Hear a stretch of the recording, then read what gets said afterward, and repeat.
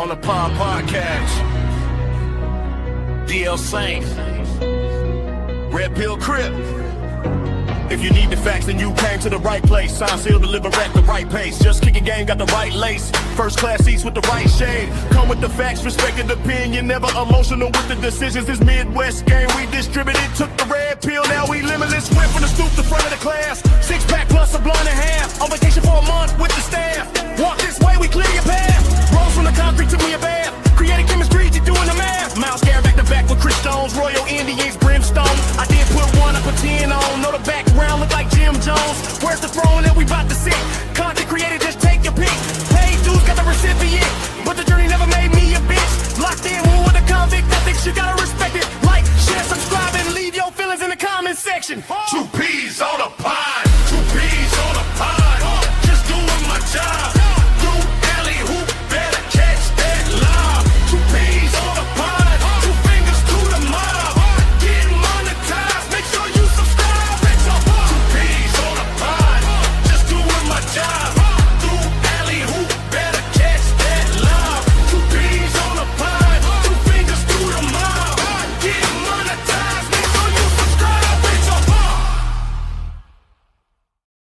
Yo.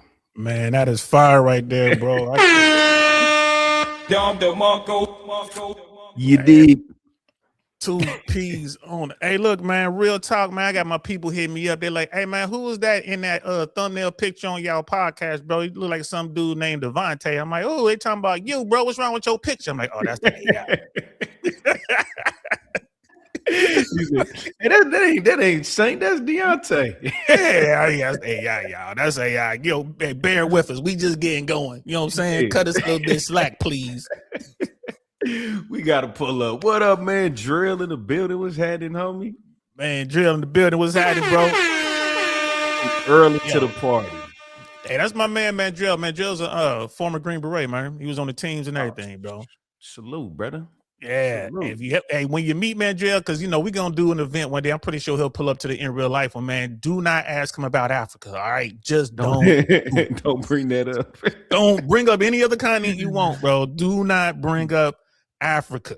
No Africa. All right, I got you, Mandrell. I ain't gonna bring that shit up. And if we drunk, I might fuck up. I ain't gonna lie. It's gonna be a problem, bro. That's all I'm saying, man. It's gonna be like Africa. Start flipping tables in that joint, bro. Like, all right, see, I told you, man. Look what you done did, bro. Let's get up out of here. Right. Hell yeah. Well, shit. Hey, man, everybody, welcome. Thank y'all for pulling up. And last night was great, man. I got compliments from it. I know you got some love from that shit. Hey, man, we about to start a movement, dog. This red pill space is wide open. There's a lot of people that don't like the blend shit. You got a wide variety of red pill. You got Fresh and Fit, you got Access Vegas, you got whatever, you got Daily Wrap Up Crew, you got your little, ones here's and there's. You got Lucario. Shout out to Lucario. Yeah, shout out to Lucario. Shout out to No Fugazi, all that. We coming with that Midwest shit, bro. We coming with it. We about to, you know what I'm saying? We're gonna give it to you raw, pause. You know what I'm saying? Hey, yeah, because that's how we was raised, man. That's the thing about the Midwest, man. You had to get it. We didn't know about this red pill thing. We just knew about life. And if you come up like that, life is red pill, man. It ain't even a color thing, bro. Because the white guys, the Asian guys, the Latin guys, all of us, man, we had to deal with life. It get cold in the Midwest, son. Y'all understand? Like, you don't understand what it is until that blizzard hit. You know what I'm saying? You get that minus 30. Yeah, we get every weather. We get New York weather, we get Cali weather, we get Florida weather, we get Texas weather. It's all in the middle, baby. It starts in the middle. We get all that in the middle. Yep. And if y'all don't know what I mean, if y'all ain't never took a hot cup of coffee outside and throw it in the air and turn it a powder right in front of you, bro, you don't know what I'm talking about. You don't know what it is. Can't grill that egg on the pavement, nigga. You don't know nothing about this. On the pavement, bro. Tires melting, like that's the Midwest. Like, yeah. I'm sorry, You need your AC. You need your heat. It's a lot of places in this world where you don't really actually have to have that shit. You know what I'm saying? Like in Florida, you need that AC. You know what I'm saying? You don't need that heat though. I came up in the 70s, man. As a young kid, I could still remember the summers because there was no AC. I remember like you get the window AC unit, man. We all be in grandma room, bro. Like get 15 what? minutes. Shut my door. Y'all let down air in the out my room. Right. It'd be 8 kids in grandma's room watching Young and the Restless. Talking about y'all got 15 minutes. You gotta go outside. You gotta go back outside. Like, man, it's baking out there. Take your ass out. Go play. Hey, we stayed in that hose too, boy. We stayed in that water hose. That was my God. Oh my God, I got the hose. Yeah, bro. Nowadays, people drinking water out of a bottle. They're like, hey, man, I can't believe you're drinking tap water. I'm like, tap water? You used to drink out the water hose, man. Daddy long leg and everything coming out that thing, bro. Bro, that's what happened when I got older. I'm looking now, I'm like, damn, we was drinking out of some nasty shit because oh my God, worms and dirt and bugs and all that shit, boy. We was savages. We had to fill up our water gun. Fuck that. Right. I had to fill. Yeah, I'm stopping this. Hey, Miss Parker house, she had a water. Nigga, we knew every neighbor in the hood that had a water hose. We knew where to go fill up our water gun. Yeah, and you know, that's funny too, because the village did raise us, man. I think we've gotten to a point where the village ain't raising kids no more. No. Nope. You know, kids ain't coming outside. I be seeing kids come outside in some neighborhoods, bro, and the neighbors be shocked, like, oh, who's that? Like that kid been living there for 12 years. To me, who's that? Bro, you watched him in Miss Jerry Belly. And he didn't grow up and now he driving and shit. driving one of them electric bikes, man. Look, man, you want to outlaw something. I be looking at these kids like these kids ain't gonna make it on these bikes. You go from not riding bikes at all to riding these electric bikes. They go faster than the car. They go faster than the car, bro. Yeah, they doing 35. You got to get a plate on that motherfucker. Man, they ain't wearing no helmets and nothing. I'm like, bro. And I was telling my daughter, because all the kids at our high school, we weren't riding these scooters and electric bikes. And I'm, at least every other month, she telling me about some kid done got ran over. She's like, Pop, another kid got ran over today. You know what I'm saying? I'm like, for real? Like, was it bad? Like, nah, they just got knocked off the bike, though. They just weren't paying attention. And they toughen their ass up. Get up. Toughen right on up. I'm like, damn, for real. And I was like, all right. But I was like, when I was your age, that's when you know you're old, y'all.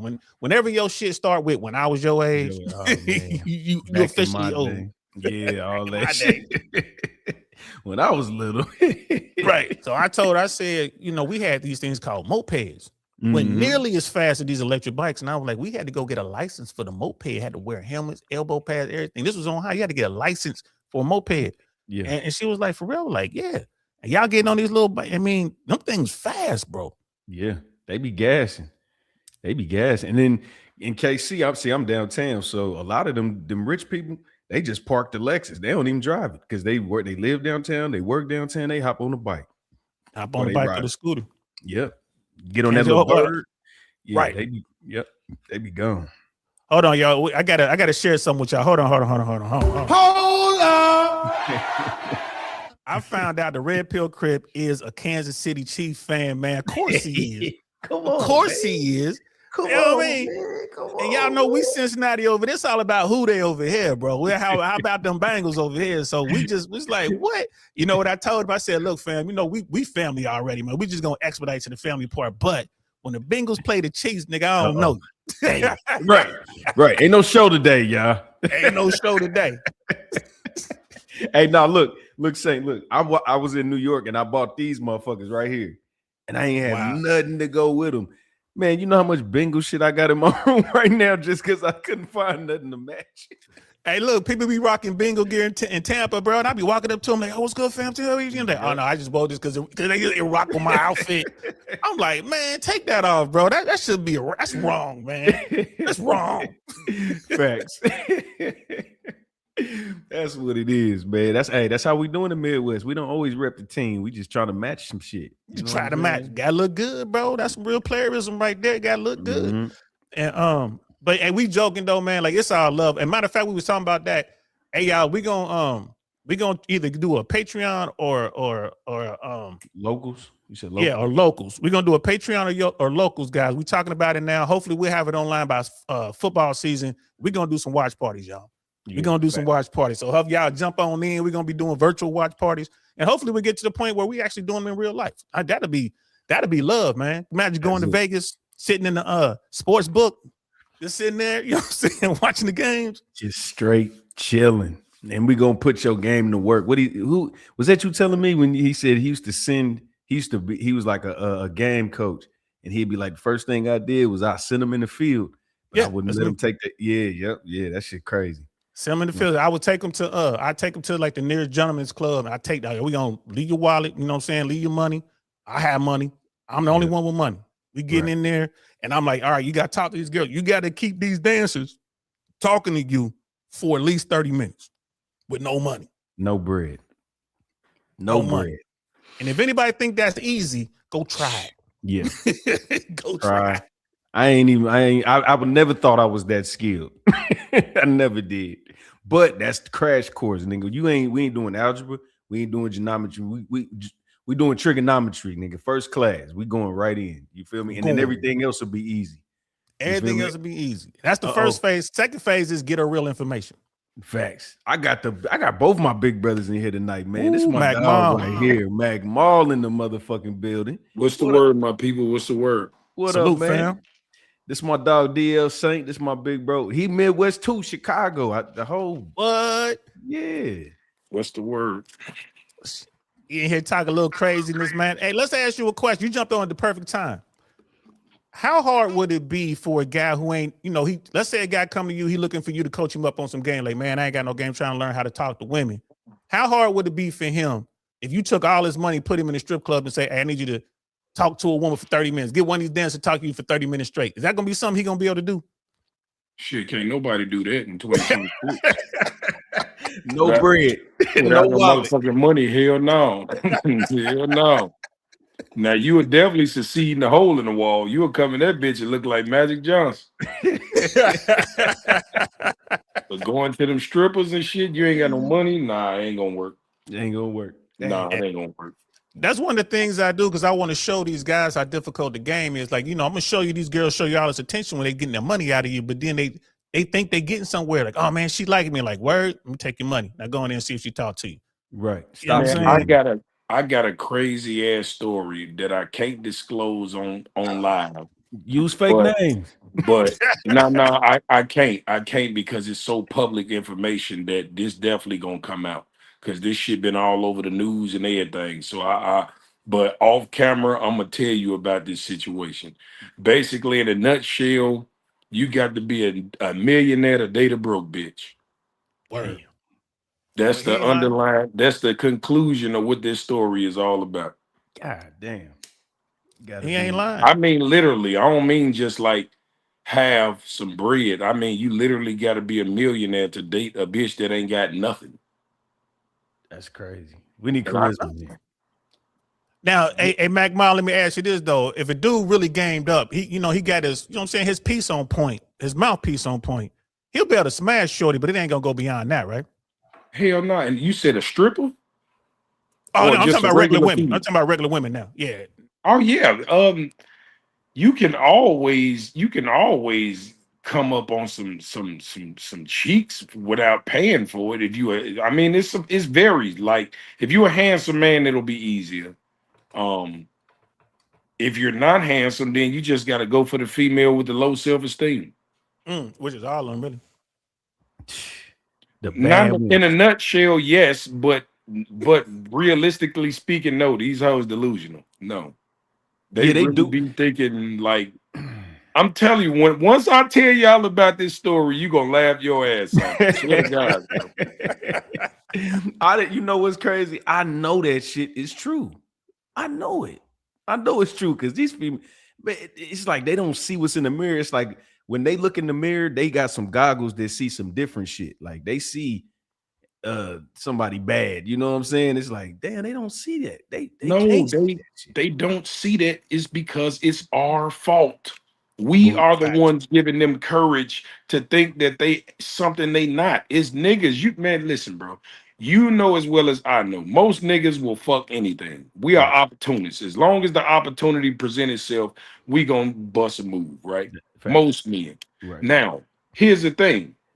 When you have people who come from nothing, like somebody, let's say myself, for example, I come from nothing. you know, I won't speak for myself because I always had the options to deal with pretty women. But I'm just saying, let's take an average mojo that grew up poor, you know, didn't have a father. You know, when you grow up poor, you already have like a sense of you know, you don't really have the courage to really go out there and get what you want. You be, so to speak, like insecure with yourself because you don't have anything and you poor, you a dirty little child. What happens is this: when the person start doing better with themselves, when they crack that nutshell and they start doing better, they still have the mind state and the courage of the nigga that didn't have shit. It takes a while for them to get used to getting women. So with that being said, they got money and they giving busted hoes trial runs because mentally they don't know they can get a bad bitch yet. They still mentally stuck on, damn, I'm an average nigga and I'ma just fuck anything. So when that certain caliber of nigga stick his dick in a 3, a 4, a 5, she automatically thinks now she's a 10 because she didn't pull the nigga with some money. This is where the delusion come in there, because now she think all she deserve is niggas on his level. Men don't think like that.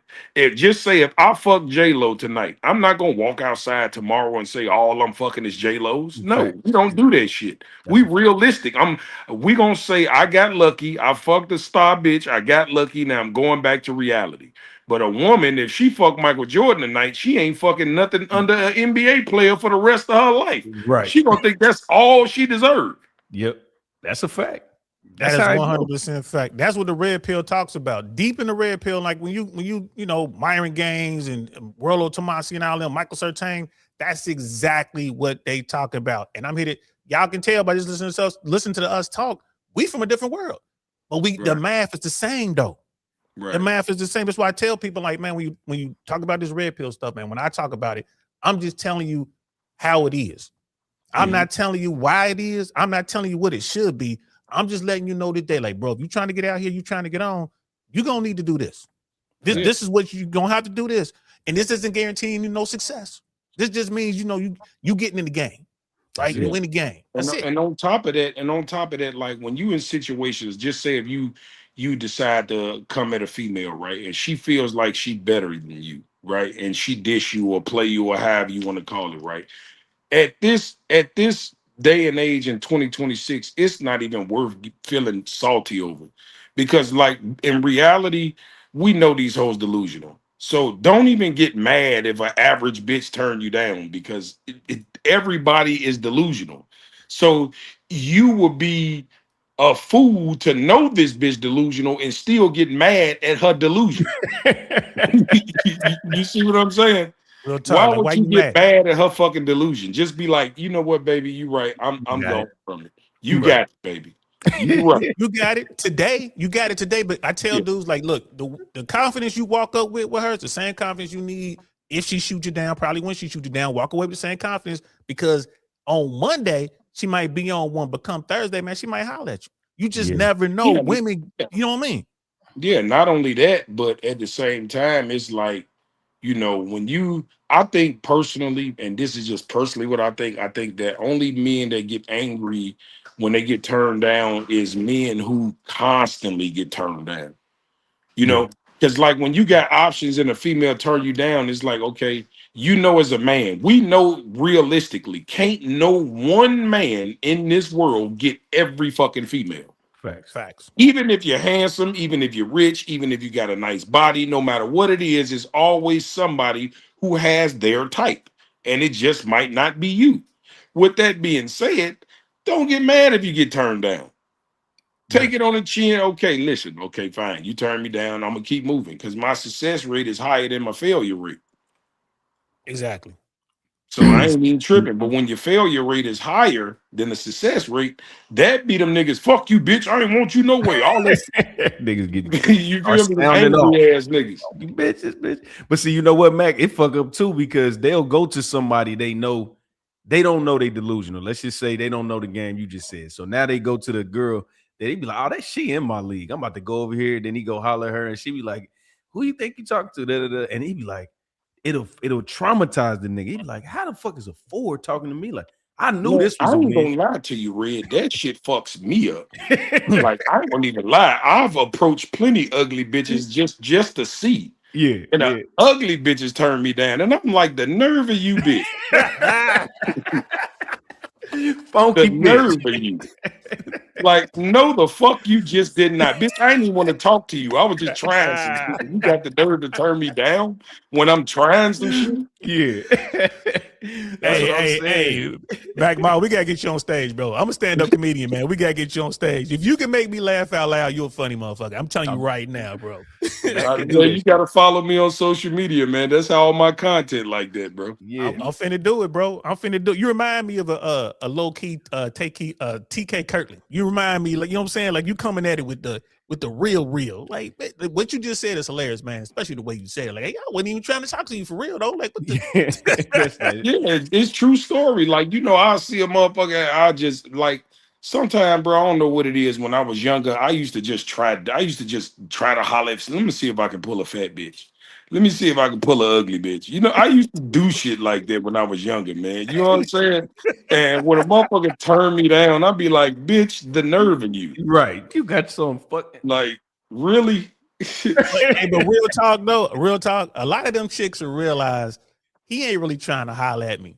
So it's mind games on both sides. She really want to holler, but she turning you down because she know like he really ain't trying to holler at me. That's Mac all over there, but he don't want nothing with me. You know what I'm saying?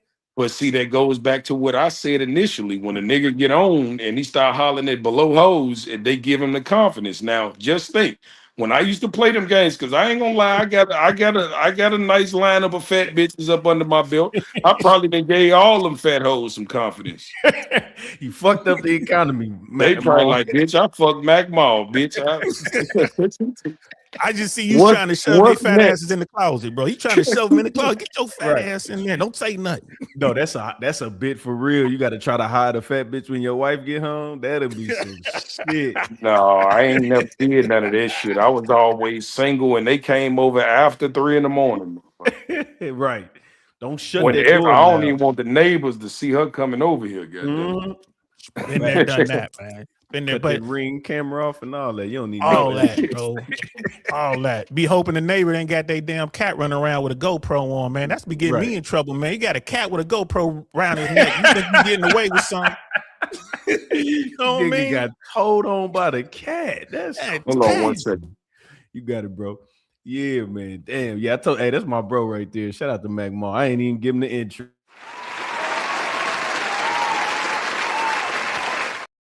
My nigga come in stepping. That's my dog. When we were talking the other day, man, and I told you, like, we going to a spot. If I'm gonna go out here hollering at chicks, I start with the finest one in the room. I always do that. I'll start with okay, that's the finest one right there, and I work my way down. Right. And like I said, the other women to watch. So if I go into the spot, right, I'm gonna find the finest chick. Let's say it's 15 women in there.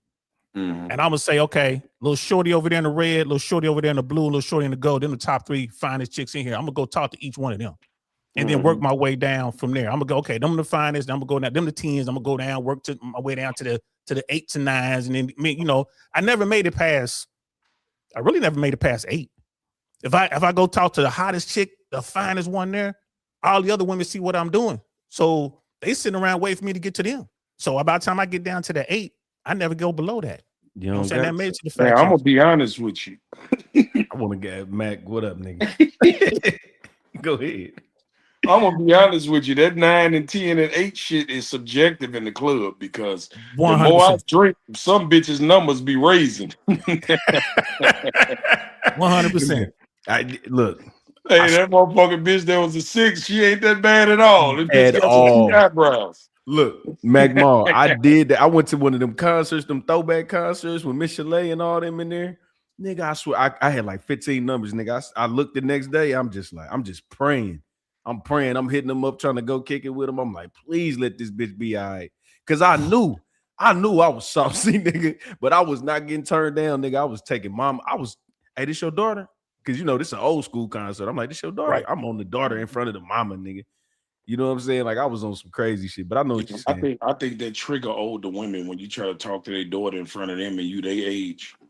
Like 100%. What's wrong with me, motherfucker? How you gonna walk past me? Right. 100%. But they was showing me love. They was like, he's nice. 100%. He's a gentleman. I was like, I bet. Hey, but Red, you remember out in LA, mom and daughters be out there and they be both look good. Like sisters. Like sisters. That's another Mhm. problem. These women hanging out with their daughters like it's their homegirl, and they doing all kind of dirt. And I'm like, this is the problem, and this is what dudes need to open their eyes to. Is like, hey man, the game done changed completely. Right. Like But you know what do what we did. Oh, go ahead. but what do you do when you have a daughter at 14, 15 years old? Because then you 35 and she 20, 21. You know what I'm saying? Right. So y'all in the same vicinity. Right. I mean, once a motherfucker grown, really a motherfucker is fair game. But me personally, I can't do like teenagers and shit like that under 21. I can't even really do 21. Like now, I probably could a couple years ago, but now I think no, that's a little bit. Now, what you know what? I'm gonna say it like this, right? Because I don't want to contradict myself.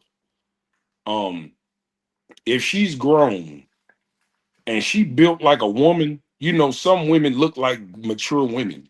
Like I can go with a adult woman who's 21 that looks and built like a woman. If she looked like a little ass kid, like undeveloped ass little girl, that's no. Yeah. fact. Wobbly ankles, trying to wear them high heels, don't know what she doing. Yeah, you should. Yeah. I can't even fuck with no 30-year-old undeveloped ass woman. Some of these women still got baby bodies and shit. I can't Yeah. fuck with them. I need some woman, goddammit. You feel me? Like, Facts. Then my dog, Yayo C sandwich. Is that how you say his name? Is he? Yeah, he knew to this side, man. Shout out to you, man. Show me some love real quick. Hold on. Shout out to you, fam. EOC sandwich. EOC sandwich. I intentionally block and remove any women who are interested in me on Facebook dating just to be deliberately obtuse. Some big girls out there, bro. But it's dudes out there that like that, man. Like I look at them guys, man. But what Max said about everybody's standard different. You know what I'm saying? Like, what Red collar down, what I collar down versus what Mom might collar down. It's one thing before you start drinking, but once that Hennessy get to flowing, it might, like you said, it might be something else. But old girl last night was a dime though. But you know what though? Most people categorize women based upon their experience. You see what I'm saying? Like, you don't know what a 10 is until you see a 10. That's a you feel what I'm saying? Yep. And I remember one time I had to humble a certain female. So basically, I'll give you a little short, brief story. It was a female that I tried to talk to some years back, right? Look, she decent. I'll give her worldwide, I'll give her about a 7. But in Chicago, she a 10. Okay. Okay. Yeah. So I tried to talk to her, she was acting funny, didn't give a motherfucker no play, right? So one time I happened to be in Miami, right? Now I'm in Miami with a real 10. You know what I'm saying? Worldwide. Let me tell you, now the bitch, now mind you, this bitch stopped responding to my inboxes, all that. Like I'm texting inbox trying to, and she kind of like just played me like I was a goofy, right? So now the bitch sees me on Ocean Drive with a mixed Cuban bitch that's the 10 waking up in the morning. You feel me? Before the bitch brush her teeth. No makeup, no nothing. This bitch is cold. Yeah. Hair just like bam. I'm walking up Ocean Drive with her, and guess who I see? This bitch. 7. Now mind you, the history, bitch, you ain't been responding to none of my inboxes, none of that. So I ain't finna say shit to you. I kept walking. Do you know this bitch had the audacity to turn around and say, "Damn, Ma, you can't speak"? Really, bitch? Now I can't. What you do? You grab your phone. Hold on, you grab your phone. Like, no, I looked at her and I laughed and I'm like, "What up, baby?" And I kept walking. I grabbed Shorty hand and kept walking. You feel me? Like, baby, like you thought you was all that to now you in Miami with some real 10s, bitch. Yep. It's a different ball game from Chicago. And see, what she don't understand is the world loves Chicago niggas. And I'm dark and I'm tall and I'm a big nigga. So I fit the criteria of every woman's dream man. So, bitch, I'm universal no matter where I go. Right. Only you hoes in Chicago acting funny. And add that Get away email. with it. There you go. Motherfucker get off the plane and go somewhere else. You get a reality check, bitch. Right. Yep. They land. Man, that is such a what they call it. Are you a LA 7? They say you a Minnesota 10 or some shit like that. You a That's real Kansas talk. City. But see, Yeah. here's the thing, though. The thing for me is this: an average woman, in my opinion, can be a 10 with a great attitude. In my Facts. 100. opinion, because 100. for me, a 10 is not based upon looks. For me, a 10 is what kind of value can I extract from this relationship. If you the best fit for me, regardless of how you look, you a 10 for me. Right. You see what I'm saying? I'm not out here trying to find the baddest bitch. I want the best bitch. That's what I want. I didn't Hey. have bad bitches.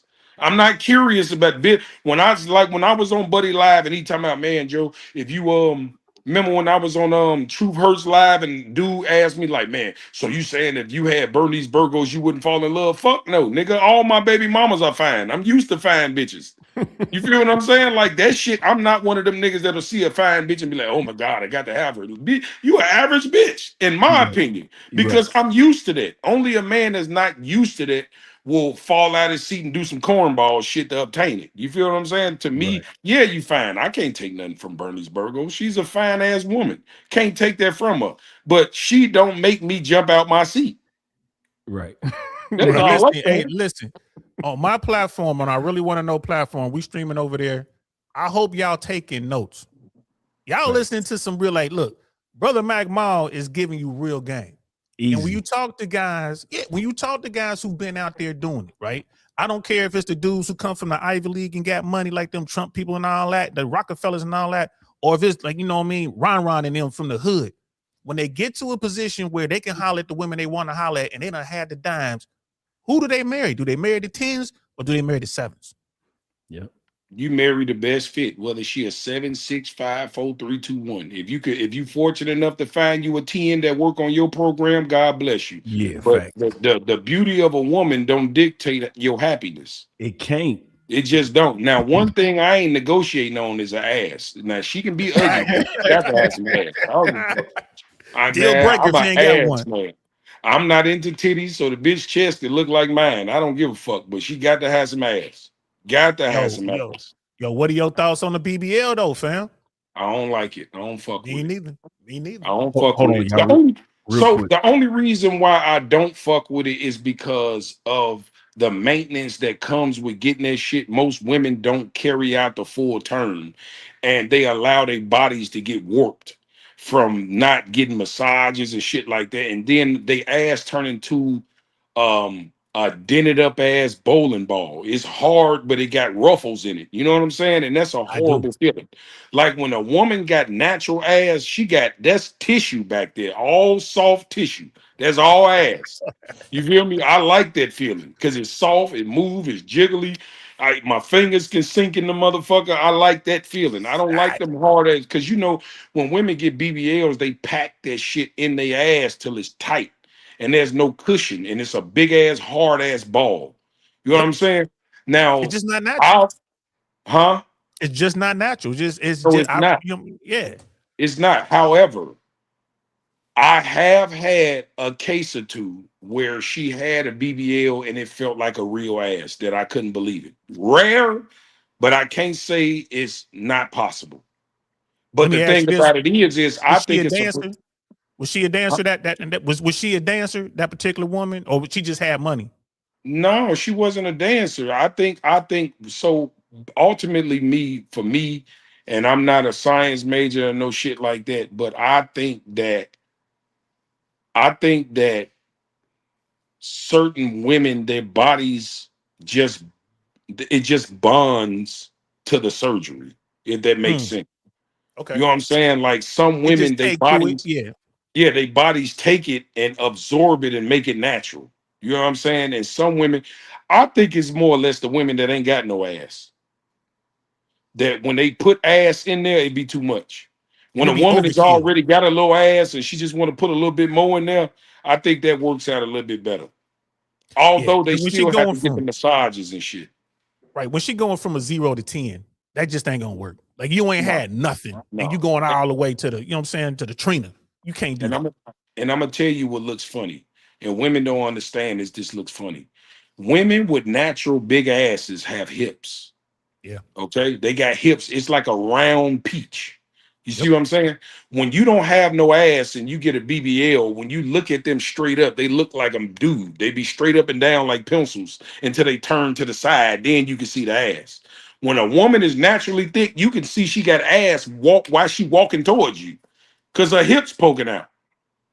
You see what I'm saying? When And they what get they them say, she BBLs, they be said straight up and down with ass in the back. they do. What was the old school joint? Ass so fat you can see it from the front. Absolutely. Girls with natural ass got hips They got to that. match You know the what I'm saying? ass.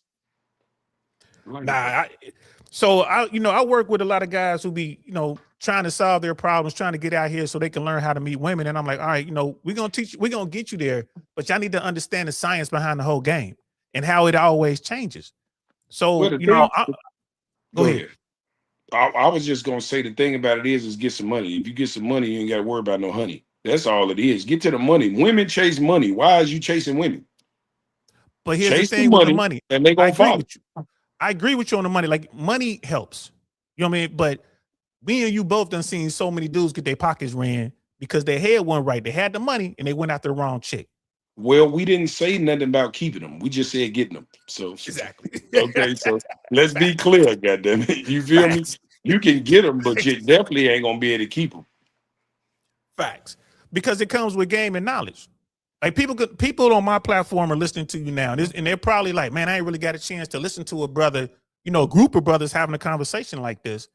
And we always tell them, man, is that what you mean when you talking about game? I'm like, yeah, you have to know how to speak to a woman. I can drop Brother Mac here in any circle from Buckingham Palace to Compton. And he gonna be able to get on and figure out what's going on and move accordingly. And there's so many dudes that don't know how to do that. What kind of What I advice would think you it give to a is, cat? Oh, go ahead.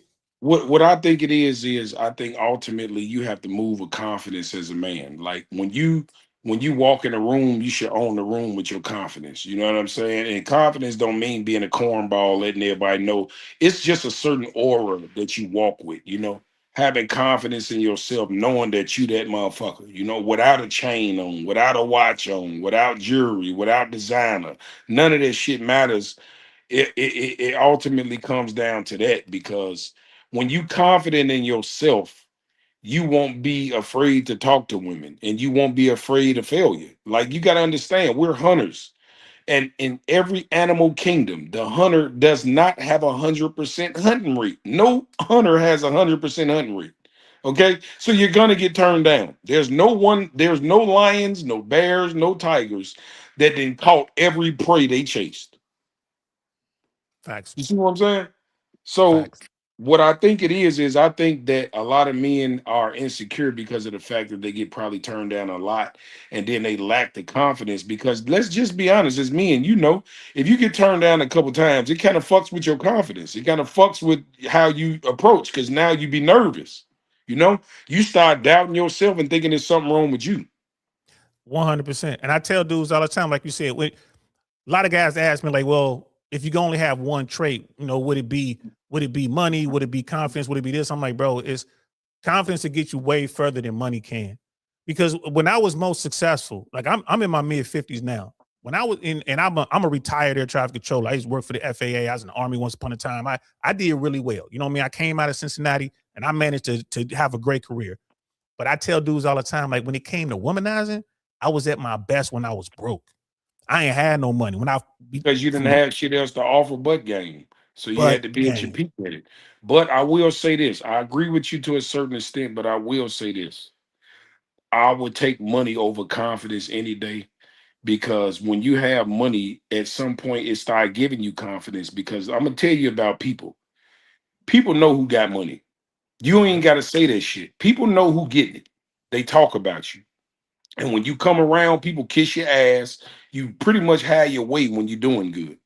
And so at some point, you're going to start developing this sense of confidence, because you're going to see how the world bends to your needs. That's So you facts. might not start out with confidence, but at some point, but you know what?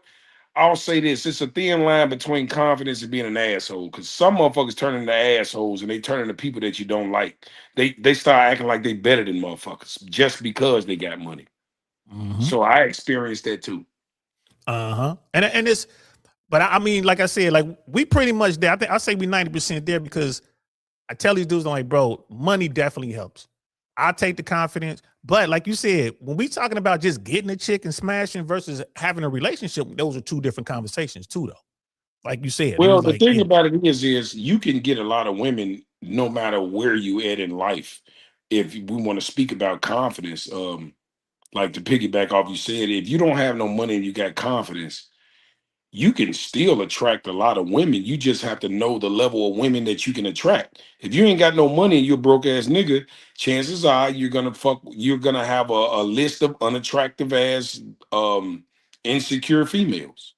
They with the still random, need love. you have to random here and there. You might get a cutie here and there, like you said, but it's a one-off. Well, you can get a cute bitch that's in the slums. That's it's a lot of cute bitches that's out here hurting. Yeah. You feel me? Like they probably ain't no 10, but they cute. Yep. Like I know a lot of cute broke ass bitches that fuck with fat, ugly ass niggas or whatever. I'd be like, damn, that's crazy. She had potential. She had potential. And here's the thing, to your point, I say it's good for the dude to have the confidence, but women are gonna always look to money. If you haven't, I mean, women gonna want experiences. And that's one thing I know is when I got on with the FAA, I go from making, I don't think I made $30,000 the 4 years I was out the Army, hustling, doing all my shit. I don't think I made 30 grand. Got into the FAA, I'm 6 figures plus, almost overnight, right? And it's like, damn, there is a difference when I can take you to a restaurant that I want to go see. I'm gonna take you, you know what I'm saying? We ain't going to, you know what I'm saying, Outback, man. We going over here to like Mr. Childs or something like that. It was a great experience, but damn, that shit costs money. But I always had a list of women who wanted to, be there with me. And it's like, shit, man, if you don't know what you're doing, you can run through a lot of bread. You know what I'm saying? But I was doing what I want. I just wanted to find a chick on my arm. That was part of the game. But I tell these guys, I'm like, man, get your confidence up. But y'all need to listen to what Brother Mac Mall is saying, man, because he's telling y'all the truth. It's money is important as well. It's definitely the top of the list, because the thing about it is this. Before I say this all the time, before you even start dating, you shouldn't even be thinking about no bitch if you ain't got a car, crib, and a stable motherfucking income.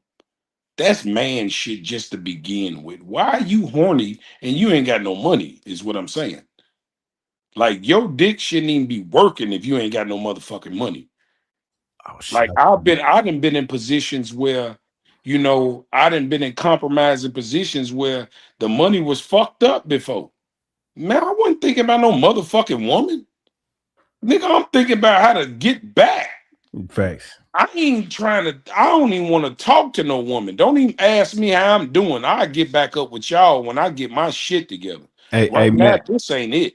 Mac, you know what it is? Some niggas didn't have bitches while they ain't had nothing, so it didn't bother them. I did too. But I had females that was like, I got you, whatever you need. I ain't depending on no female, man.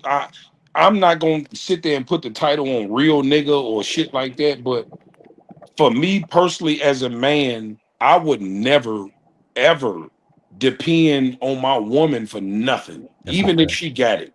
Facts. And it's just my pride. It might be something bad, it might be my downfall, or it might be whatever.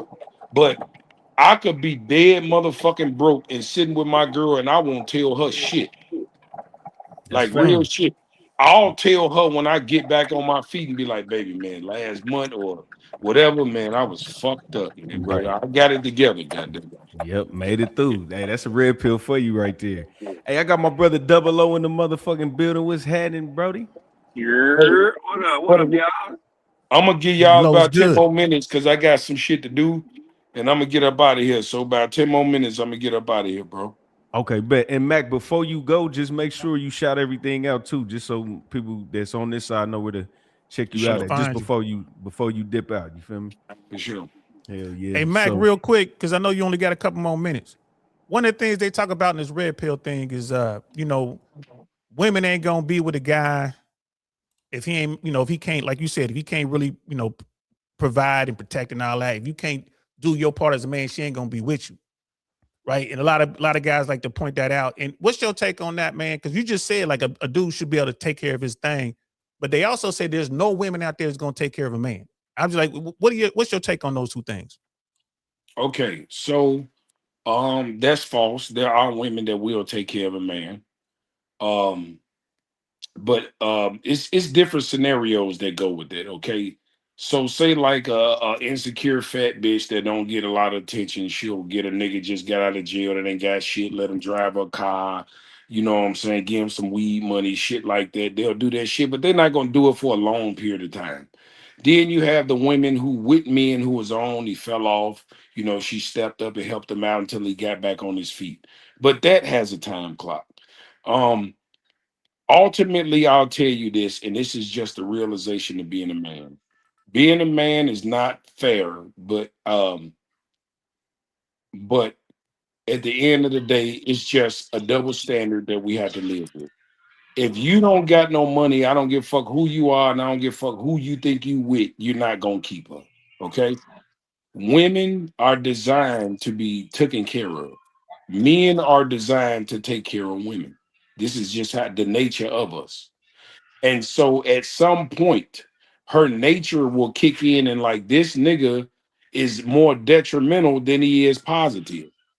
And she's gonna get unattracted to you. This is it fair? Absolutely not. Because we have to put in the factor that men love unconditionally. We don't care if the bitch fall off or not. And that's what hurt us so bad when they leave. But when you are a man and you realize the biology of a woman, okay? Women naturally want to get provided and protected, okay? And so, like I said, if you fall off, she might be there for 2, 3, 4, 5 years. But I want you to understand as a man, you got a time clock. You cannot stay broke forever. You have to get back on your feet. And as a man, you should want to get back on your feet. Right. So at the end of the day, what I'm really trying to say is relationships and marriages are all transactional, no matter how you look at it. It's a transactional experience because it's I'm providing and protecting you, and for that I expect your loyalty and your respect. This is what I'm paying for. I'm paying, like a lot of women say, well, if you cheat, why I can't cheat? Bitch, you can't cheat because I'm paying for you not to cheat. This is why you can't cheat. Right. Because I'm fucking taking care of you. I'm paying the cost to be the boss. With me, you ain't got to worry about shit. Okay? So that's why you can't cheat in the dope. So it's a transactional relationship. In order for you to respect and be loyal to me, I agree to provide and protect for you. Those are transactions. I don't give a fuck how you look at it. Men and women are different. Women want to be loved, men want to be respected, right? So I'll love you as long as you respect me. What is your respect? Being loyal to me. That's how you respect me as a man. Being loyal to me. That's facts. And that's why I don't suggest embarrass every man get. That's why I suggest every man get a Hispanic woman in 2026. So if that bitch act up, you already know who you can call. Facts. Hello. Hey, man, come on. Come on. I would disagree with you. What's Everything you just said, I agree with you except for one small part. I will say women care more about security than they do love. That's why getting your money up is so detrimental for a man before he starts dating and entertaining a relationship. Because everything ultimately comes back down to that at the end of the day when it comes to why they fell in or out or having an experience. You know, money does allow you to have an experience on a lot of different levels as well. So that's the only part I would just alter what you just said, but for the most part I agree with you. Let me say this, right? So with Hmm. the money and with the security and the love thing, male is an emotional being, right? So she will feel like she love you genuinely. At the end of the day, she's gonna love you for a transaction. I love my man because he fucks me right. I love my man because he takes care of me. I love my man because he's sweet to me. I love my man because he's caring, because he's emotionally stable. There's a transaction that goes with it. So yeah, you can say love and all this and security and all that, but a woman can have all the security in the world and she'll sit there and tell you that she don't feel loved. All that, Yeah. all that. You can She bring all can the sit, plant. Oh, but go ahead. look though, it's vice versa. She could say I felt love, but I wasn't secure because I had to pay half the bills. How do you satisfy this type of a creature, Magma? What's up, man? How do we do this? You don't. What You what don't. you You have ain't to gotta. do You is ain't gotta ask him. You don't do it. You don't do it. You do not. no, That's not no, your no. I responsibility. wouldn't say that. What you have to do is this. You have to find a woman who's down to earth and who's realistic in life.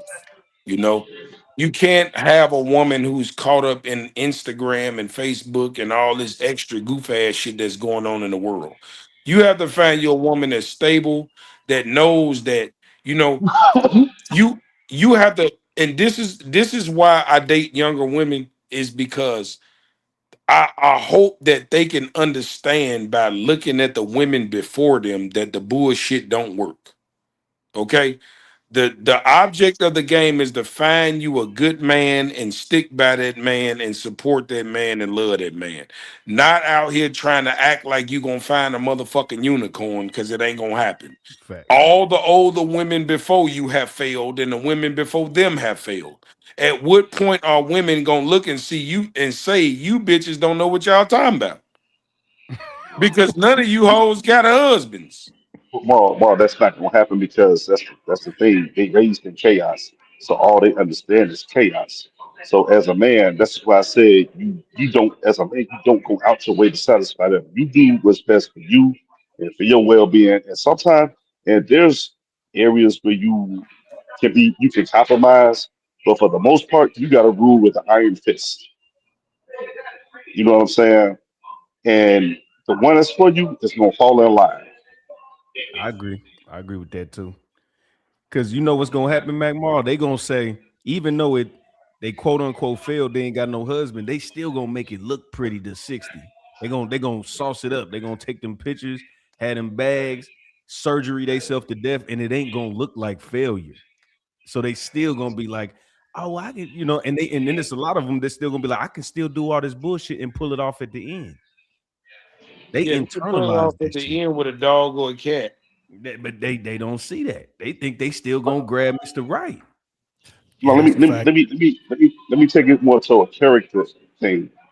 Even when you have a general conversation with them, or they come on a podcast, every time a man opens up his mouth as a rebuttal, he can't even get 5 words out before they cut him off when it's in the direction of something they don't want to hear.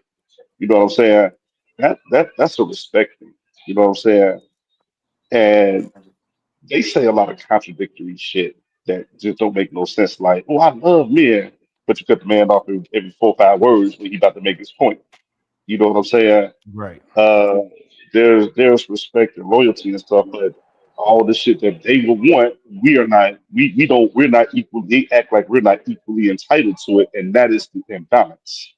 And Fact. until this is why I say I don't think there's a lot of realistic women out there. And I think a lot of them don't know the true concept of what love is. Because even with love, okay, if it's something that she in the wrong about, well, you supposed to, you said that you love me. Okay, when I do something wrong and I love you, that carries no weight. So your shit don't carry no weight with me. You know, that's the way that if you gonna play that love shit, okay, we But can play that shit. like Max said though earlier, when it comes to men, it ain't gonna be fair for us. It's never gonna be fair in the man's favor. Right. Right. That's part of the game. But like what I'm hearing though now, and this is what the guys in the red pill call maintaining your frame. It's like put your hand down. And my thing, I'm with that. The way I maintain my frame might be different than yours because I'm gonna give her all the work she needs to hang herself. And the minute she do something I don't like to hang herself, I'm gone. Right. And it's to what Mac was saying. Like, I know there's another one. Right. It's just like Right. the bus. stay here another 5 minutes. It's gonna be another bus. I'm Right. good. I'm going next. You know, I ain't worried about that. Those guys who don't have that success, they get a girl and they hold on tight because they thinking they ain't never gonna get another one as good or as pretty as whatever, right? And that's when there's no frame to be held. So when she gets to that point where she's tired of him, she's just gonna move on. Yeah. Not All only right, that, y'all. not I'm only I'm that. about to get up out of here, man. So I got you, appreciate Double O. y'all for having me on the panel, man. It's always a treat when real players meet. Y'all can reach me on IG at I am Mac Mall, Facebook at Duce Davis, TikTok at I am Mac Mall, YouTube on Not the Shop Podcast. Y'all check out my content. I go viral every day, man. I'm a viral sensation, man. Hey, I love fucking with y'all, man. And anytime you need me, my boy, you already know I'm there for you. And Va, when you have your Yeah, show, send the link, man. I'm I definitely got you. supporting y'all. Appreciate I you, got big you bro. covered. For Be Appreciate sure, safe you. man. tonight, Love. man. Don't go too crazy. That's it, bro. Yeah. Be Saint, easy out man, there. it was a pleasure talking to you, man.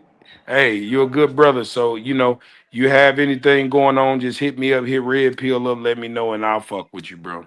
I appreciate that. I'm definitely gonna hit you up, fam. I need my people to hear what you got to say, man, because ain't no substitute for experience, fam. So appreciate that. For sure, man. Peace and love to the panel, man. I'll holler at y'all. All right, fam. Hey, Yeah. Don Hey, DeMarco to that brother. hey, Saint, and Saint, I want to bring up this extra point too, right? Like even when you have conversations, right? I've said, and I'm talking about in a matter of when you disagree with a woman. I said ultimately you're in a lose-lose situation too, because, and I'm saying this based on experience from about a week ago. There was a time I'm like, I'm gonna be respectful, let the woman get, I'm gonna let her get whatever she don't get off, because I had to tell, I said, being loud, cutting me off and over talking me doesn't make me right. And it's like I had some people hit me back up like, you should go in on her, man. She kind of going in on you. I said, look, coming from a guy, I'm like, now you understand that's a lose-lose situation, because if I go back and forth with her, a lot of women go look at it like I'm less of a man You sassy. because I'm sassy and all this other Yep. stuff. And then I hold my frame and let silence take over and let her get it out and just not be argumentative. Now you got I always say the good guys will look down on you because like you less of a man because you never good weight. So I was like, yeah, you're definitely at a lose-lose situation in those situations. So it's like you gotta pick the cut that's gonna be the least, when it comes to that. Yeah, I feel you on that, man. I One don't thing I worry too wanted to much. bring up too that I haven't Oh, heard anybody bring up is it's not all the time that they don't think that they can pick somebody up prettier or better or whatever. But I work for car insurance, right? And one thing I notice is when people with something for a long period of time, they don't want to start over. They don't even want to. Motherfucker could be offering them a whole better $100 plan, and they just don't even want to start. They rather stay with me because they've been with us 10 years. And it's like, yo, the other place offering you the same insurance for 200 less, but they just don't want to start over it from the beginning and just reset. And I think that might be an issue as well when it comes to relationships, male and female. I think that's Yeah. part of it. Brother LeVar, I never worry about the other dudes. I never worry about the crowd. Like if I'm Right. sitting there, I'm holding my frame, I'm doing whatever, she's doing her thing, and it might look like I'm letting her run over me. It might look that way, but the next time the crowd gonna see me, I'm gonna have another dime, and they're gonna be like, "Oh, Oh yeah. you know what I'm saying? Like, oh, I thought you was," Mhm. and it's like, man, it really don't matter what you're thinking, son. You know what I'm saying? I know how I'm doing this. This is good. You know what I mean? And then it's like, do you want to know how to do this? Because I can show you the way. I can show you to the water. I can't make you drink. You know what? I'm always good to welcome in new information that puts the fat on my brain, right? But it goes back to what Miles said. A part of a man holding his masculine frame is you gotta hold your respect at all costs. You know what I'm saying? It starts with respect. So it's like now you gotta pick the lesser of two evils. You know what I'm saying? So I said, man, do I want guys thinking they can talk to me in kind of way, females thinking they can talk to me in kind of way, which in reality everybody should talk to everybody with some form of respect. You know what I'm saying? Even your enemy has to have a level of respect. You know what I'm saying? but that's not the society that you live in now. So it's like, okay, Yeah. that's where it becomes a little dicey. Well, shit, you know what? I feel double O too because people just get used to shit, Yep. and it's like they rather overpay for that guarantee. You know what I'm saying? Versus Yeah. you working the deal out. But I get all angles of it. It's just basically what fits you. If you a risk taker, you'll be like, all right, well, I know I got this guarantee here, and I'm paying $1,400. But if I can get it for $1,100, the same quality, what you think you about to get, it's gonna be some bullshit that come with that $300 you saving. You just ain't thinking Yeah. about it like that. And it's just a new experience overall. Yep. Yeah, and I think it boils down to what Mac Mall was saying though. At the end of the day, you got to find that woman that is 100% down with you, no matter where she is on the spectrum.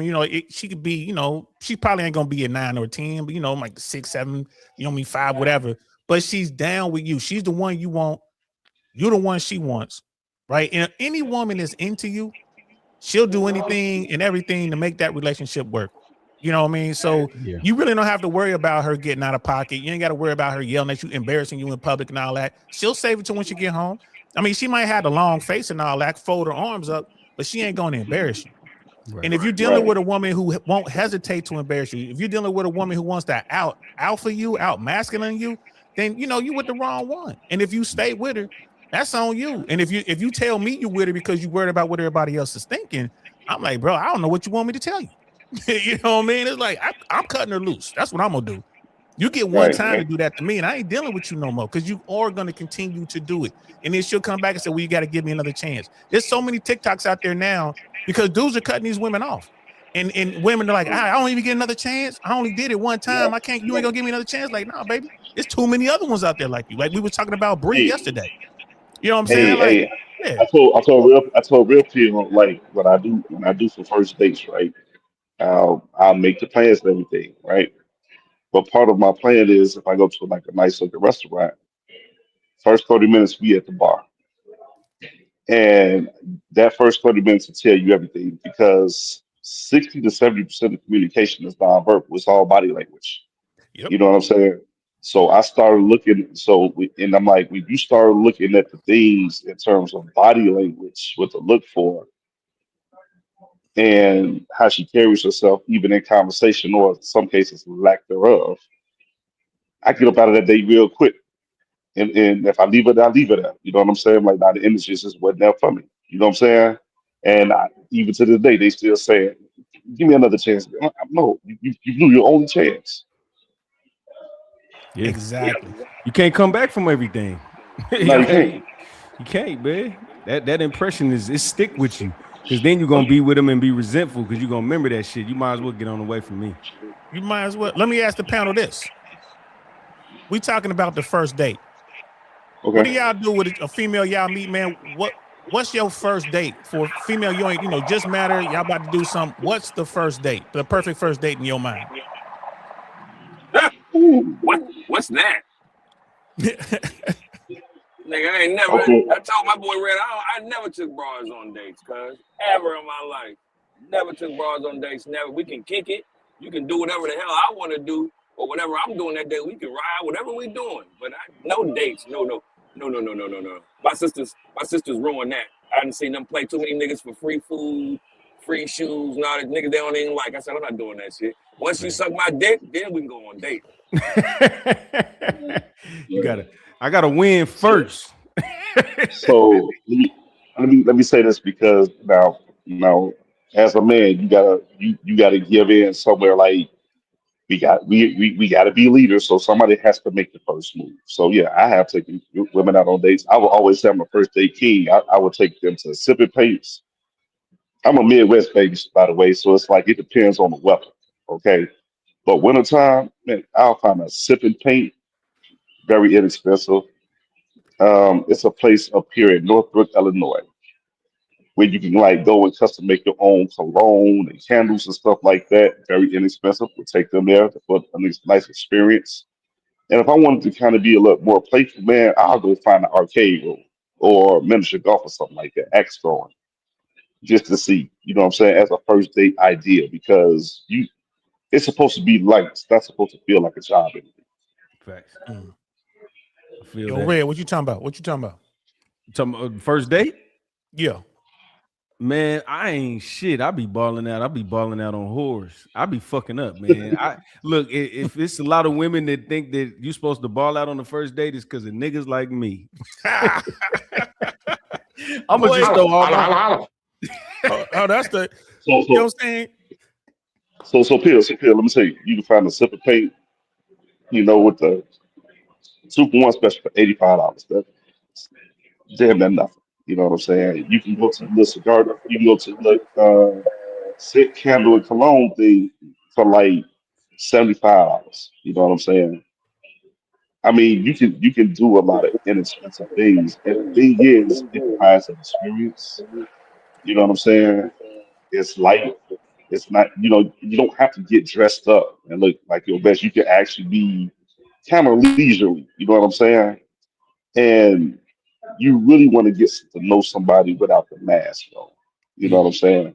Yeah. So those are always what I aim for, and because I've always lived by this statement for both men and women: you have to earn the right to be a priority.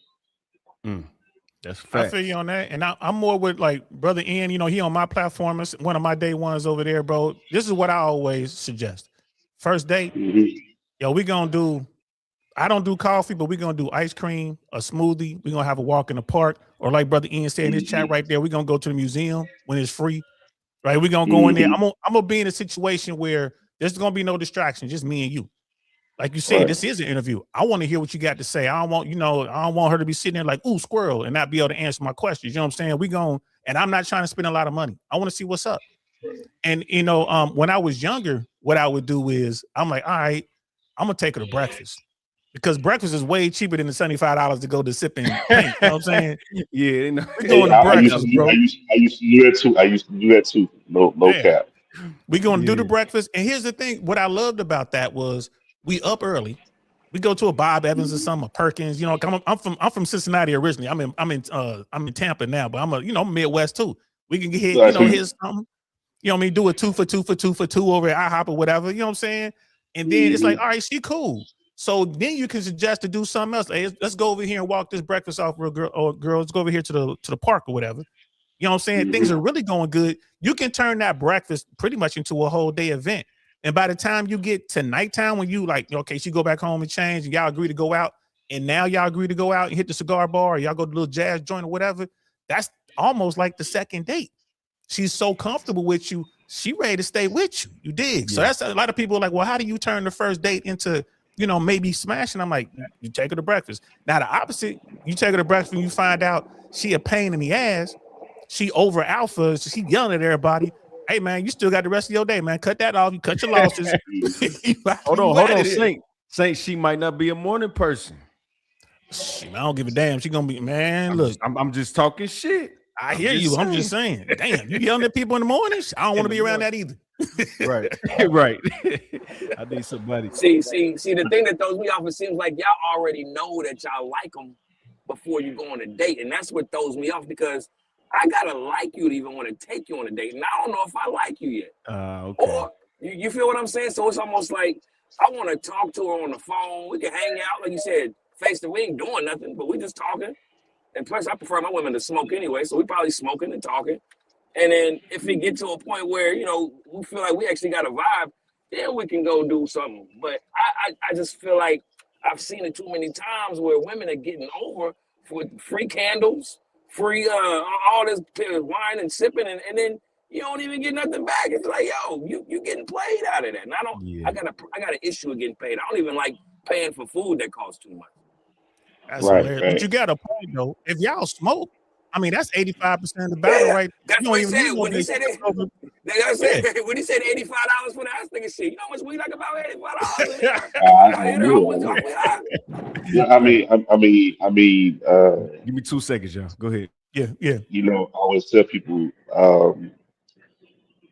different people have different financial things that they have to. So it's like a lot of people say, date your salary or something like that. I don't believe in that. because now you really make the transactional. And for me personally, any woman that uses that statement, man, that's red flag 1, 2, and 3 for me. You know what I'm saying? Because For sure. everything about you is strictly transactional, right? And I always tell women, I listen. I can hold a conversation, but I listen more than I talk. And when I make my move, it's going to be way more impactful than anything else you can say. Like, Yeah. what was the other thing I had on the tip of the tongue that you had just said, but about the smoking. And I've heard the thing, well, ice cream and coffee there. I don't drink coffee. I'm like, they got tea. They got tea and hot chocolate. They got Yeah. muffins. You know, I said they got a lot of other things. Right. They got little refreshers you can get. They just don't want to do it. So I'm like, all right, red flag 1, 2, and 3, because at that moment you're gonna find every excuse to be pampered. And I am not your daddy. I am not sitting here. You know, it's not my Right. responsibility to fix your traumas or your insecurities. It's not my job to do Because I'm with Double O. I think I see both sides of this. Brother LeVar, I see where you coming from. Brother Double O, I see where you coming from. And the way I look at it is like, I want to keep the initial investment low. Double O is like, shit, ain't gonna be no investment. He ain't trying to invest a penny in this chick. Like you said, like, I don't even know if he's like, I don't even know if I like her. And I feel you on that. Right. My thing is, I like that booty she got. So I'm trying, you know what I'm saying? Like, I'm trying to get there. But I don't want to go out. I'm not trying to go and take her someplace where I'm dropping, $300, $400. I'm not gonna take her because I'm a restaurateur type dude. I love fine dining. If I don't even know this woman, I'm not taking you to, Carbone's or Mr. Child's or Mamo's or something. I'm not doing that because I don't know you. And that's the brother Double O's point. She's just trying to run my pocket. She's trying to get an experience that she can't afford, and no one she knows can Or afford. just a free one. And it might not even be a crazy experience. They just getting over. They just getting over now. Oh, go ahead. and that's why I want to kind of backtrack because I was working somewhere else earlier, but I would have jumped on early, but I had a little thing to take care of here at work. But And that's why I I hope want you to get kind of everybody out the house. But did you get the cat out the tree, bro? Did you get the we cat out good, the we tree? good. No, he burnt up, he gone, Bubbles gone, man. But but what Mac Morrow said, like get your bread up. Here's the thing I've learned about women. It's not even about your bread, okay? I think all they want is the unfiltered honesty coming from you. Long as you give them the unfiltered honesty, the realm of them trusting you and feeling safe with everything will follow. It's like it's easier for them to fall in line after that because after that you can stand on business with your boundaries and stuff like that. And as men, it's hard to do because society is trying to shame everything that makes a man masculine. They're trying to take that out of society right now. And Facts. it kind of gets hard for us to navigate a little bit, but you got to hold your frame no matter what. Facts. And I And they always want to tell call Absolutely, you men, Lord. I like always big tell men, strong. you get used to being alone and in your own company because once you do that, you are you're more of a pillar than something that can easily be moved. You know what I'm saying? And I think that's my superpower right there, Mr. LeVar, because I'm a single child. So I'm used to being by myself and I prefer being by myself. I'm married, but you know what I mean? I gotta have my space. I might go drive for an hour just listen to music by myself. You know what I mean? I feel you. And Brother LeVar, they talk about toxic masculinity. Big strong men are toxic until one of you or one of your brothers kick down the door of the burning building and drag them out the house. You know what I'm saying? It's like you need big, strong men. Like I was in the army. I was a paratrooper. It's all, Hmm. oh, you guys are all toxic until you need us to go do something. You need us to come protect the country. And then it's a different story. So I tell guys all the time, like, no, you want to strive to be the best man that you could possibly be. You want to be big and strong. You want to be a violent guy, but you need to maintain that and keep your emotions in check. You can't let that violence Right. out unchecked. You feel me? But to the dating thing, right? And before I finish this thought, Lost in Translation is in the building. What's good, fam? Hey, listen, y'all. If y'all want to hear like some of the best music that's coming out today, that brother right there, Lost in Translation podcast, man, turn on his channel and hit his playlist and just let that ride. I'm telling you, I'm talking about old school, like take you back to church, like just a cool vibe jumping. Lost in translation, y'all. Make sure y'all check him out. But when it comes to women and dating, the first date should always be the cheapest date you can do. You want the lowest investment because it's like Brother 00 said, man, you don't even know her. And it's like, man, you don't even know if you really like her yet. You know, but if, you know, like the guys who have money, it becomes a relative thing. You know what I mean? Like, you know, 75 might not be nothing to some dude for the first date. To him, they're like, that is low investment. I know some guys who on the first date, he'll fly a girl from LA to Vegas. To him, he's like, well, that's low investment. I'm going to Vegas anyway. I want to, you know, I got some business to take care of. I might as well bring it with me. And I'm like, bro, you the reason why these women asking for so much, man. What's wrong with you, man? Like, I agree with 00 in the sense that before you start investing money, real money into the relationship, at least make sure you smashed first. At least get that. Or You know what I'm saying? at least get the hint that you can smell. You know when you might not have got it yet, but you know you can get it. You can at least be there. Yeah. Hey, you know what? While you guys was talking and you brought up something about sometimes it's just the economics of society that, and Department of Labor Force. You know, I always tell people they always question me where I get my stats from. I tell them CDC.gov, Department of Labor, blackdemographics.com. I have no shame in disclosing my resources, you know, where I get my numbers from when I talk in general, right? And I'm looking at some of these job careers that women have that think this way, right? And it's like the demographic I pulled from was the highest graded income earning jobs for women, highest income male dominated jobs for men, right? And I'm like, okay, you got administrative assistant, secretary, nurses, payroll clerks, banking or banking account assistant, hairstylist, medical assistant, child care worker, teachers. You know what I'm saying? Yep. Women dominant work fields, right? At the same time, you have some of these, and this is why I have a problem with the feminist movement, the third generation feminist movement, is they are ashamed the blue collar workers, right?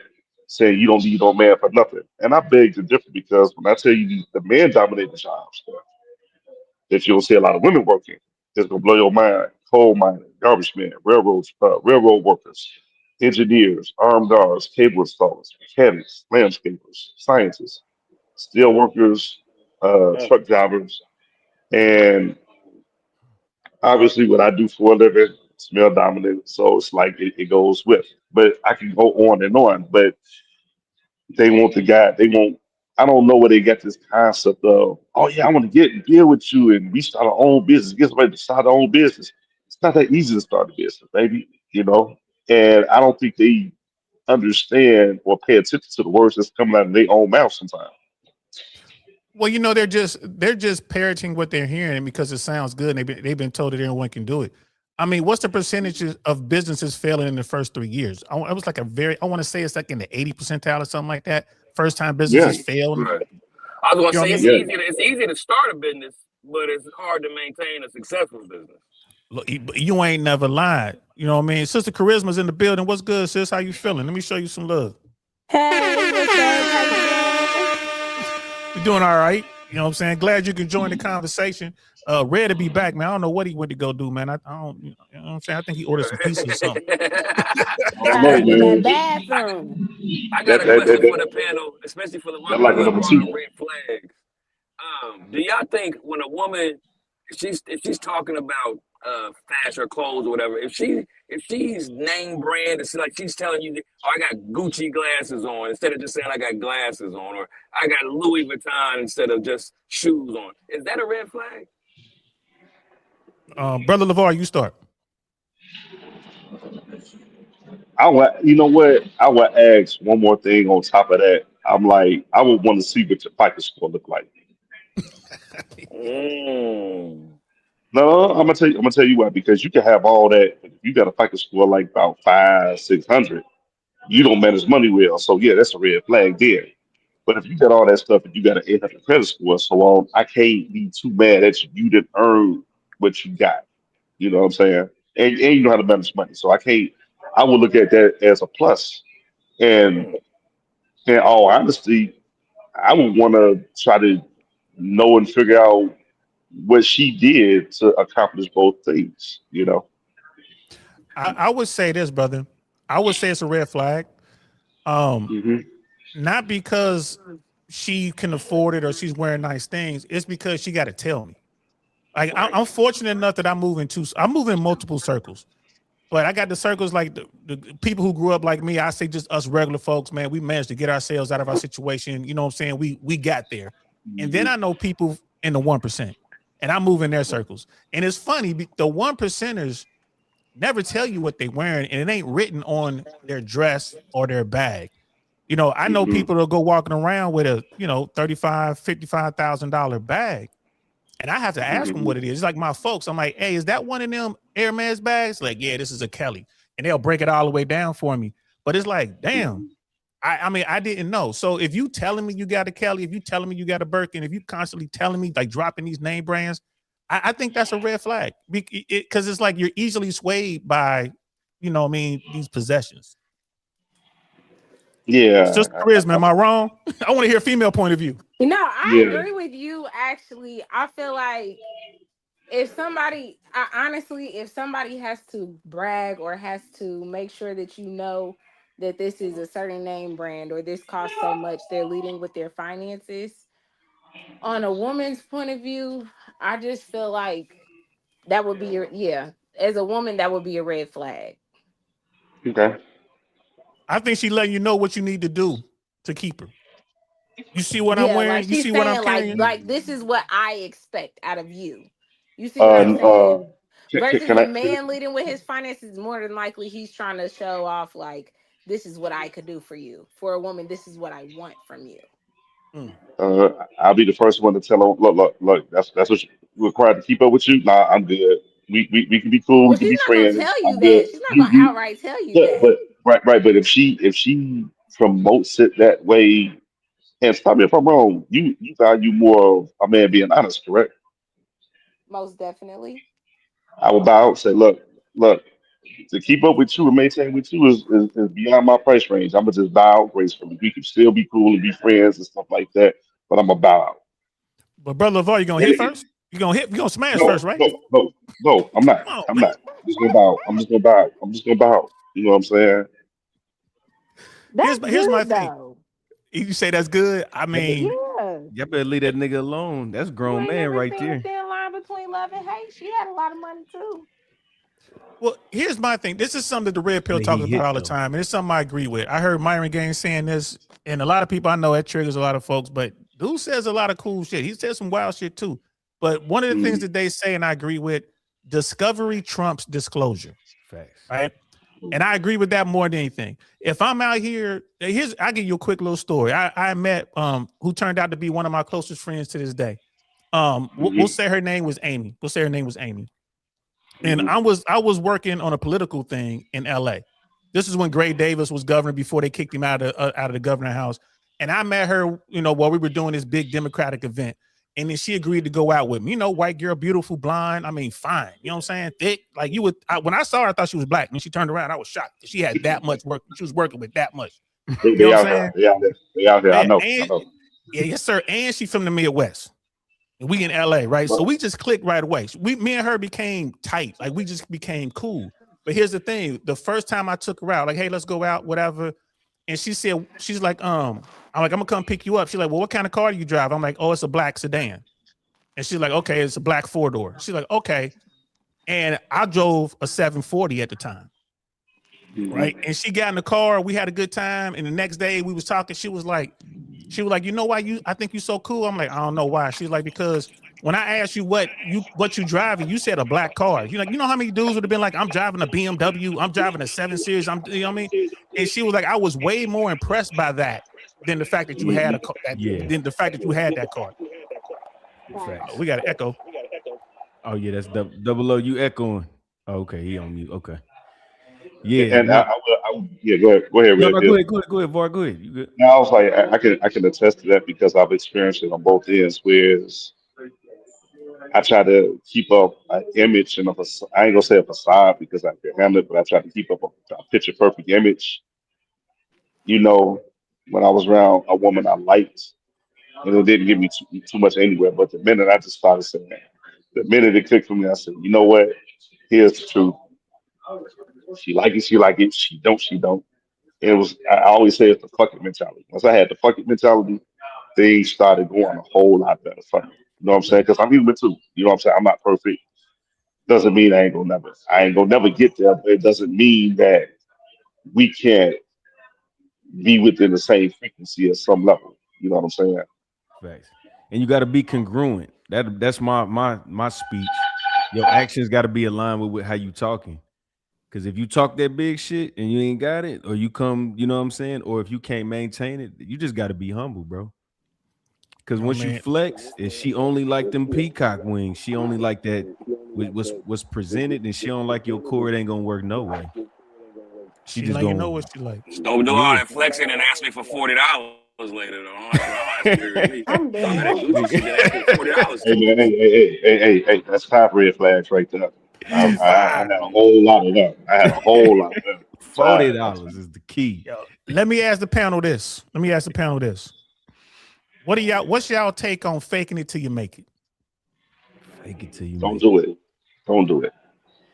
Depends on what we're Now, talking in about. It that, depends now, on. It do we depends are we on. talking about mindset or are we talking about fake it till you make it, and you're trying to keep up with the Joneses, faking it till you make it? I'm talking about faking it till you make it in the trenches, talking to motherfuckers, people you know, people you don't Don't know. Faking it till you make don't it. do it. Don't do it. Don't do it. Don't do it. Don't do it. I feel All like right, transparency is the best policy. you, I feel like it double O. depends on the situation. I feel like it depends on the situation. Because I Rick. think, I think, I think, because like y'all talked about with dating, I think everybody faking it for at least a month. Everybody?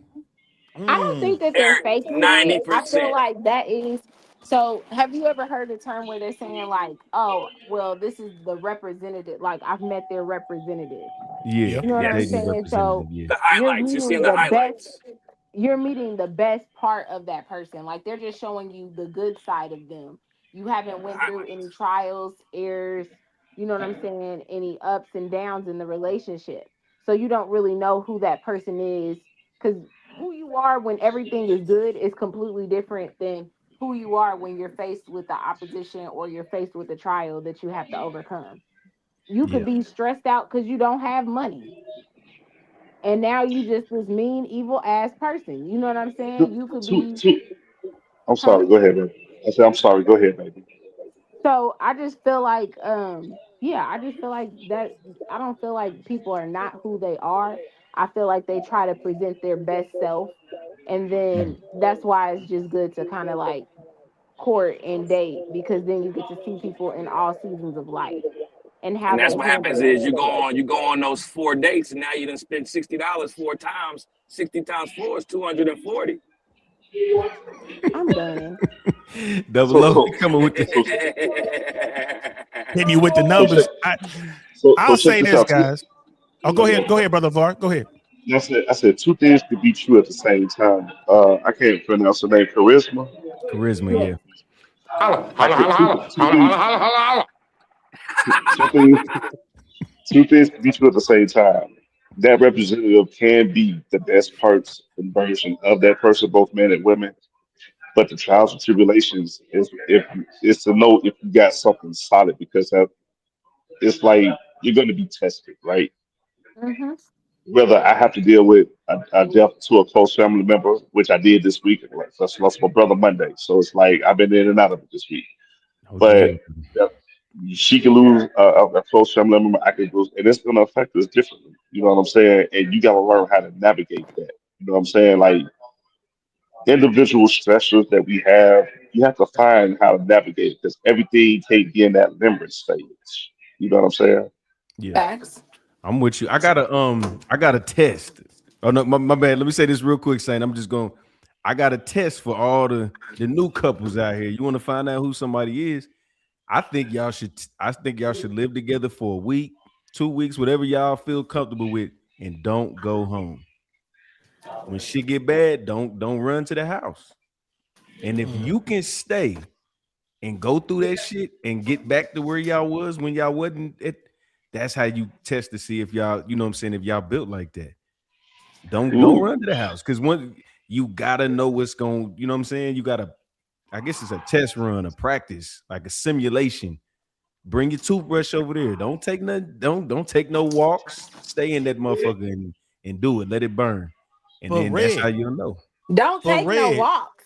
but here's the thing. But Red, that kind of happens already, and people need their space. Look at Double O. Double O got a beautiful wife at home who loves him. He in the car. He on the way home from work. You can go to work. Yeah. He right. But I told you earlier, there's times where I go for a drive for an hour just to get my own space because I need that time alone. Right. But she passed the test. I'm talking about like initiation. We talking about in the beginning, ain't we? I can see that, man. I think the game done changed though, fam. I've changed my mind on cohabitation. I'm like, if you're gonna do that, I think that the two people should have paperwork drawn up, like a cohabitation agreement. Like this is who's responsible for what. This is how we're gonna split this up and that up. And then, you know, we supposed to be on birth control, but if something happens, I push when I should have pulled. This is how we gonna do the, you know, baby. This is how we're gonna have a parenting plan. I think that should be drawn up front. But the one thing I did want to say about the faking it till you make it, and not that we could probably move on from that, is I believe in faking it till you make it, but I do it the other way. I fake like I'm broke. I want people to believe I ain't got shit, just to see if she's still gonna be with me, right? And then if she's still with me, I'm like, damn, she don't think I have anything. The day she discovers that, bam, we on a red carpet, you know what I mean, going to some event, or we at the American Music Awards. You know what I'm saying? We at the Gap party, like, damn, is that George Clooney over there? Like, sure is. That's my homie. It's just like that truck story you just told. It's going to impress her even more because you didn't have to tell her. She's going to find out in the long run instead of telling her, I drive a BMW. You just say, I got a black truck, and then she sees a BMW. That's just going to impress her even more. Right. You know what? I carry the same kind of method, but I do it towards the people that I want who I put in my inner circle. And one of the things I've actually done, I literally just stay in the house and binge watch Yellowstone and The Wire and all that stuff. I ain't called not a soul. And I sat there and just wait to see how long people was going to kind of just reach out to me to see if I was okay. Check on you. Yeah. But you got a crazy schedule though, dog. So it might take a little bit longer for your people to actually reach out because your schedule's so crazy. Well, here's the thing. I ain't say I wasn't going to answer the phone. I just said I allowed them to call first. I'm just not reaching out. I'm going in my little hole. I'm being quiet. The people that reach out to make sure I'm good, this and that, not just to get me out the house, but just what you up to, have a conversation with me, is where I start to like redistribute my energy. And that's what gets my energy and my presence at that time. Because so many times I always tell people, we go out here and get all this expensive shit, and we get shit to show out in front of other people who don't give a fuck about you. You know what I'm saying? So this is why I always tell people, get by yourself, do what's good for you. I get to a point, man. I'm like, if I need some, I like to wear sweats. I'm like, if I need a new pair of sweats and it's a low week money wise, I'll go to Target or Walmart and get me some sweats, man. To be around the house in sweats all day. Amazon cheaper, fam. You better get on that Amazon. It's cheaper, and they bring it right to the house. Man, Amazon, Temu, Shein, whatever I can find. Light in the box. I know all about them apps, man. I like Walmart sweats. Yeah. Catch a case in Walmart, Charisma. This is people crazy in there. I don't want to go in Walmart, man. Every time I go in Walmart, and this sweatpants is so comfortable. I got every color. No. Look, hey, Saint, check this out. I ain't gotta go to Walmart. Everywhere, everything, and every reputable retail thing has an app now. I can just order it on the app and have them drop it off at the house. Facts. So you saying I want to see that drama? That's what you're saying. You calling me out my own show, man. I appreciate it. Thanks for No. Hold on. I jump on podcasts and pause drama sometimes. So I mean, we both got the same sickness. Yes, sir. Yes, sir. We gluttons for it, bro. We gluttons for it. Wrong with it. Hey, before I forget, I want to thank y'all for coming up, though, man. These panels over here, man, on Red's, me and Red working this out, man. Like, brother, thank you so much for reaching out to me, man. I'm so glad for bringing me in. You got some of the chillest, coolest people, man. Like, this is just this. I ain't gonna lie, man. I love spending my Saturday nights like this, my Fridays. Sister Charisma, I want to ask you a question. This question is for the whole panel, but I want to start with Sister Charisma. In today's dating market, are people cheating more today than they did back in the day, or you know, like with our parents or everything? Do you think it's more cheating going on, less cheating going on? Is it the same? I feel like it's more, and we gotta blame social media for that. It's everything is completely accessible. It's easy. They make dating apps. You got them on your phone. You can delete the apps, then re-download them. It's a lot. So I feel like it's a little bit more. Sometimes I mean I think it depends on the actual age gap too. Like with the older crowd, I feel like it's the same. It's just that social media exposes it more. Everybody was more so on the hush hush about it before they had the internet. So a lot of them don't really Say know that about again, it. sis. Say that again, man. Hold up, man. Look, I gotta hit my button on that one. Hold up. Hold up. People on the hush hush. Say that again. Yeah, they just on the hush hush with it. Back in the day, they didn't like my grandfather. Lord bless his soul. I mean, he's still here and everything, but he definitely he wandered. He was a wanderer. He was a philanderer, and He was a you Rolling know Stone. it really, huh? He was a Rolling Stone. He was a Rolling Yeah, Stone. Who grandpa Papa was was a it? Rolling Stone, but I Man, mean, he he ain't had a still whole had a family. home. But that's the Did, difference. He still had a home. You know what I'm saying? But there's nobody that could really tell my grandmother anything. You know what I'm saying? Like my grandmother had her suspicions, but in their age, they didn't have social media to put them on blast. So it was just like I said on the hush hush, and men were honest about what they like. Hey, I got a wife at home.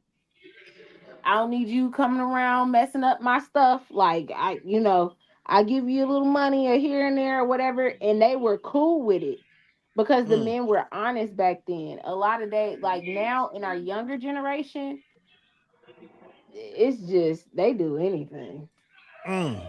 They do Where Um, Blue Jay at? Tell Blue Jay to get up here. We need some more female input here. because Nah, Blue Jay. I appreciate her answer and I respect it and understand. But I also would say that's a very surface level way of looking at it. I would say it's worse now, partly because of that, but it goes back down to biology, right? And it's like, whether you're a man or woman, when you figure like you got somebody locked down, like they ain't going nowhere, you gonna enter in your mind. Let me exercise what the rest of my options look like, because I got a bird in the hand, if that makes any sense. And if you're a man or woman, you're gonna look for what's best for you. You know what I'm saying? So it's like there's biology that goes within this concept as well. So are you saying Because that the cheating, but to answer the question, Brother LeVar, do you think is more cheating going on today, less cheating going on today, or is it about the same historically? I'm gonna say it's about the same because of human nature, biology. When I say biology, man or woman, you're gonna go out here to find who you think is the best partner for you. True or false? Facts. True. Facts. You can have a good woman at home, but we all are gonna have a wandering eye. True or false? As a man, sure, yeah, And I yeah, mean, yeah. women have it too. They might deny it, but they have it too. You know what I'm saying?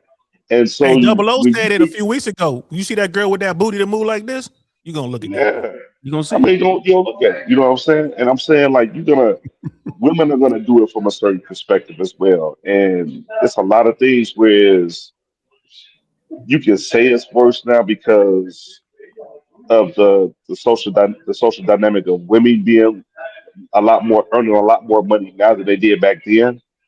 So it's probably a little bit worse now because they have an opportunity to have the finger on the trigger. You know what I'm saying? Where they can exercise and flex their options on finding a better mate. But the problem is, it leads them down the land of the Lulu Mm. It because they do. Right. want the top guy, but they all want the same type of guy. But True. then they don't want him to cheat on them. You know what I'm saying? But then I mean, think about it. Even the old school women see value in men. These new generation women don't see the value in us at all. Yeah. True. Red, who next? Who next? Go. Let me introduce my brother Uda on the go. Is that Uda? I don't know how to say your name. I'm sorry. Yeah, brother. bro. That's what on go, man. Salute, bro. Salute, My salute. bro, hold on. Let me give you the intro, man. And then I got to get Charisma hers too. Salute, Appreciate y'all being here. But yeah, go ahead, man. Go ahead, chime in on what Saint talking about. Is it more cheating today or back in the day? Or is it the same? Salute to y'all. Salute to you and DL Saint, Charisma, LeVar, Double O, everybody in the chat, Blue Jay. I would say we could say today, we could say today because everything is more faster, but I would think before was more relationship minded. So I would think cheating was more in the past, because I think now, especially with the dating apps and everything, making it more faster, I think that a lot of these relationships that we are in today is more superficial, it's more surface level relationship now. So is it cheating, or is it just people just following the dating trends of now, which is really like a swipe left, swipe right? Nobody really got to lock in like that. We coming from back in the days where our grandmother, whoever, even the people cheating, people was locking in, like for real. You know what I'm saying? Right. So I think more then, you know what I'm saying? Because that's when I think relationships was pushed more. Yeah. Damn. All right, so we got one saying is cheating more. Cheating is more prevalent today than in the past. Brother Uda is saying back in they were cheating more in the past than today. And Brother LeVar, were you in the middle, or are you saying that it was? He said, I said I'm in the middle because it's like it comes and goes. Like back then, they had to deal with Vietnam War, and you had guys that went off the war, and their old lady got knocked up, and they was raising somebody else's kid the whole time. You know what I'm saying? And they knew about it, and they still rock with each other. So it's more publicized now. But because it wasn't publicized back then, doesn't mean it didn't go on. That's where I'm going with it. You know what I'm saying? So I'm right there in the middle.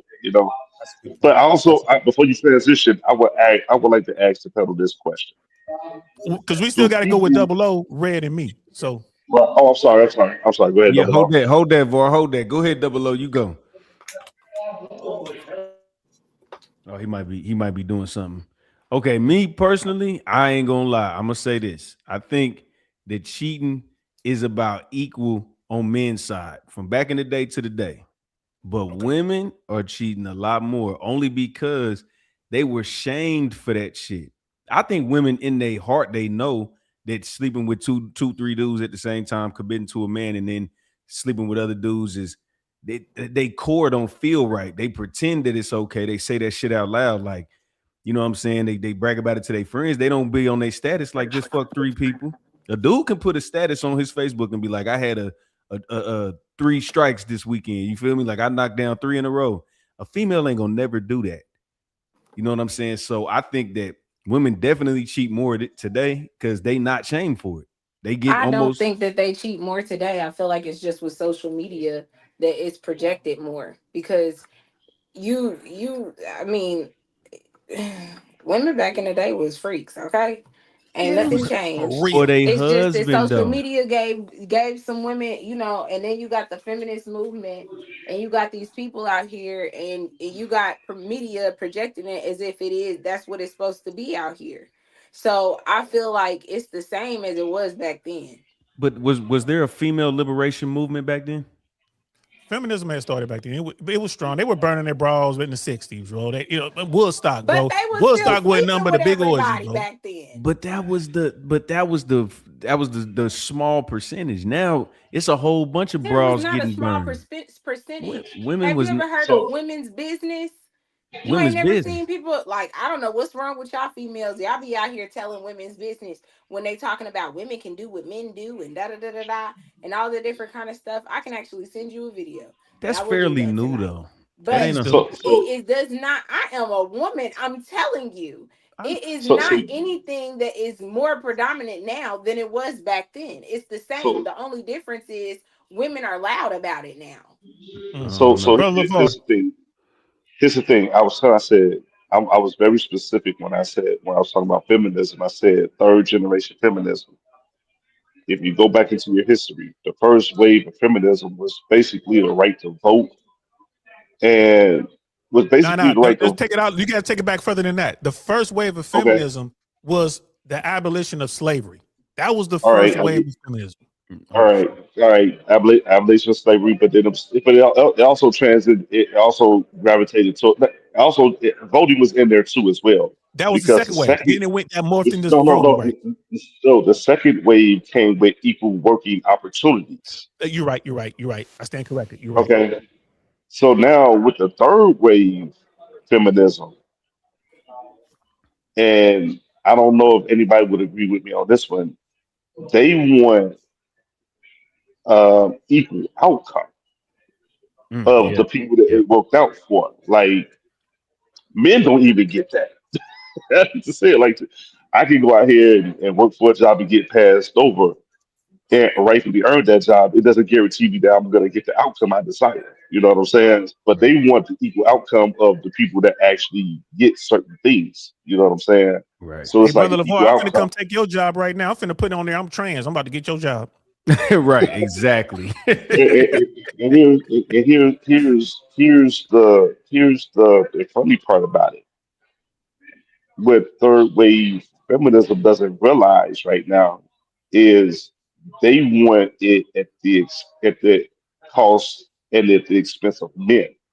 The previous generations, they still respected and seen value in a man and Well, believed it in was family. equality. We Third wanted wave, equality. We right, wanted equality back right. then. Third wave generation, third wave feminism is on a whole other level where it's now it's at our Right. expense. Right. Well, see, And that's why I'm very specific about it. it's a But difference real, between and it's a difference between equality with a chance to do it, but you want equality, and even if you fail, you still get it. Just because you put the application in, don't mean you get the job, and that's what the third wave feminism is. It's just because I'm a woman and it's only 8 people in this 1,000 building of construction workers. I want the job, and I want to get paid just as much, just because I'm a woman. But then that, right. that goes into entitlement. That's the third wave. Entitlement is a Yeah. big thing in the third wave feminism. You know what I'm Yeah. saying? So Absolutely. Now I'm the only one that hasn't spoken on the cheating thing. Oh So yeah. we Go had ahead. so Sister Charisma was saying that it's you're saying women are cheating more. Am I correct? You say they were No, more cheating I'm now. more now? saying it's the same. No, she The said Oh, it's it's the the only same. same. Sister difference Charisma says is the same. Brother LeVar was saying it's pretty much the same. Uda was saying it's more, right? Am I right? Uda, is that He what said you more said? cheating. He said more cheating back in the day. More in the past because I think that's when relationships was more pushed. I don't think that people really value relationships no more like that. We Okay. think we do, but That's I think it's more superficial and more surface level today. You know yeah. what I'm saying? That's a good Fact. But So point. we, more, it I was mean, more but it's cheating in the also past. So he's Yeah. saying it was more cheating in the past. Red is saying it's more cheating today, Yeah, from women. right? I think double O, you with us? You got a spot or you still yeah, busy?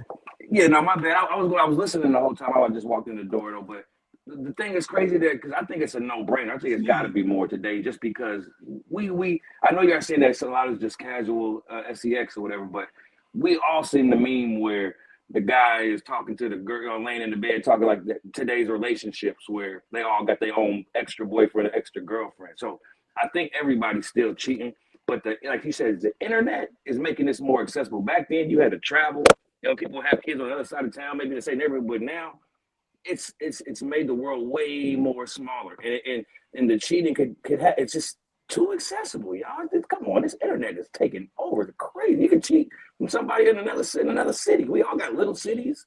You can go somebody and never be found. We don't know. That's why little kids getting kidnapped these days. Bro. Mm. And I'm with you on that. I'm in the camp that there's more cheating going on today. And the reason I say that is because here's the thing.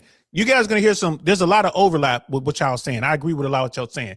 Like Sister Commercial was talking about grandpa. Like Pop was out there. There was Mr. Johnson done had a whole nother family on the other side of town, right? But he was maintaining both households. Men were getting it in always. If a guy could get it in, if he's got enough status, enough resources, if he's handsome enough, he got enough game, and he can get 2-3 more women, he can smash, he gonna do it. I think that now with this technology, you have the technology that allows women to get their face out there, right? And you have the fact that it's no longer shameful to be a woman who's promiscuous. Thank When you. you combine the two, like society says it's not shameful, but a woman won't tell you her body count. Thank You know what I'm saying? So, right. So like that, I don't even ask for body counts, but she will not tell you her body count. So I say that there's more cheating going on today. And the only reason there's so much more cheating going on today, to what Brother Double O just said, you could be a chick living in Grayling, Michigan, way up there on the hand. You living in Grayling, Michigan somewhere, and you got some dude in London or some dude in Dubai who's willing to flew you out somewhere. Like he's gonna fly you into their town. Right? That didn't exist in 1978. That didn't exist in 1988 or 1998 for that matter. Right, You know what I mean? back in So, the day, they used to have to cheat on little corporate. Well, you know, they had their little corporate meetings and all that. They go out and get Yep. drunk together. That's when they used to happen. yep. And you know where else would they be cheating? They be cheating at the Republican National Convention after party. And I'm a political guy. Hey man, I'm a hold political on. guy, bro. They be getting it in. The Republicans get it in way harder than the Democrats. I'm just telling y'all right now from experience. I believe You know what? I hate to even go here, but I gotta go here because it just lined up. The Bible even preaches for a woman to lie about her body count. Oh shit! What scripture? Give it to me. That's Pause. it. Genesis. Genesis says she So- gonna lie about her body count. Hold on. If a woman said that she ain't slept with nobody in 5 years, but she pregnant, would y'all believe her at all? I mean, yeah. Allen Iverson I don't, never said that. we on dangerous ground now, bro. You about to have them Christians No. come after us, man. Hold on. I said it. Oh, but I said it like this, but she ain't had no artificial insemination or nothing like that. But she pregnant. I'm like, what would you think? Let's be honest, fellas. Let's be honest. Man, I ain't been nobody but you 9 months pregnant. Wait a minute, something ain't adding up here. You know what I'm saying? Allen Iverson's Hey. mother said she never had sex. And then the Bible, preaches about Joseph was the first ever stepdaddy, man. You know what I'm saying? Joseph is man. You know what? Now that y'all talking about Jesus and them. Hold on, man. Y'all getting us in trouble. Oh my bad. Go ahead. I'm sorry. I'll be quiet. I'm just saying the Bible kind of feeds into it a little bit too. Nah. Shout out to Jesus, man. Go ahead, Saint. Finish your run. I think so. That's all. I'm sorry. I feel you, bro. Like I ain't gonna lie to you, man. I'm scared to mess with them people, bro. I don't mess with the Christians. I don't mess with the Jewish people. And I don't mess with the Muslims, man. They come for, especially the Muslims, bro. They become that when you hear that Allah Akbar, man. You about to hear something boom go in the background, bro. You know I still got PTSD diagnosed, bro. I'm a vet, so I'll leave them people alone. Oh, okay, yeah. Leave them people Don't trigger alone. my dog shit now. Man, y'all see me over here going, I'll start smacking myself with my feet or something, man. What the hell done happened? But I'll say this, bro. The game has changed a lot because everyone's hit on some really good points. I'm a 70s baby, man. I came up in the 70s and then as a teenager and through the 80s and stuff like that. It used to be that people dated with purpose, and the purpose was to find a husband or wife. That used to be the real deal, y'all. That used to be the real deal. Like young girls were taught to cook and clean, and you know what I mean? When you sit at the table as a little boy, you sit at the table with the men and the women, the little girls and the women would bring the food. They bring you your plate, and then they sit down to eat. And it was like that forever. It ain't like that no more. Right? People don't date artists to his stomach and all of that type of stuff. So exactly. Yeah. Exactly. It ain't like that no more. Women are out here getting it in like men. Yeah. Right. I'm pretty sure, like Sister Charisma, I don't know if you can co-sign with me on this or not, but I see women game is at an elite level, but all the women seem to be going after the same type of dude because they want experiences. It's experience over the relationship. I want a guy who can take me to Tulum. I want a guy who can take me to Tokyo so I can see Mount Fuji. I want a guy who could take me, to Bora Bora and get one of them huts with the see-through flow. You know what I'm saying? And yeah, I learned that because I told you I'd be fucking with the 1%. Yeah, I done seen some shit.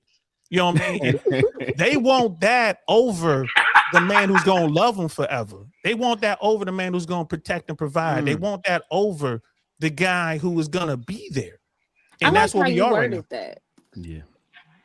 Word? Oh, don't get my head hyped up, girl. I'm gonna be over here like, hey.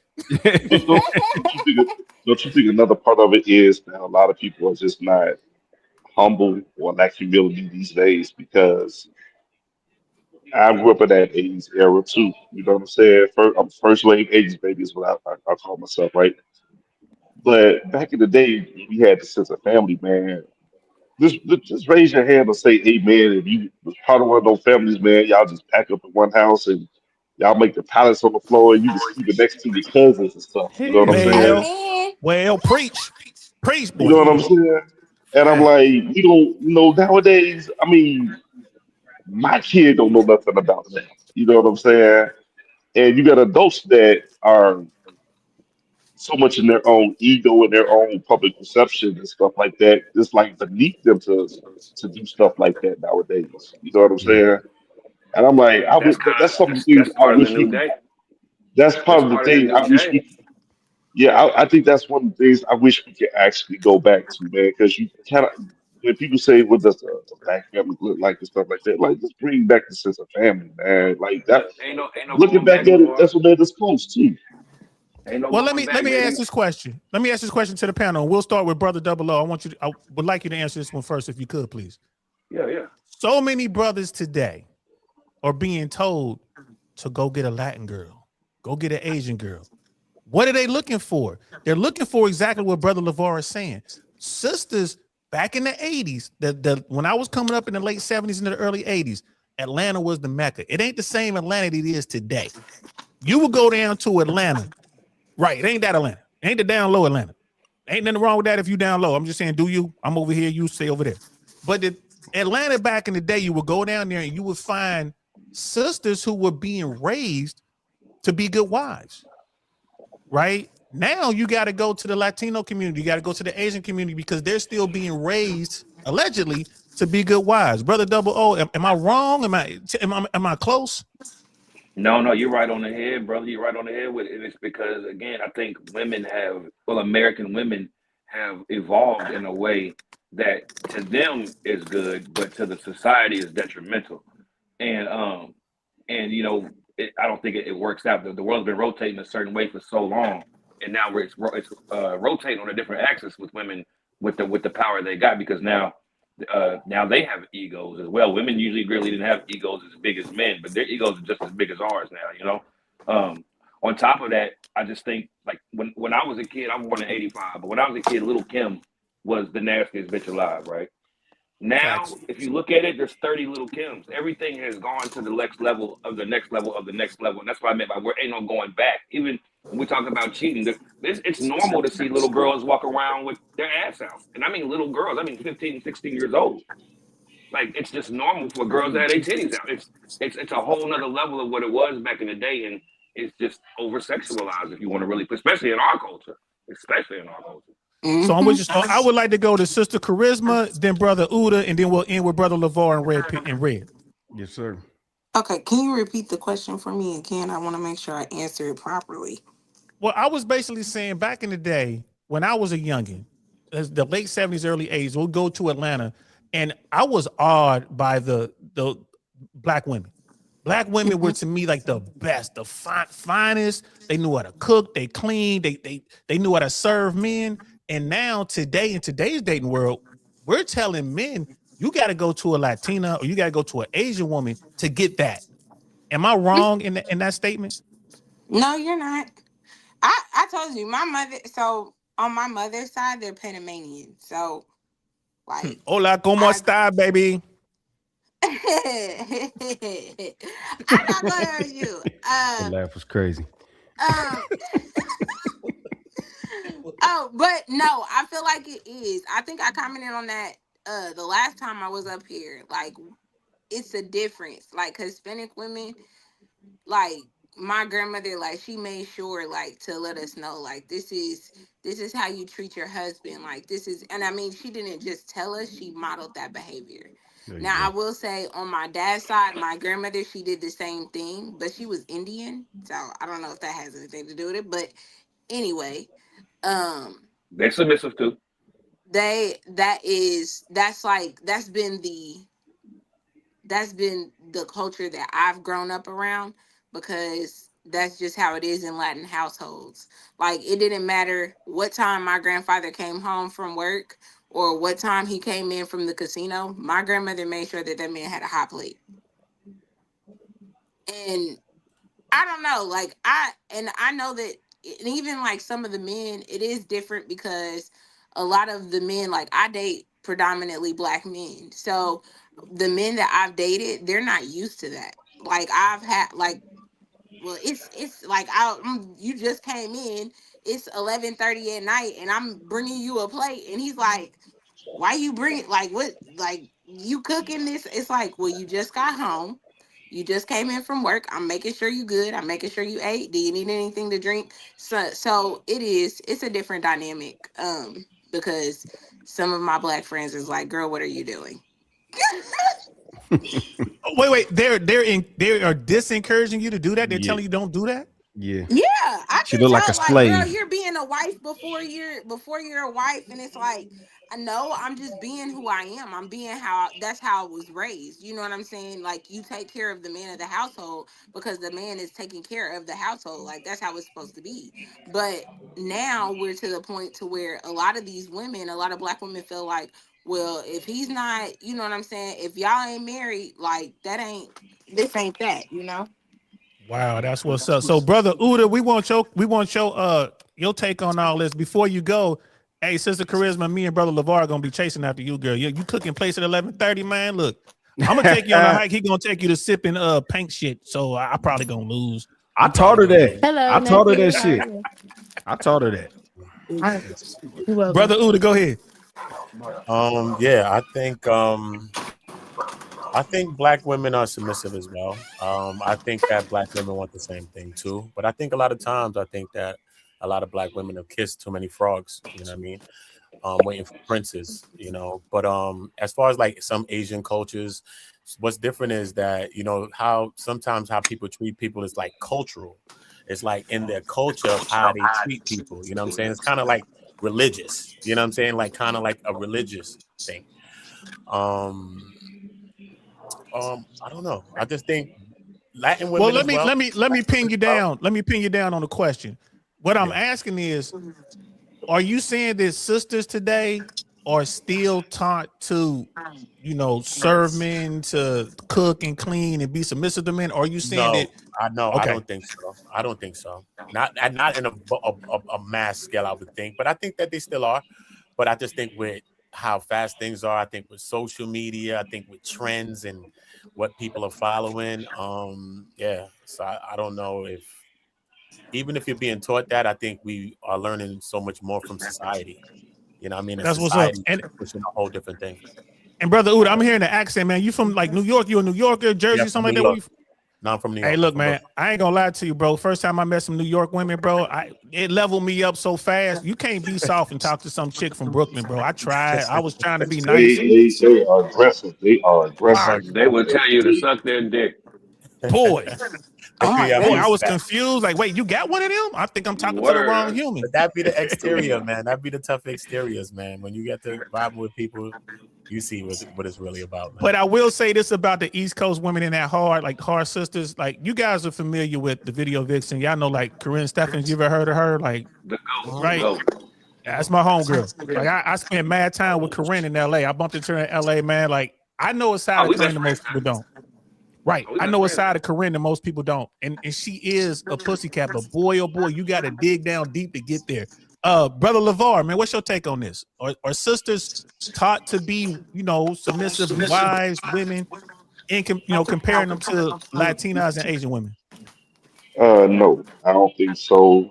And I think honestly, they keep a good job of keeping each other down because they will create the safest space for their friends, the coziest space for their family.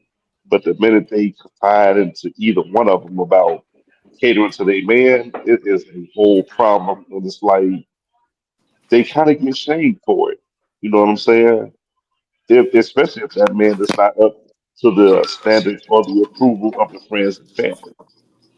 But they don't realize that man, she's going to see a side of that man that they don't get to see. The overseas women, it's like they're coming off a production line of how to be wives and stuff like that. You know what I'm saying? And to defend our sisters a little bit, and where I always encourage them to be a little bit more open minded about things is I don't believe they're raised in chaos. And it's like sisters have to have chaos present to know how to function within the concept of a relationship. Shit. Mm. Whew. That's some crazy Red, you shit. next. Red, you next, boy. I'm with it. I'm with it. You know me. I love my black women, but Lord have mercy. We need a miracle. We just need to hit the reset button and just start all over. Fuck this game. We already down 200. Let's just start over. And the only reason I say that is I'm gonna just piggyback off what LeVar said. He said they coming off a factory line of just wives and women that are they understand their role and they go out in the world and they participate in that, and that's just what it is. You got black sheeps that you got four sisters, three of them go to college and get married, and then one of them is a stripper. We understand that, you know what I'm saying? But now it's three of them is strippers and one of them go get a husband. You know what I'm saying? The numbers is they flipped and it's promoted. It's not like it's not shame to be a fucking degenerate person in society. People is just like, hey, that's just what it is. The neighbors don't care. That ain't my daughter. She fucking up. They not lecturing the kids. They're not telling them, hey, this is how you supposed to be. Stay in a woman's place. I'm gonna teach you what a woman's place is. That's not taught. You know what I'm saying? And it's just, I think what it is we just too accepting to the bullshit. And until we draw down, like ask Charisma. When I first started this Red Pill Crip shit, I was public enemy number one. I was funky bitches, get your shit together. Like everybody was like, this nigga coming. Like everybody was like, oh shit, that guy. We always argued every time I seen you. I came through. I was category 5 hurricane, but guess what? Everybody heard what the fuck I was talking about.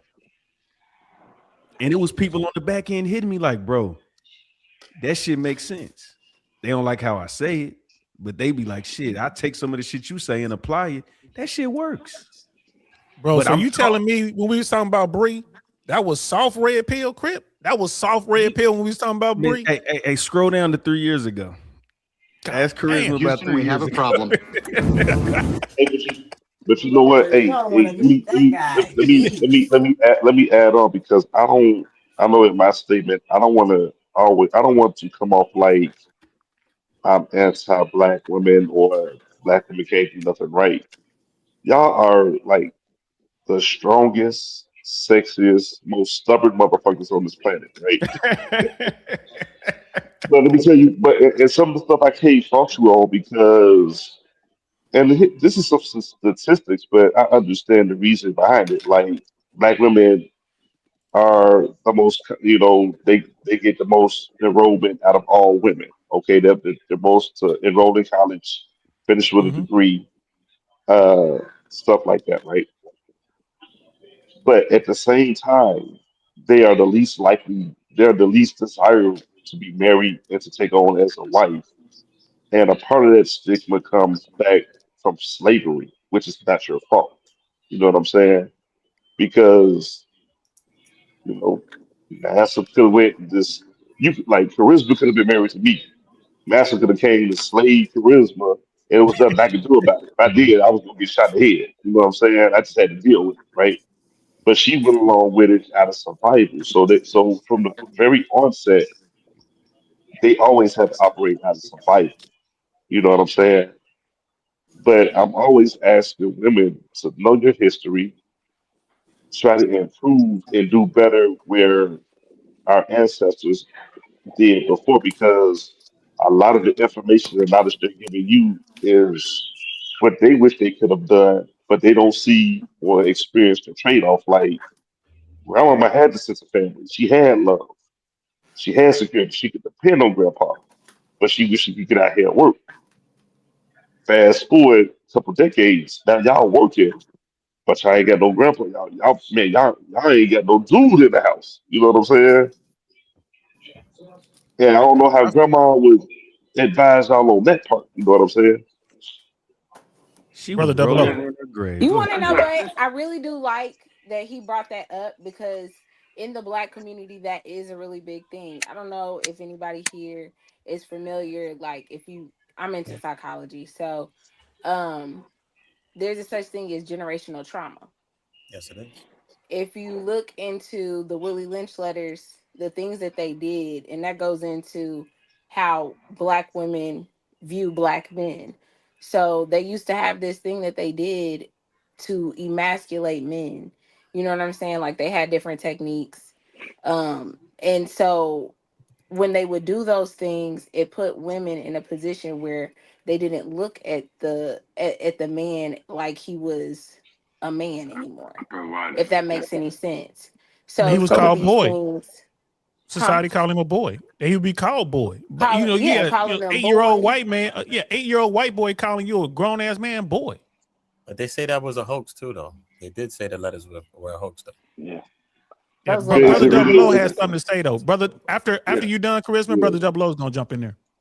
Facts. But with the Willie Lynch letters, like they would do certain things. They would do things like sleep with the women in front of the men, knowing that the man can't do anything. And but when you think about the mind and how it works, like if you're in a situation, like even though she knows that it could possibly cause you death, or he would do something to you or do some harm to the family, just because he retaliates because he's raped you, or whatever that is, then it's like you still have to look at, in the mind, your mind doesn't process in psychology, like your brain is not necessarily processing taking all of those things into account. It's just showing you at that point, this man cannot protect you. This man cannot do anything for you. You see what I'm Facts. saying? And Well, so but that that's goes back to what I'm saying when it comes to generational trauma. So we have women now, we're to the point, because we've never really kind of healed as a black, as a whole. We have it's gotten worse. It's gotten worse. Like women don't respect men. There's, okay. a man could really kind of do anything that he would give his last. You know what I'm saying? And he got $10 in his pocket. He give you the $10, but the person that gives you, you know, $500, but he got $1,000,000 in the bank. You value that man more because he just gave you more at that time. But you're not making sense, because if somebody gives you their last, they care about you more than that person. It's a Facts. tricking. It ain't tricking if you got it. You know what I'm saying? So I think that those things come into play too.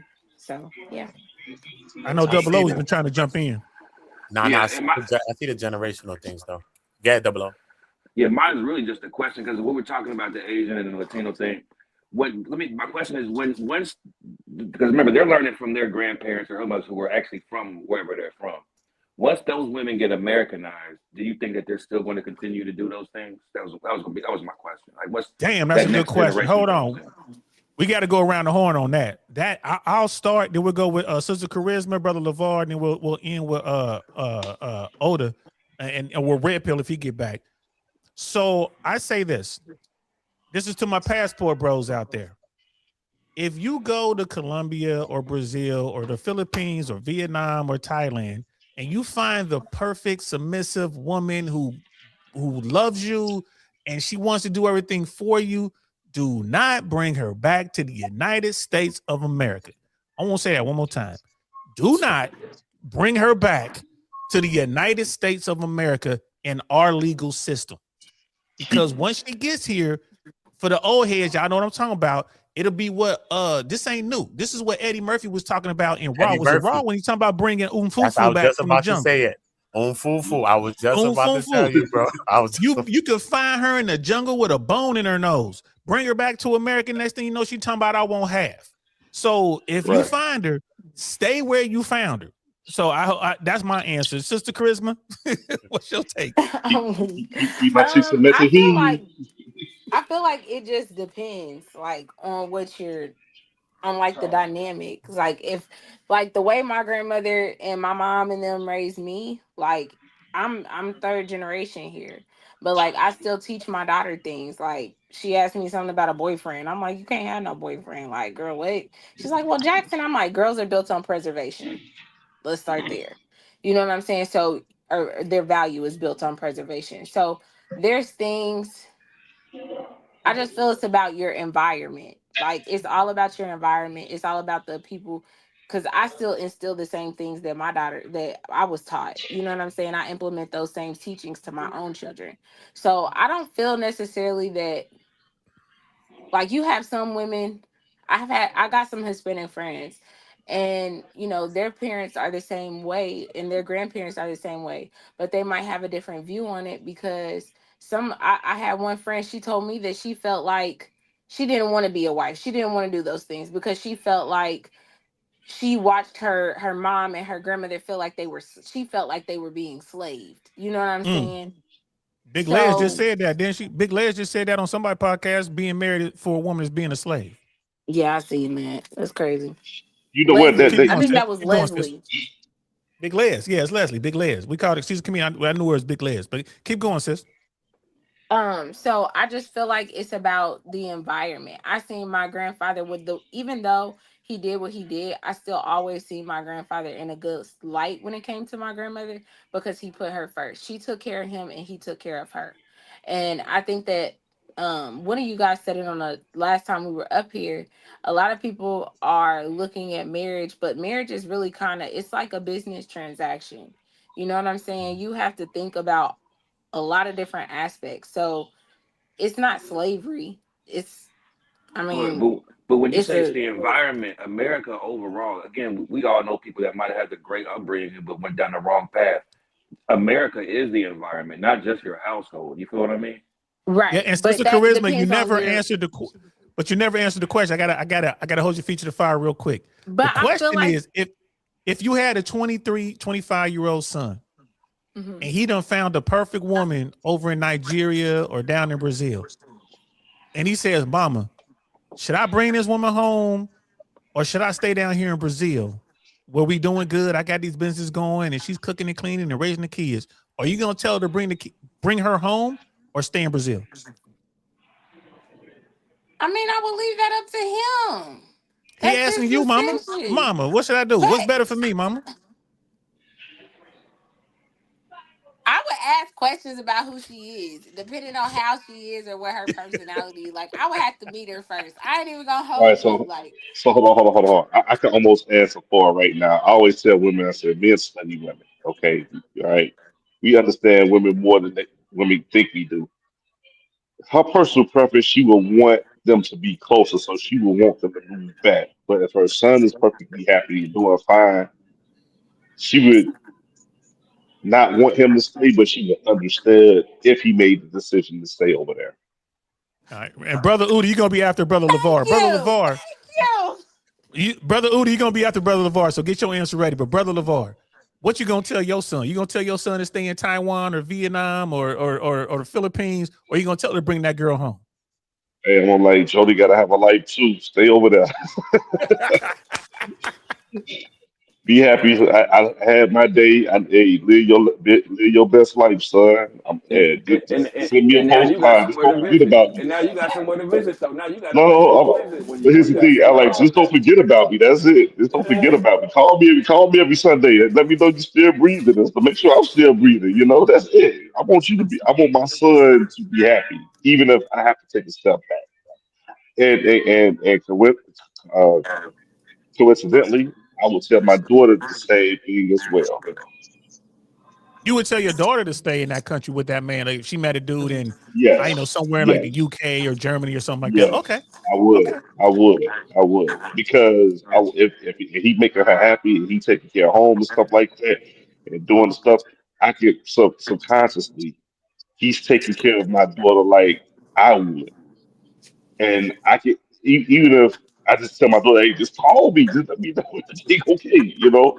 Don't just remember you got a daddy. You know what I'm saying? Other than that, I am perfect. I'm good. I will be good, and I will take that as I raised my child right. All right, Brother Uda, what's up? What say you? Yeah, I would say probably stay where you are, wherever you are, stay or build on what you have. You know what I mean? Because I just think America. I do a lot of traveling myself. I just think that America is just a different place. You know what I'm saying? And but if your relationship is strong enough, I think you could do it anywhere. You know what I'm saying? It doesn't matter where you are. But I think you should build on that. Wherever you are, I think you should build on that and make sure that it's really about what it's about. You know? That's Yeah. what's up. I'll keep going. I didn't mean to cut you No, off. no, Keep no. going, brother. I also was thinking about the Eddie Murphy thing. That was funny because when you asked the question, the Eddie Murphy, the Oompa thing popped up in my head. So that's so funny, bro. I swear. That's real talk. This shit ain't this ain't new. When you talk about the red pill stuff in general, this ain't brand new. People act like the red pill just dropped out of the sky, man. This shit been around forever. There's a guy, very famous musician, also an actor, Jerry Reed. You guys ever seen Smokey and the Bandit? Remember dude that played the truck driver? I remember. That's Yeah. Jerry Reed. He played the Snowman. He's known for being a musician. He's like a guitar man. He plays really good music. He has a song that came out, I don't know, probably back in the 70s. It's called She Got the Gold Mine and I Got the Shaft. If you ain't heard this song, y'all need to listen to it. And it's like it's almost some Charlie Daniels type shit. It's like he's rhyming. It's almost like a rhyme. You know what I'm saying? Like The Devil Went Down to Georgia. I always tell people the first rap song I ever heard was The Devil Went Down to Georgia. People think I'm crazy. I'm like, listen to that shit. He rhyming, bro. He ain't singing no song. He rhyming. But oh, go ahead real quick. You know what? I'm an extremist. You know what I'm saying? When it comes to people who just waking up and realizing what's in front of them, I would encourage every brother save up every last penny you got and relocate abroad. I'm talking about every brother in the U.S. Go abroad. You will have a whole nother experience with it. It'll shock you, right? Sisters, y'all sit over here. Y'all won. Y'all can have America right now. The America domestic, belongs to you. you know, I would say, because economically they profit off of keeping individuals single. Even when it comes to this filing taxes and tax purposes, they come out on the plus end economically by keeping you single. This is where a lot of black women don't know about economics, but they want to go after the businessmen and open up businesses. I don't have to tax you as a couple or a married couple. I can tax you individually. I get more money at you individually than I do with you guys being together. It's the way the tax laws are set up, right? So, but I always encourage brothers to go overseas because you can find work easily. You can pretty much start over, and then you will come across women that's going to actually appreciate you. You know what I'm saying? And when you change your Now, when you environment, say find the work, what are you talking about? Legal work, right? He's talking about legal work. He's talking about legal work. Hold on, Yeah, there you go. hold on. So let me clarify. You know, there's a difference between the coffee shop and the cafe overseas, right? Mhm. I just want you to know. So, I mean, the stuff that we'll get locked up for back in the day, the stuff over here, they get whole coffee shops and businesses for that over there. Facts. You know what I'm saying? So, I But mean, those are yeah, so small to the things. question, like here's my take on that. If I had a son, he met this beautiful woman in Colombia, and he's like, hey, Pop, should I bring her back to America or should I stay here in Colombia? We married, we got a family going on, we doing good. I would 100% say stay there. I would say stay there. Come home to visit. You know what I'm saying? Like, you know, bring the grandkids home and all that, and we'll come down to visit you. But do not bring her back to America because here's the caveat. Am I saying that all women in this situation would take advantage of the American laws and divorce him and take half his shit? I'm not saying that they will. But 100% of those women have the option to do just that. And it's like you want to just avoid that. And here's the thing, it ain't like she begging for you to come to America. She's happy being there with her family. Most Latina women are really tight, close to their family. So she's there with her mom, her dad, grandma, granddad, all the cousins and everything. Man, you got a good thing going. Do not bring her back here to America. So to the brother Double O's point, the American laws, although they're changing within the family court system, they're slowly changing. But right now, it's not at a point where you want to risk that. Because just like in Eddie Murphy's story, when Fufu got here from the jungle, next thing you know, she's talking about I won't have. So the like, culture absorbs you, bro. The culture absorbs you. We watching Luka Doncic go through it right now. This nigga from Slovenia, his wife trying to take him back to court for more money because they live in L.A. Right. No, they overseas. He in LA. They're trying to use the LA court because he there. And it's like, nah, you can't do that. It's the way, even in America, it's where the kids are. That's the jurisdiction. But where she learned that from? YouTube. That's what I'm saying. It's just the culture here. The culture here absorbs you.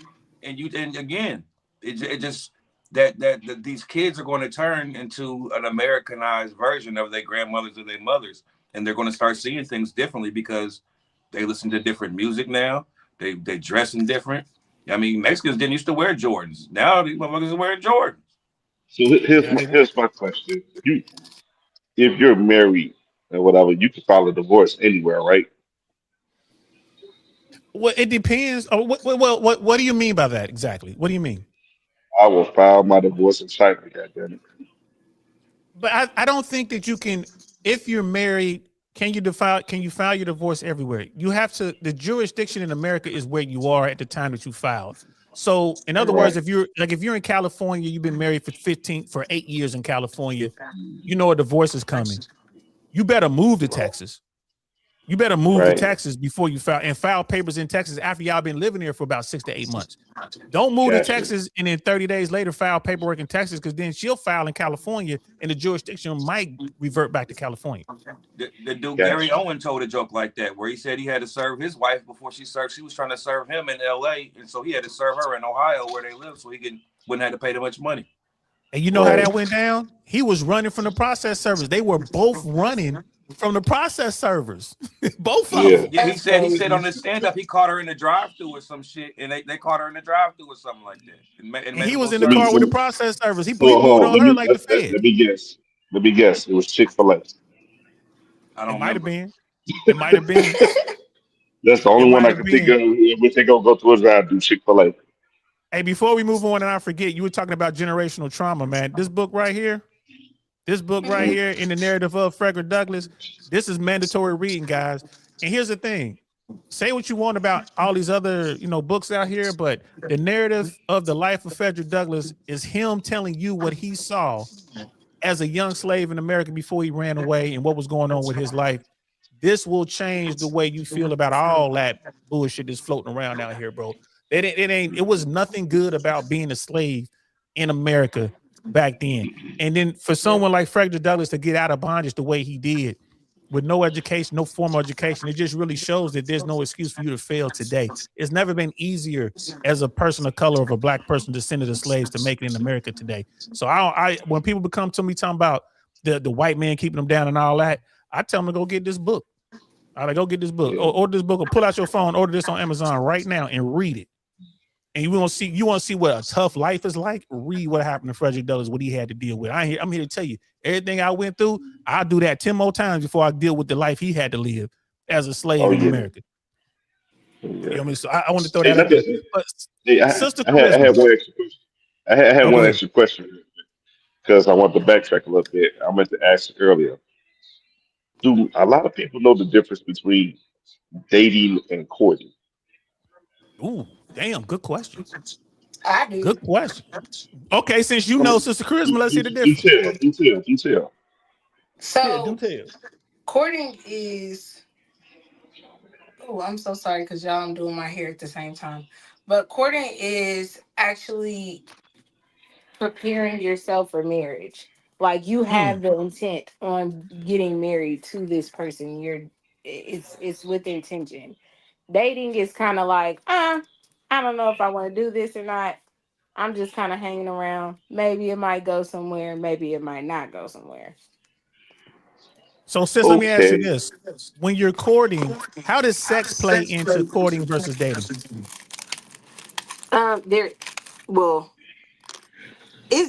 From my understanding, there is no sex in courting. Okay. There it is. Y'all heard it here first. All right. So hold on. There's more differences. There's more differences. And brother Double O is sitting there like, you look a little. What's going on, Double O? What's going on? Can you guys hear me real quick? Can you guys hear me? I hear you. Loud and clear. Loud and clear. No sex thing threw me off, but go ahead. So the differences between, she's right. There's no sex in the courting phase for at least a year. The courting, it lasts about a year with no sex, and you have to pretty much be exclusive with that person with the intentions of marriage, and it comes with expectations as well, right? Dating, you have no expectations, and you can date as many people as you want. So it's like, because I asked that question because I heard a lot of women say, I've never been courted, but they still have a dating mindset. And in order for you who would want to be courted? Well, I mean, You- I hear a lot of women. I hear a lot of women say they've never been courted. They would like to be courted, but that means you have to be prepared to put that rose down. You know what I'm saying? And just go like no sexual stimulation or satisfaction for a whole year, and let this man court you for a whole year because that's the statute of limitations for court. Right. I'm with Brother Double O on that. Why would I do that? But let me ask you this, Brother Double O. If you dealing with a woman who's never been with a man and she can prove it, like she's with a good family and it's like, look, she ain't never been out there, she's pure. Would you court that woman? No. Ooh. No. Ooh. In the Why famous not? words of a rapper by the name of Juicy J, a nigga gotta get his dick sucked. Gotta get his dick. I can't do it. I can't do it. I'm sorry. Well, that's great. I'm a This is weak fucking man. great, They call me man. all the names, but I can't do it. I'm sorry. Woo! Are you keeping it 100 though, fam? Brother LeVar. That's all I can do. Would you court a woman? Would you court a woman in today's modern dating environment when you pretty much know, like, man, she's not a virgin, versus, or would you, if you were to court, she would have to be a virgin? What's your take on that? I don't want to go to court. I don't want to court nobody. I don't want nothing to do with court. Nothing. Brother LeVar, what you say? You know what? I would have answered. I would have said I should have. I could, but the way my last few trips been set up, and these flight attendants been shooting they shot at me and giving me their numbers and stuff like that, I would be able to court no woman. Why do you say no? What do you mean by that? What's the one thing that will keep you from courting a woman today? Because Double O is like, he ain't getting you know what I'm saying? He ain't getting no dome. So we know where Double O is. Where you at with it? The one thing, number one, I don't have a problem courting a woman, right? But if I got to go a whole year without sex, your attitude has to be off the chain. You know what I'm saying? I'm not even gonna bring up the physical part. That means you can't come with the mask of entitlement or man hating and stuff like that, or being argumentative. That is what would deter me from like saying I can't court you because I'm not No going such to thing. want to put that much effort in over drama. You know. Sister Charisma, should a woman who is not a virgin expect to be courted? Or if she's got like 4 or 5 bodies already, she should only expect to date. For me. I mean, I just, because you're the only lady on the panel. I just want to. What do you think about that? Like, should courting be? I feel like if she can find that with somebody, then most definitely. Damn, you found a good way out. You weaseled out of that one, sis. Goddamn. She won't. 4 or 5 bodies you took. I'm sorry. I've had guys that I've dated, and then I'm like, and I've made it very clear, like I've been abstinent for like a year and a half now. So like I know They stuck around. It's possible. They stuck around. You must be fine as hell, girl. I can't wait to see you in person. They slept around. I don't care. No. We asked, did they stick around? If you said what? Did they stick around? Did they keep trying to holler at you? I just X them off. It wasn't necessarily them. I ain't even gonna lie. I'm really picky, and like certain things, like when I see certain things, it's like no, I'm cool. Like I don't want to do it. Once you see somebody wants to have sex with you, you're like, I'm good. Charisma. This is what men get just as petty as women because it's like, oh, you did it before, and you tell us about your boyfriends and stuff like that in conversations. Wait a minute. This motherfucker get the hit, but you gonna put all these. You're like, this motherfucker get the hit, but you gonna put all these stipulations on me, and I got 3 times much going on for myself than he did. I do want to hear an answer to this. Brother LeVar is bringing up a really good point right here, and I do. Okay, I'm with Brother Double O on this. Sis, go ahead. I'm sorry I cut you off, but I want to hear answer. Sis, go ahead and answer what he was talking about. I want to hear this from you. I couldn't hear what he had asked me for real. That's why I was asking him. I said I couldn't hear him. I was saying a man is not a man is gonna always be in a compare and contrast mode. So it's like if we hear the story about who your exes was and what they had going on, and it's like you want me to court you, I'm gonna compare myself to your last dude. Like, wait a minute, this motherfucker ain't got a third of the shit I'm bringing to the table, but you won't put all these stipulations on me to wait to get benefits? Like, make that make sense. This is how men are gonna For think. one, one thing that I have always been adamant on, I don't require anybody to help me financially. Like, I'm cool with going Dutch. I don't care about that because in the dating, like when you're dating me, I'm just trying to get to know you. I want to know if you're somebody that I can really deal with. I want to know your personality. I want to see when you're like, when you're frustrated, when you're mad, when you're angry. How do you handle certain situations? I'm not really focused on at that current moment. Oh, can you give me this or can you give me that? Or I need you to pay for this or you got to pay for every day. I tell a man quick. I you go and I make sure I say it before. I let my intentions be known. Now look, I don't Charisma, sleep with charisma, folks. So do charisma. you I'm want not me to saying. I'm pay not for saying. mine? You pay for Charisma. yours? I'm not saying. I'm not saying what you saying or what you require. I'm saying what I am showing you.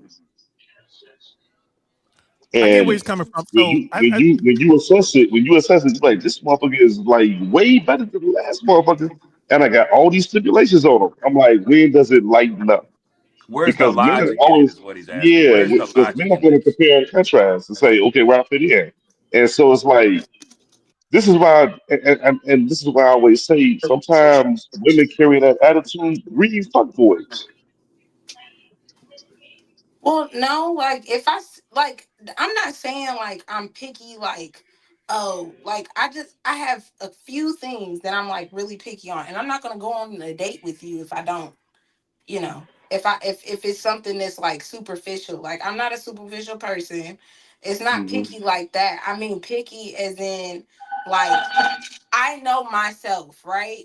So I don't want to match myself with somebody that is not going to be able to handle me. Like if you're not going to be able to, like if I feel myself getting upset, like I have a habit of, which I'm working on, like I'll shut down, and not like for days at a time, but like I'll just, if I get frustrated or I see something that I don't like, I just will back off and I won't say nothing. There's some men that can't handle that.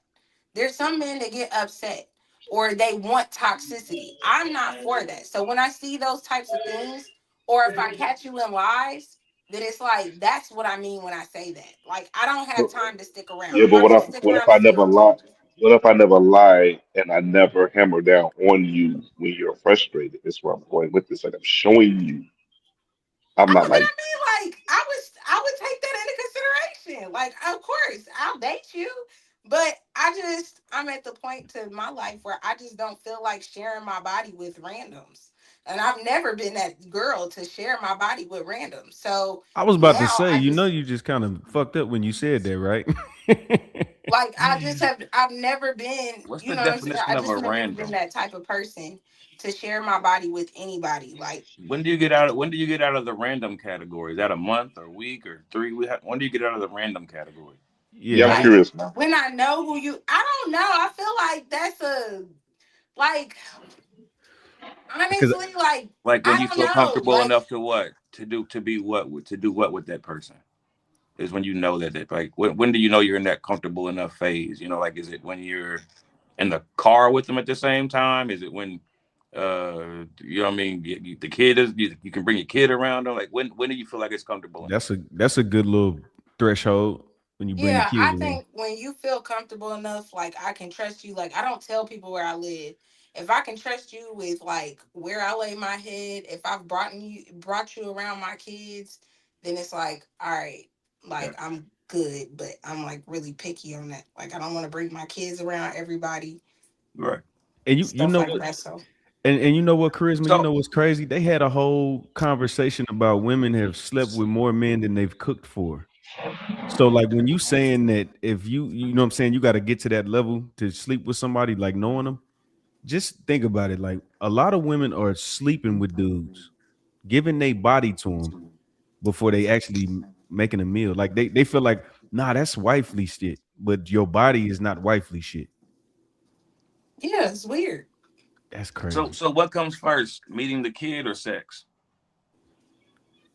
Uh I mean, I would have to see how you vibe with my kids. Like, I don't know. I don't want to Because be. logically, I would think if I was a woman, I would be like, all right, I ain't bringing this thing around my kid until I have sex, and because if I bring around my kid and then we have sex and I don't like the sex, I might not want to be with him no more. And I brought around my kid and already now I gotta, you know what I mean? But that's a double-edged sword, double-edged. yeah, it is. So. It's a tough question. There's no wrong answer. I would bring somebody around my kid because what's more important to me, I feel Before like you have sex sex is with what them? you make it. I've had big dick, I've had little dick, and both of them felt good because I felt like I was emotionally attached. Like when you're emotionally attached to somebody and you're in a relationship, it really doesn't, like, there's certain things that don't matter. You can I've heard learn that. how I've to heard that please lie somebody. before. I've heard that lie before. It's Hey, two Sister things that Charisma, say hold on, everybody. I've heard Sister that same Charisma. lie before. But here's the deal, though. She said she had big dick. She said she had little dick. But Sister Charisma, have you had that curve? You ever get that curve? Damn, That's what I want to know. fuck, nigga? Yeah, that was the big one. Hey, That's hey, what I'm it's two saying. things. Like, you It's know, two like I things. feel like that's the I feel like sex is something, like I feel like sex is what you make it. And I feel like the only reason why sex is like not good to people is because they're sleeping with people that they don't even know or sleeping with people that they don't like. You know what I'm Facts. saying? No, they Like they when haven't. I'm Those around porn a Two man stars with things seem that like they're change testosterone, the having a whole good I feel time. dynamic. safe. Those No, porn they It's stars seem two like they're things having a that good time it's with two things strangers. that change that whole dynamic. It's two things that change that whole dynamic. Hoochie Cassie and Daddy Diddy was shorts and having gray sex with strangers. They were having a good Hoochie time. Daddy shorts and gray sweatpants Hoochie daddies Hey, and gray sweatpants. change look, I'm that gonna tell whole y'all dynamic. this, bro. I done had a couple Hold on, one-nighters hey, in my day. how many times have you fell victim to the gray sweatpants epidemic? Huh? The sweatpants.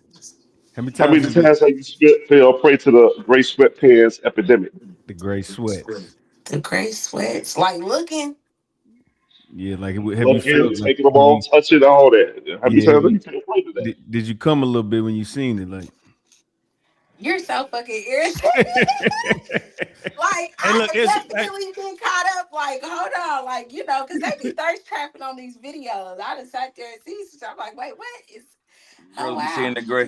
seeing the gray sweatpants and their toes start popping. yeah, hey, Man, look, but I'm here's the thing, undefeated. y'all But right. Sweatpants on in for that. all my honesty, bad. like in all honesty, I feel like people make it. I You feel gotta like sing. people are extra when it comes to sex. Like you can learn how to please your partner. I'm gonna keep it All right, 100. Like I see where sister's coming from. I'm gonna tell you like this. I done had my share of one-nighters, right? And I had some good one-nighters, bro. I can tell you stories. I had a one-nighter with a squirter once, this Irish chick, redheaded Irish woman who was older than me at the time. You know what I'm saying? Lord have mercy. You know what I'm saying? But the best sexual experiences I've ever had is with the women that I was close to, that I knew, and you know what I'm saying? Like it was just a different level. So I get where she's coming Yeah, from. I get where she's Say, coming from on that. I hate to admit this. Redheads are fun. that's the Say, vibe I this is want. scary. I hate to say this, man. I say some of the best experiences I've had came from the chicks I ain't give two shits about. Yeah, yeah. I can Hold see Tell me on, your that. name. You cause know what I'm No, saying? no, I no. can Hold see on. But that. you're Hey, boy. a hold man on. though. It's different for me. Hey, Some boy. of the best. Tell me your name again, head ass bitches. Hey, I've been yeah, had a hey, few. some of the Hold best I had is when I gave them the fake name. Oh, on. See, Hey, hold on. Here's another one too. Because I said sometimes, don't get it twisted. Us as being fall prey to the clothes thing too, right? Because I Right. remember I seen the girl, I'm like, man, she nice as a motherfucker. Yeah, you get to a point where she take that shit off. I'm like, you know what? Put this shit back on. You look better. Back on, because Yeah, everything come popping there's down. a Like, lot of that right now. hold my Oh on. hey, sneakers but damn, touch me the hard. bodysuit things, the fajas. Boy, Yeah, everything. it's everything. Y'all got so Girls many, will tuck y'all their got whole so many goddamn stomach in their contraptions. jeans. Y'all got so many contraptions to enhance y'all sexuality, man. It's crazy. Y'all got the girdles and y'all got the I mean, push-up bra. yeah, they got all that. But real talk, you can be with a stranger, just had the craziest sex ever, right? What gets me, Yeah. what I tell these guys, I'm like, look, bro, you need to be up on game, because these little stories I'm telling you, how I met up with some random chick or whatever, we did whatever, and we had good sex. It was a great experience. We don't even know each other's last name. We'll never even see each other again in life, right? That's your girlfriend, homie. That's your wife. Ooh. And I be telling dudes, like, y'all need to understand, if you ain't bringing what she needs, she gonna go get it. Yeah. know what I'm saying? So don't be afraid to bring tools into the bedroom. Wait a You minute. better get her to do what she got to do, man. Like, because if you don't, she gonna run across somebody like Uncle Saint on a slow Saint. Tuesday. Saint, see, you just like me with the dating shit. See, I ball out on the first date. That's a problem. You can't be adjusting to them damn trinkets and shit, because now I came with the God bless me with a little bit more, not the biggest, but a little bit more. Now the little bit more ain't enough. You can't rock with this motherfucking shit that I got. She was crying. I remember what I Now, told you, yo. just- We progressed. We progressed, yo. That was 1990. Big Dicks was 1999. They on some other shit now, and these roses then took over. So you and I ain't talking about no flower. Hey, look, brother. Hey, Red, do me a favor.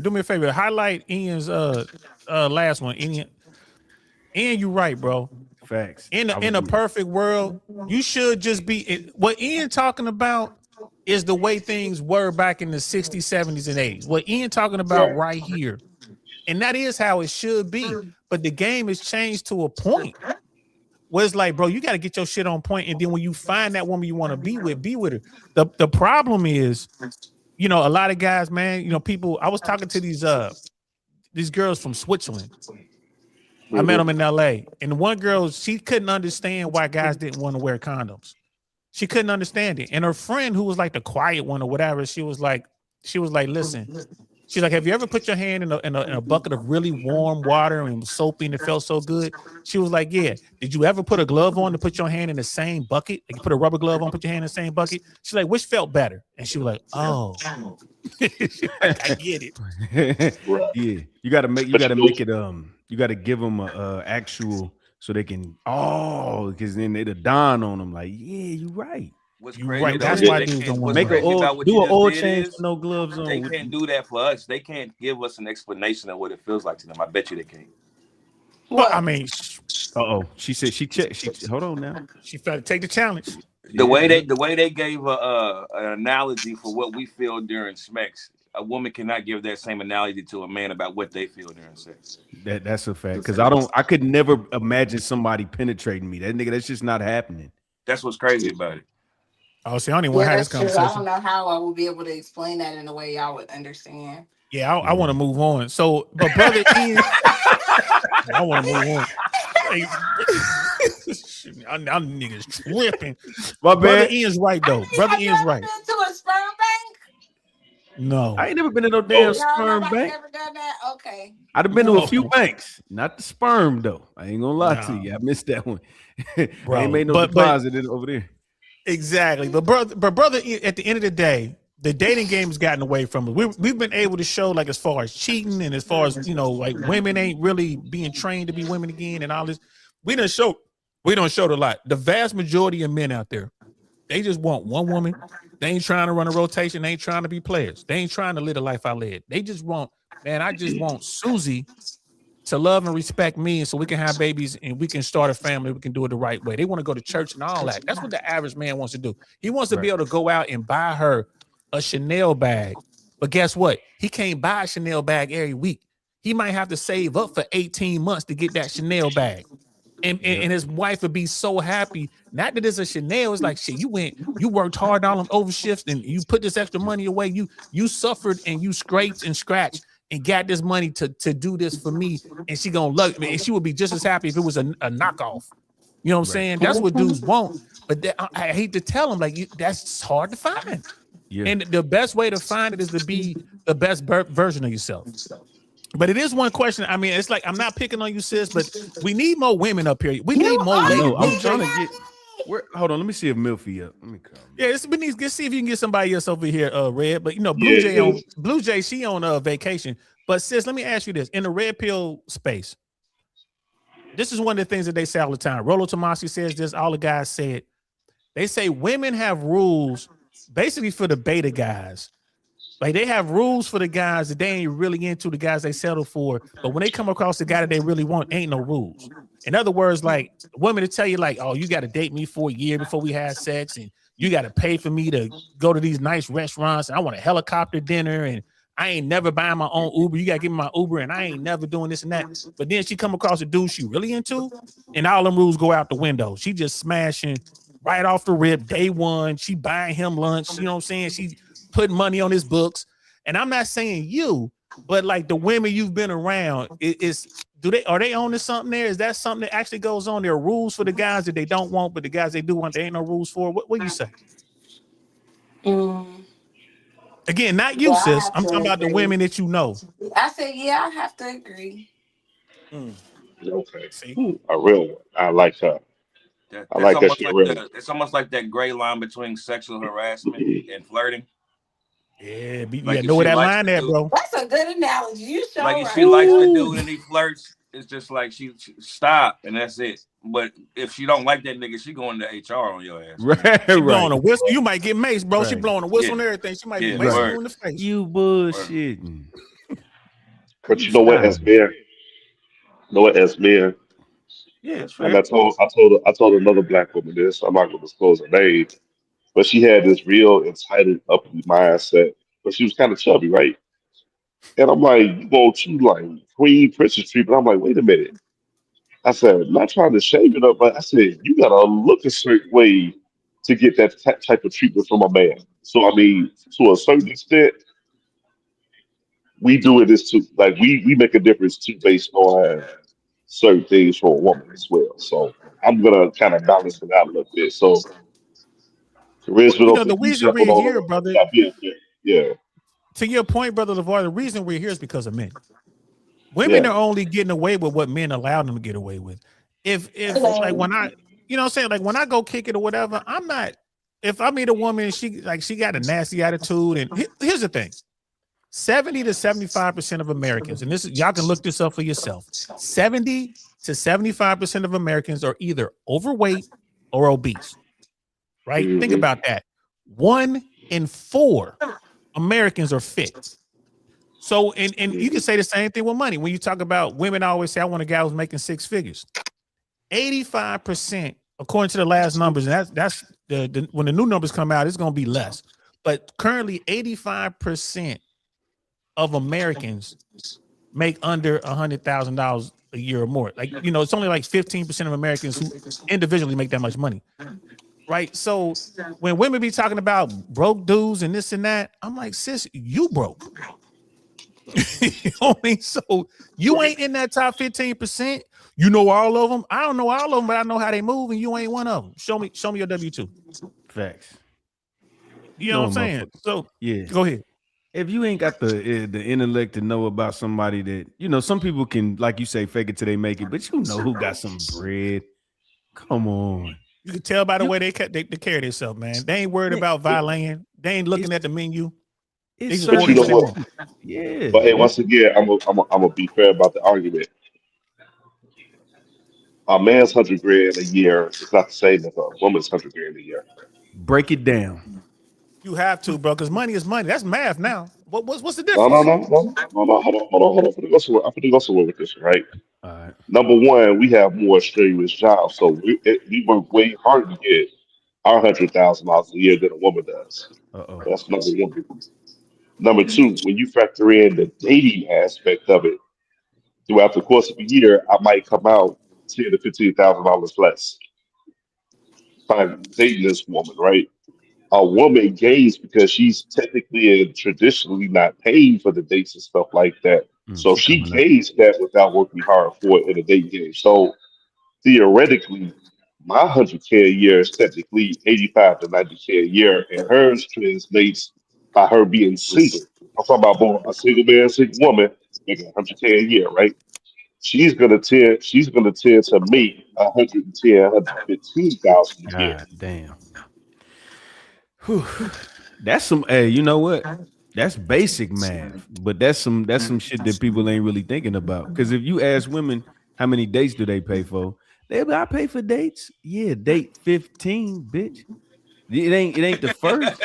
I'm done. I'm just saying, it ain't the first date. It ain't gonna be the I third. paid for one date one time, and that'll be the last time that I ever pay for a first date. So See, look, it I was will so Why? tell traumatic. Why? You guys I remember will Why? that go shit. Dutch. Why is that the I will last pay for time? myself Why is it the last time? Yeah, why?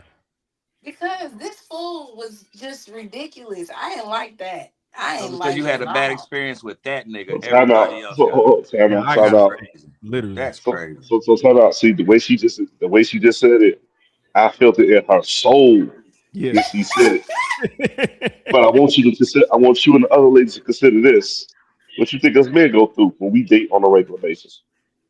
Uh-oh. I know. That's why I be on my best behavior on the first date. You ain't gonna, I Yo, ain't if a doing man none of had this that stuff. attitude, yo, I ain't never paying on another date because this chick was like this, nigga. We get shamed for it. We get We shamed out for of it. there. The earth would die. The earth would But hold perish. on, that was a red pill moment right there. Y'all, she just said it. That's what I told. 97% of this shit is just allowing women to talk. And this ain't no diss to charisma, but you just being honest. And what men have to I do is am. pay attention. Yeah, just pay attention. They not paying for that shit. And they feel disgusted by doing it. They like, what in the fuck is this? Because it was just the whole There's experience. It was like literally the whole experience. Like I really do feel bad for guys, but I just felt like, did this man really just? I mean, I got him. He got his own food. I had my food. He dug in my plate and touched my food. was this the I first don't date? ever Yeah, touch you can't dig nobody's in the plate food. on the first Was day. this the first date? This is the first date. And then Oh, I paid for everything. Why the fuck? There was some money on the ground. This nigga picks it up. It is like, oh, oh I no, snatched You that must have shit really so oh liked fast. him. no, No the fuck you Yeah. don't. This nigga was oh the handsomest no. nigga on the planet. You must have really Hey, liked you him. know why he did that, sis? You know why he did that? He realized early on he wasn't gonna hit. So he was like, fuck it, I might as well eat. Oh, did you? No, he did not. And then because even when we were He about knew to it. leave, and homie grabs my ass. And What's his he name Oh, just again? like, What's got a his little, name again? why got a would little, you do that? got a What'd little you say his grabber name was time. again? His name is I'm Big not giving Pimpin'. out no names. You said it. Hold You on. already said it earlier. You said it at the beginning. Charisma. If it went well, would you have smashed? No. Oh, that sucks. Well, he He might as might as well. well Yeah, grab Fuck that that booty. her shit. mind's Whoa, whoa, already, whoa, her time mind's out, time already out. made up.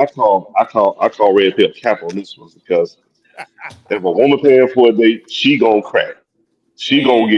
gonna get the best bang for her dollar Wait a that she minute. can. Hold on, I Var. said Hold it. No, on. it No. sounds Hold to on. me. It sounds to me like No. she paid because she had to. It wasn't like she was No, intending to. Like no. he hit me up. So Okay. we were talking and we had been texting for a little bit and like conversating and stuff. And I don't like to text for real. I'm not a texter. Like I'm Oh in shit. person. Why'd I'll you talk on say the phone. that? And I was like, I was free. I didn't have my kids. And I was like, well, hey, I was like, are you doing anything? I was like, you want to go out to get something to eat? And he Hold was on. You like, call well, I would. wait, sis. You called him. Yeah, I was talking to. We were texting. We was already talking. Okay. Yeah. And I had just got out of school and I was like, I said, if you want to, I said, we can go get something to eat. I was like, I don't have to rush to get to my kids right now or whatever. And he was like, well, I would take you out. He was like, no, because I don't have any money right now. I'm in between checks. Like I just got through paying my rent. So I'm like, well, it's cool. I'm like, it's fine. Like I'll pay. You know what I'm saying? I'm like, we cool. We've been chatting it up. And it was just the most ghettoest experience. All right, so Well, the hold on, word hold on, ghetto hold is on. definitely Time out. bad. Let's rewind for a second. Let's Boy, rewind for a second. stall her out, Okay, B-bro. so up to the point when you said, well, if you want to, we go out to eat after he told you that you had really, really liked him I at that I moment. did. I liked them. Yeah. Yeah. And when he agreed to pawn, there was a small part of you was like, I might go ahead and crack this dude. At No, that sir. moment, No, sir. Absolutely not not. that, not at that moment. Okay, cool. All right, I can go along with that then. Hey, brother But it, LeVar, I'm a sister charisma. Let me tell you what a man is thinking in this situation. If I'm thank you. dude, Go ahead. if I'm dude with my level of game, and you hit me up, and for whatever reason, you know what I'm saying, my money ain't right, and then you tell me you're gonna pay, in my mind, I'm thinking, yo, I got a shot to smash. She's trying to holler. She done hit me up. I'm high in her priority list. I might be number 1, 2, or 3, but I'm in the top 3, maybe top 5. I'm high enough in her priority that she hit me up. What I'm gonna do, I'm gonna run a completely different game. Dude didn't have any game. He didn't know what he was dealing with. Dude didn't have any game. I would have ran a completely different game. You know, I would have did my best to impress you. I would have kept my foot out of my mouth. And I'm thinking she might want to come to the crib. That's what I'm thinking. I'm thinking I might be able to get her to the crib after dinner. She done pay for dinner. Baby, once you come to the house, let me do look, let me make dessert. I got dessert. I done made dessert for you. I got peach cobbler at home. I made it from scratch, but I done bought my shit from Trader Joe's. You know what I'm saying? Let me get you to the crib, homemade ice cream. I'm laying it on thick, baby. When I get you to the crib, we're gonna have some wine. I got a nice pairing, ice cream, and some Netflix. Man, I'm trying to be all up in them guts before the credits roll. You see what I'm saying? But hold on, that's what guys think. You I'm gonna forgot. take it a step further. Oh, go I'm ahead, gonna take it a step further because I have what you call a 32-day rule. 32 dates? God damn. That sounds like 2 years. No. That 32 sounds like days. courting. Sounds like Like courting. you're not gonna go out on more than No. 32 days? Sounds like No. courting. Here I said 32-day rule. Okay. 32 days. Okay. So if I meet a woman, I can expect for the first 2 weeks, it's gonna be like emotional babysitting. I'm just gonna listen to her problems, act like I'm interested and all this other stuff, right? Emotional babysitting. And then the next week, Right I'm gonna set up that first date, right? Or whatever, right? But this is why I said the 32-day rule. I was like, a woman I said, I don't do logic at this point. I don't do feelings at this point. It's all biological. I said, a woman's cycle comes every 28 days. She's at her horniest before and after her cycle. Diabolical. So I said, if she hit me up, in between that time, she want to get this meat. And I'm the first one on the mind. I better be the first one on the mind. I said, if them 32 days go and I don't get nothing to that area, I'm done with her. This nigga's a demon. She don't like me like this nigga's like with a gynecologist. This nigga's a demon. Sister Charisma, are you getting some game? Are you picking up what we putting down here? Do you see the Definitely difference? picking it up, and I'ma always take it in, okay? Hey, relax. Yeah, man. We know you're gonna take it in, but we Is it true? Is it true what I say from a woman's perspective, biologically? Biologically, yes, that is true. Now, whether she's gonna hit you up or not, I don't feel like that's necessarily true. Like, And how do you know when her Hold on. If she don't hit me up, I am not him for her, and I'm out the door. I'm not gonna waste no more of my time. do you ask her when her period is? How do you It's know an when her app. period is? Hey, 00, it's an app. It's an app, but they got a vagina app where it tell you You this With is your the win- scanner? You You scan the your pussy? window. It is. It's Yeah, a the window. Broncos.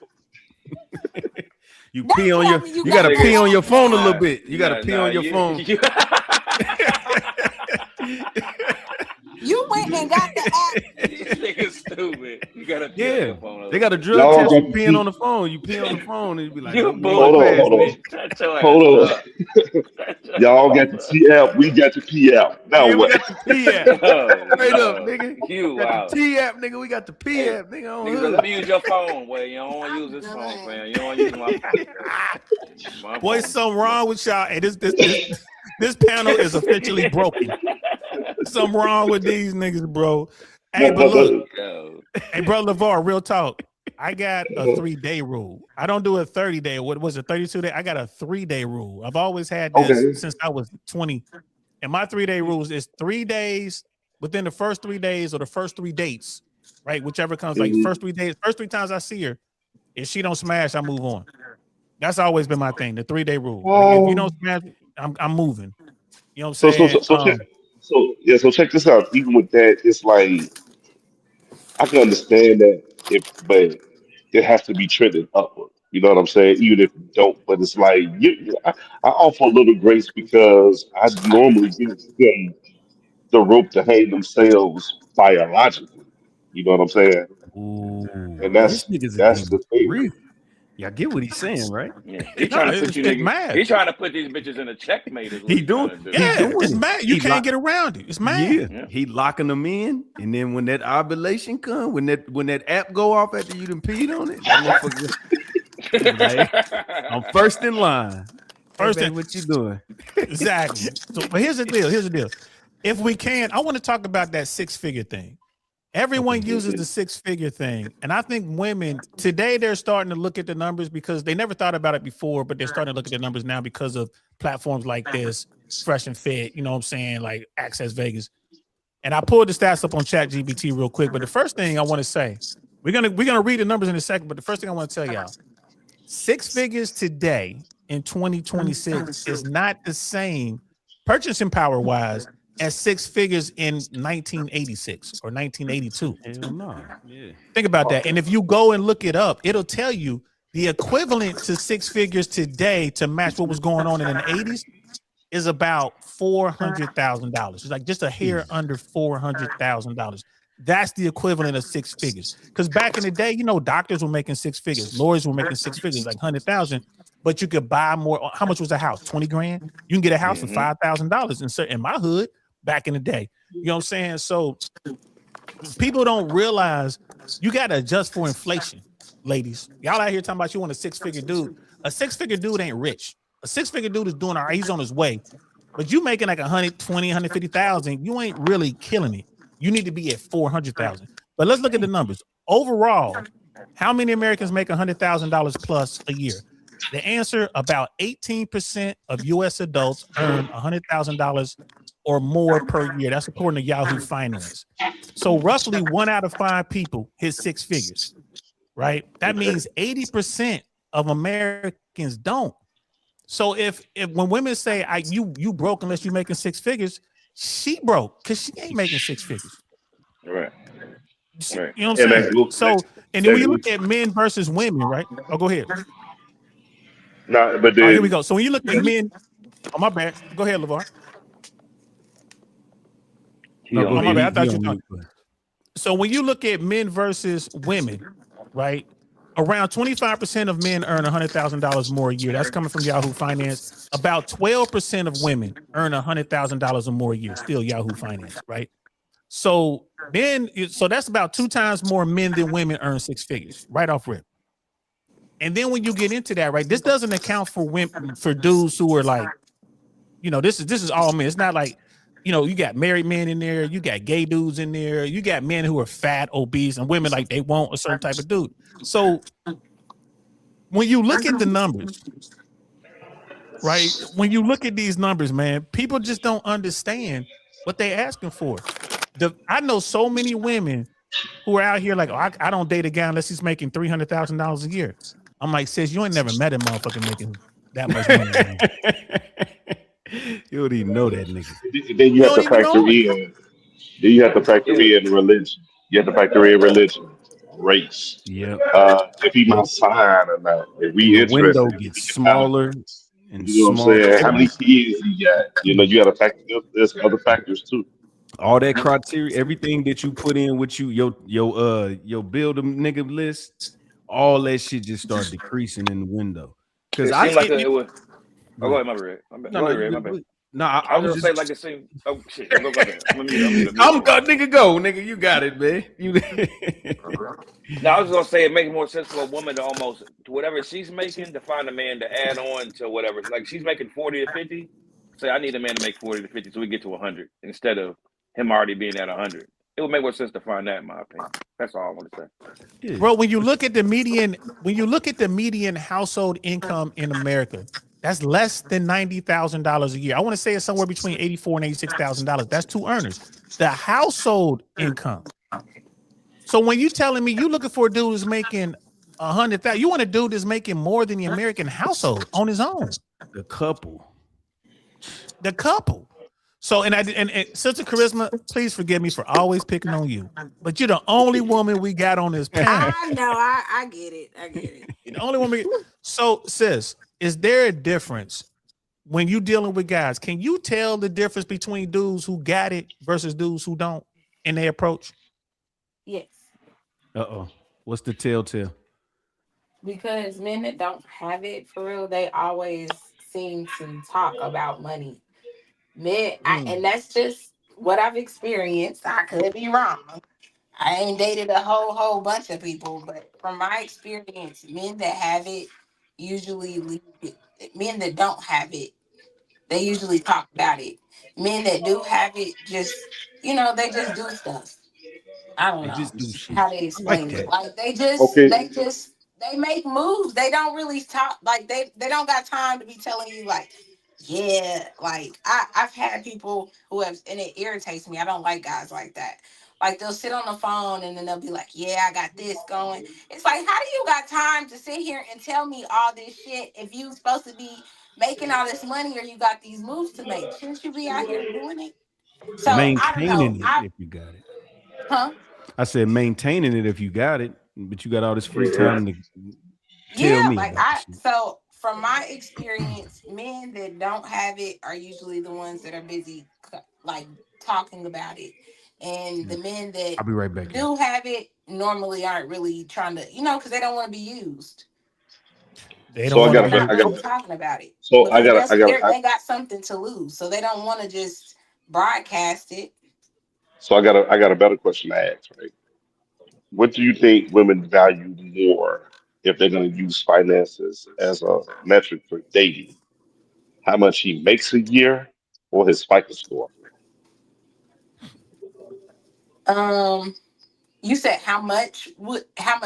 what should she value or No, what does what do I'm saying the average woman, generally speaking. What do you think she values most? How what much he he's makes a making, year or his FICO score? what he makes a year. Okay, so this is where I always say with women and their discernment and their assessment when it comes to finances and parallel natural relationships is mistaken.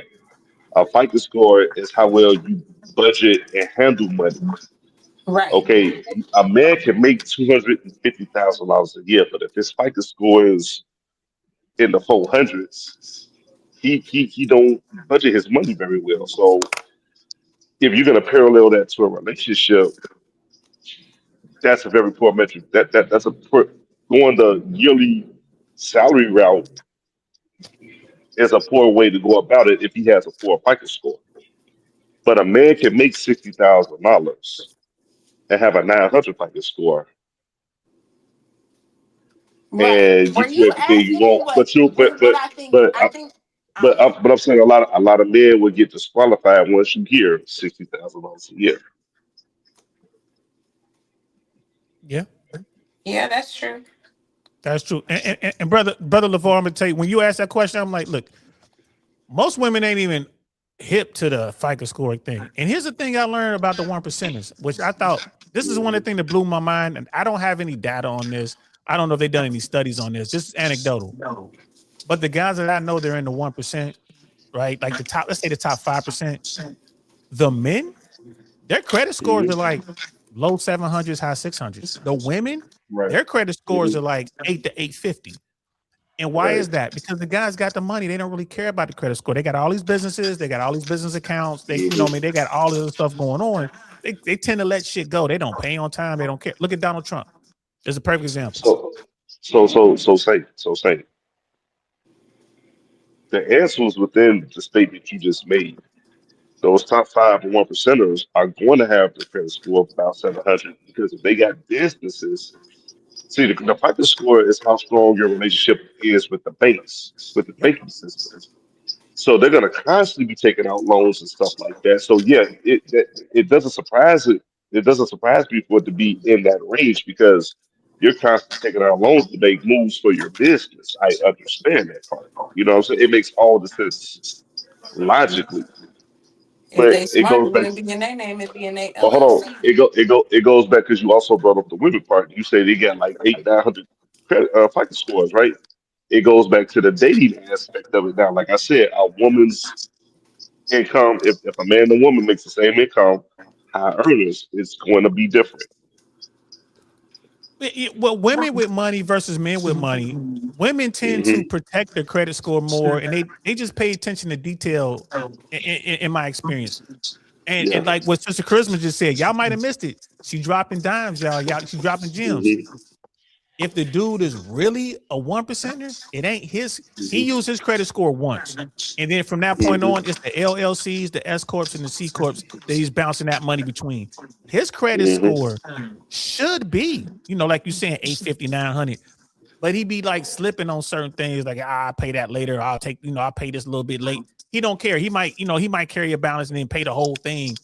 You know what I'm saying? At the end of the, after 2 months, after then paying on it for a month or two, they're like, I just pay the whole thing off. That's going to affect his credit score. Whereas the women, they protect their credit scores like a hawk. I just thought that was a funny thing that I noticed with the 1%ers. But when it comes down to the rest of us, like when you get into the bottom 99, the bottom 95, right? Sister Charisma just putting this on game. It's the money that you show in the dating landscape does better than your credit score. So I can have an 850, 900 credit score driving a Honda Accord, but I'm gonna always lose out to that dude who has like a 625 or a 550 credit score in the G-Wagon. And here's another thing, even for the top 1%ers who constantly reinvest, now it's the type of business that you reinvest. Like if you're in the food industry or in the shipping industry, now you got to worry about the upkeep of vehicles and stuff. The fleet of vehicles you have. You know what I'm saying? So that plays a part as well. Yeah, but it rolls in there. But again, what I've also noticed is the 1%ers, they move in their own world. Like the top 15%, the top 20%. Most of us down here with the regular folks, you ain't even gonna get a chance to move in their circle. The money moves differently. Like to be sitting in a room with a dude, I'd be sitting in a room with some of my friends, and they're like, "Yo, man, I need to I'm waiting for this call." I'm like, "Why are you so worried about this call?" And then you find out the call was for a $50 million deal. Like he's fine. I need the bank is calling and let me know if I qualify for this $50 million. And it's like, damn. You know what I mean? It's a whole nother level, but it's all after a certain point, it's all monopoly money. And then when you talk about we're gonna get out here like Sister Charisma putting this on game.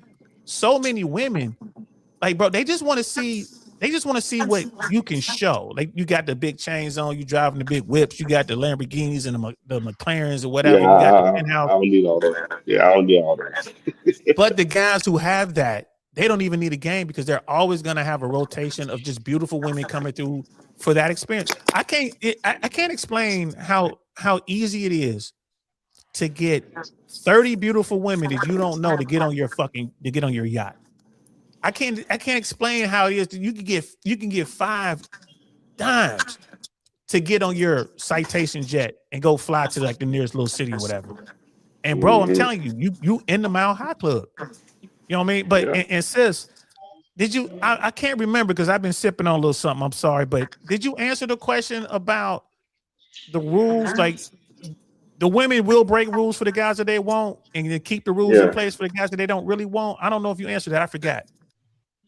She said that she agreed. Yeah, she said she agreed with it. She agreed with Okay. it. She did. Hey, I gotta get ready to get out of here. I got paperwork to do for the I ain't night, mad at man. you, brother. All right, Thanks for checking catch in, up brother with you. Lamar. No problem. Hey, next time we talk, man. You're gonna be watching this in the back chat. Next time we talk, can we do a show on how to become a fireman, how to get into that business? I would love to talk to that brother to learn how to fill out the paperwork and everything. Sister Charisma, you still with us? Sir. Yo, let's talk about the real game. Let's talk about the down and dirty game. You say you know some sisters who are like in the clubs and all that, like in the strip clubs. Mm-hmm. Here's my thing. I have a theory. Whenever I want to know which way the economy is going, I go to talk to my associates, my female friends in the strip club. And when the money is short in the strip club, I'm like, yo, we headed for a recession. And when the money is big in the strip club, I'm like, yo, we headed for booming times. What do you say about that? Can that be like a guide to what's going on out there? I would definitely agree with that.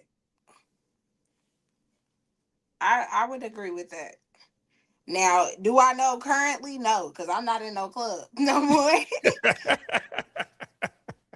I'm out that game. That's what's up. Good for you. Good for you, sis.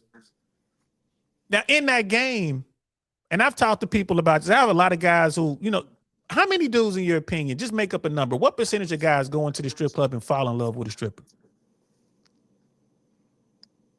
I would say probably about 80% of them men. It is that high, isn't it? Mm-hmm. And those guys, they just trying to smash, or they really be in love with the girl?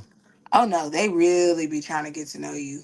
They really be trying to get to know you. Like that, like I don't know how many times I've been approached. Like I will take you out of here. You can live with me. Like, you got kids. Like, it's okay. I had somebody in the army that came in there. Like, I'll take care of you and your kids. No, I'm fine, sir. I don't date people I meet in here. So, but yeah, like they like it in there. That's They crazy. love women out of there.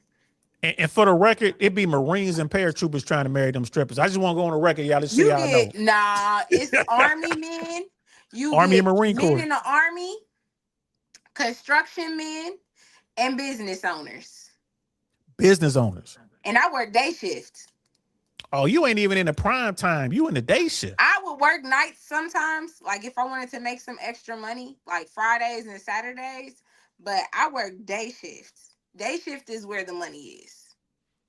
So what are the women in that business offering these men, especially like the business guy? You got a guy who owns these businesses. He's probably bringing in, he's like a 7-figure guy, maybe 8-figure guy. What is the draw to these women? What are they presenting or selling to him, in your opinion? Fantasy. Mm. You have there's men that probably came in there and asked me for dances that probably would never talk to a black woman in their life.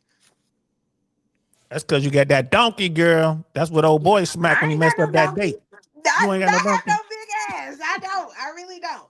I don't believe I feel like it's like a secret. Like it's like that. It's not that they don't like black women, but it's just like I don't have to worry about anybody saying anything to me in here, or I'm not gonna be shamed for what I like in here. It's a fetish. Not a fetish. Yeah, it's a fetish. It's, like it's taboo. And then like you get some guys who come in there. Like I had one regular, he would come in every 2 weeks. He want me to kick him in his stuff. Kick him in the nuts. Yeah, he's like, no, I need you to wear your boots. Like I would have to go change my shoes into my boots and I would kick him. How much money was you dropping for that? I got like 300. It only lasted for like 30 minutes though. Damn, 300 to kick a man in the nuts. But I remember that it can get real ugly real quick though. I remember I had one guy and he started talking about like you try to block people out when they talk, but some things you just can't block out. And he was talking about his mom, like I don't know, it was some incest type stuff. Like it gets really weird in there. It gets really so weird. These guys come in there trying to, because you said that you in the like you got, like I said, you get socially awkward people. Sometimes you get people with mental illnesses, because I really strongly believe that last guy that I was talking about had a mental illness, because I was shook after that. Like I had to go take a break for like 30 minutes because I couldn't even believe what I had just heard. And they're telling you the truth because they're like bearing their soul to you. Yeah. And then, I mean, you get some guys who just come in there and they just want to talk to somebody. Like they like women company. Like there's plenty of guys that come in there and they'll talk to all, like they just like the company of women, or they just like to feel like, oh, they're wanted by many women. You know what I'm saying? So like there's a few customers that'll come in and they'll sit with all the girls, and they'll give you $100 or whatever for like 3 dances, and then you go about your 3-4 dances, you go about your business, and then the next girl comes and she does her thing with the 3 or 4 dances. It's about attention. It's about feeding their ego. So these guys they're lacking something in their life, and they come to the club and they can get that. So are the best dancers the women who are really good at figuring out what this guy's looking for, and they just provide that, like you said, that fantasy? And what kind of money? Because the reason I want to say this, especially for the guys who follow me on my platform, I tell them all the time, because a lot of guys, I say, hey man, you're gonna have to learn you need to learn how to read the room. You gotta get your game up. You gotta learn how to talk to women. So and my thing is, I'm gonna take you to a strip club, like a gentleman's club, like one of the high end joints. I take their money, I take their credit cards, I take their cash, and like I need you to get one of these girls to sit over here and talk to you for 30 minutes, and you're not giving her no money. And they're always shocked at how difficult that is. Yeah, because if you don't have no money, I'm not sitting here and talking to you for 30 minutes. 30 minutes, I could have made $200 over there with Jim. I don't have time to sit and talk to you for 30 minutes. I might come back. I might talk to you for probably about 5-10 minutes and then kind of get a feel to see what type of person you are. And then after that, like I'll ask like, hey, do you want to dance? Or, you know, if you just want to talk, like I can sit here, but this is my job. I work. So if you would like, you can pay me $25 an hour and I'll sit here and I'll talk, or not $25 an hour, but $25 a song. Like, but each time the song goes, I need my money. Okay, because you all about the business. When you were there, it was all about the business with you. Yeah, for me, it's all about the money. So every now and then my homeboys would drag me into it because his thing, he had no vices. He didn't drink, he didn't smoke. Like he had no vices. Business owner, like he worked really hard, millionaire. His vice was women. So we would like he'd come to LA when I was living in LA, man. We had to go to all the strip clubs. Like, you know, I was like Brazil, DR, you know what I mean, Aruba, Medellin. His whole thing was just women. So I got used to being in strip clubs, and I would tell women when they come up, like, look, girl, like, look, you're very, because you know, you come up, like, how you doing? You want to dance, whatever. Like, look, I'm just sitting here chilling. If you want to post up, that's fine, but I'm not spending no money. I want to be upfront with you. And you know what? Them women kept coming back. And if they had your you are the perfect type of customer to have. Thank you for telling the truth, being honest. I will come back, talk to you. You know what I'm saying? Because I worked in customer service all my life. So that's just the type of person that I am. So if I see you there and the room is not busy, all the customers, they got somebody, then yeah, I'll come and I'll sit and talk to you. You know what I'm saying? And just, you know, make conversation, because 9 times out of 10, I can really kind of change your mind anyway. And see, that's the thing. That's the thing right there. It's still the cat and mouse game. And this is what I would do, because especially if the conversation was good. So let's say I'm in your spot. You come up, you know what I'm saying? Hey, can I sit here? I'm like, go ahead, love. I just want to tell you something. I'm not spending no money, babe. I'm sitting here, I'm watching the game. Or like here in Tampa, one of the best places to get like a filet, like the best food, is in the Gentleman's Club, which blows people's mind. I'm like, they got the best steak. So I'm here for the filet, whatever. But if you post up and talk to me, if it's good conversation, I might slide you 5, 10, 15, 20. You know what I'm saying? Just because you're cool. But then you keep coming back. It's like the game is on. She's like, I'm gonna get some more money out of you. And I'm like, see, now you're playing. You know what I mean? So, but it's you say you appreciate that kind of guy. Yeah. I'll chill at the bar. Like, I know how to get money out of somebody. It's not a problem. So you could be telling me that, right? But I'll be looking at your posture. Are you slooping? Are you sitting straight up? How's your posture? Oh, you know what? His back might hurt a little bit. I come over there, I'm talking to you. I start massaging your shoulders. That's game. Baby, easy 50. Easy 50. You ain't getting 50, but you won't get 50 right off the rip. But if you keep doing it, it'll add up to 50. It'll add up to 50. Easy 50, right there. It'll add up to 50. Before I get, if it depends on how now it's like Vegas. It's how long we can keep him in here. If I keep him here long enough, I'm gonna get this money. Damn. He gonna get that bread. He gonna crap out. Easy 50. I appreciate that game, girl, because I tell these dudes and a lot of the guys, I want them to see, because we'll go back to the same club and I'll let them have their money next time. And they're like, man, all these girls are talking to them. Like, yeah, because you paying. And they telling, and they like, man, they'll be like, man, but she's really into him. Like, no, she ain't. That's not her real name. No, she said her name was Amy. Like, that ain't her name.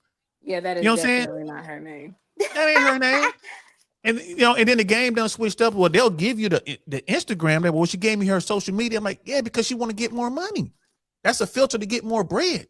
Look at her Instagram. I bet she ain't number thirst traps. I bet she ain't number but them booty cheeks and them titties out there. And they're like, damn, you're right. I'm like, she has a private Instagram. Did she give you that? She ain't got no private Instagram. Then I show it to him. There you go, right there. Damn. And I just want them to understand. Well, kind of, but I'm trying to teach my dudes something. Yeah, I'm trying to teach them something. What are you teaching them exactly? We teaching them the secret. Fantasy. Yeah, it's a fantasy. It's fantasy. Look, we know what you're selling. We do, but they don't know. So we gotta. And look, I'm not trying to hate on your game, but it conflicts when you bring awareness. That's why a lot of women. Good. Oh, go ahead. No, I was just gonna say that's why a lot of women used to get mad because I was telling all the damn secrets. But I'm Giving making all the game content out. out of your secrets. Yeah. But see, y'all say it on the internet, and niggas still do it. So why you mad at me? I'm done. And charisma, here's the thing though.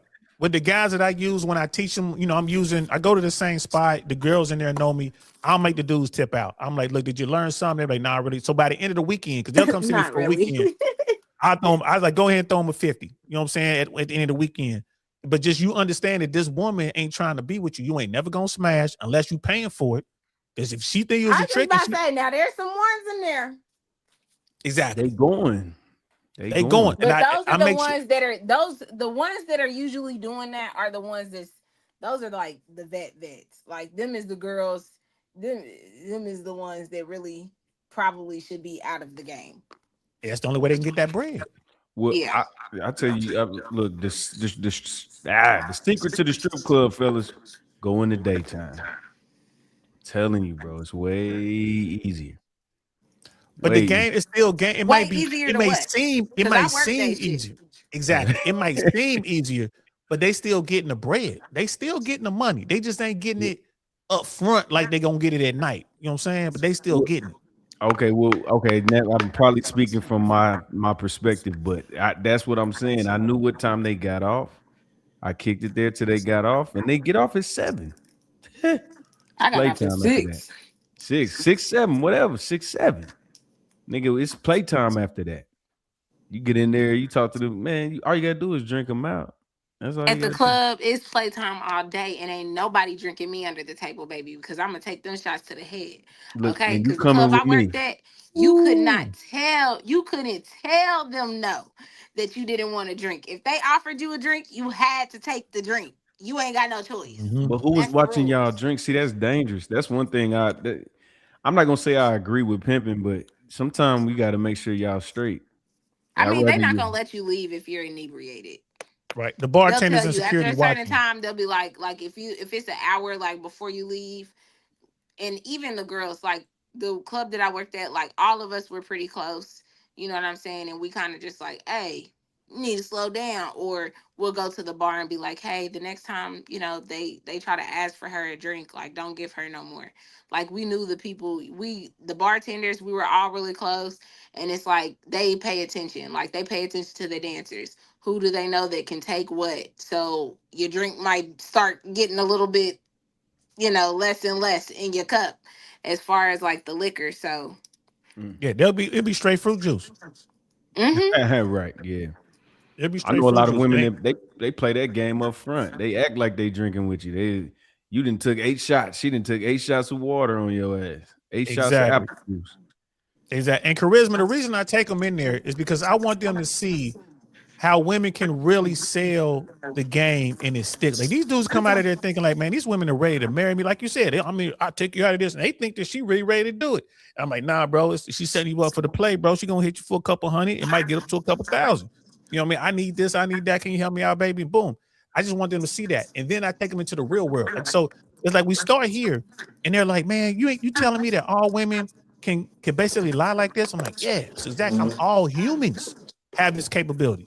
So y'all need to get that out y'all head that women are bad and this and that. All these dudes over here run your pockets just like these women run your pockets. So you need to understand that you are a fucking mark. You are a target.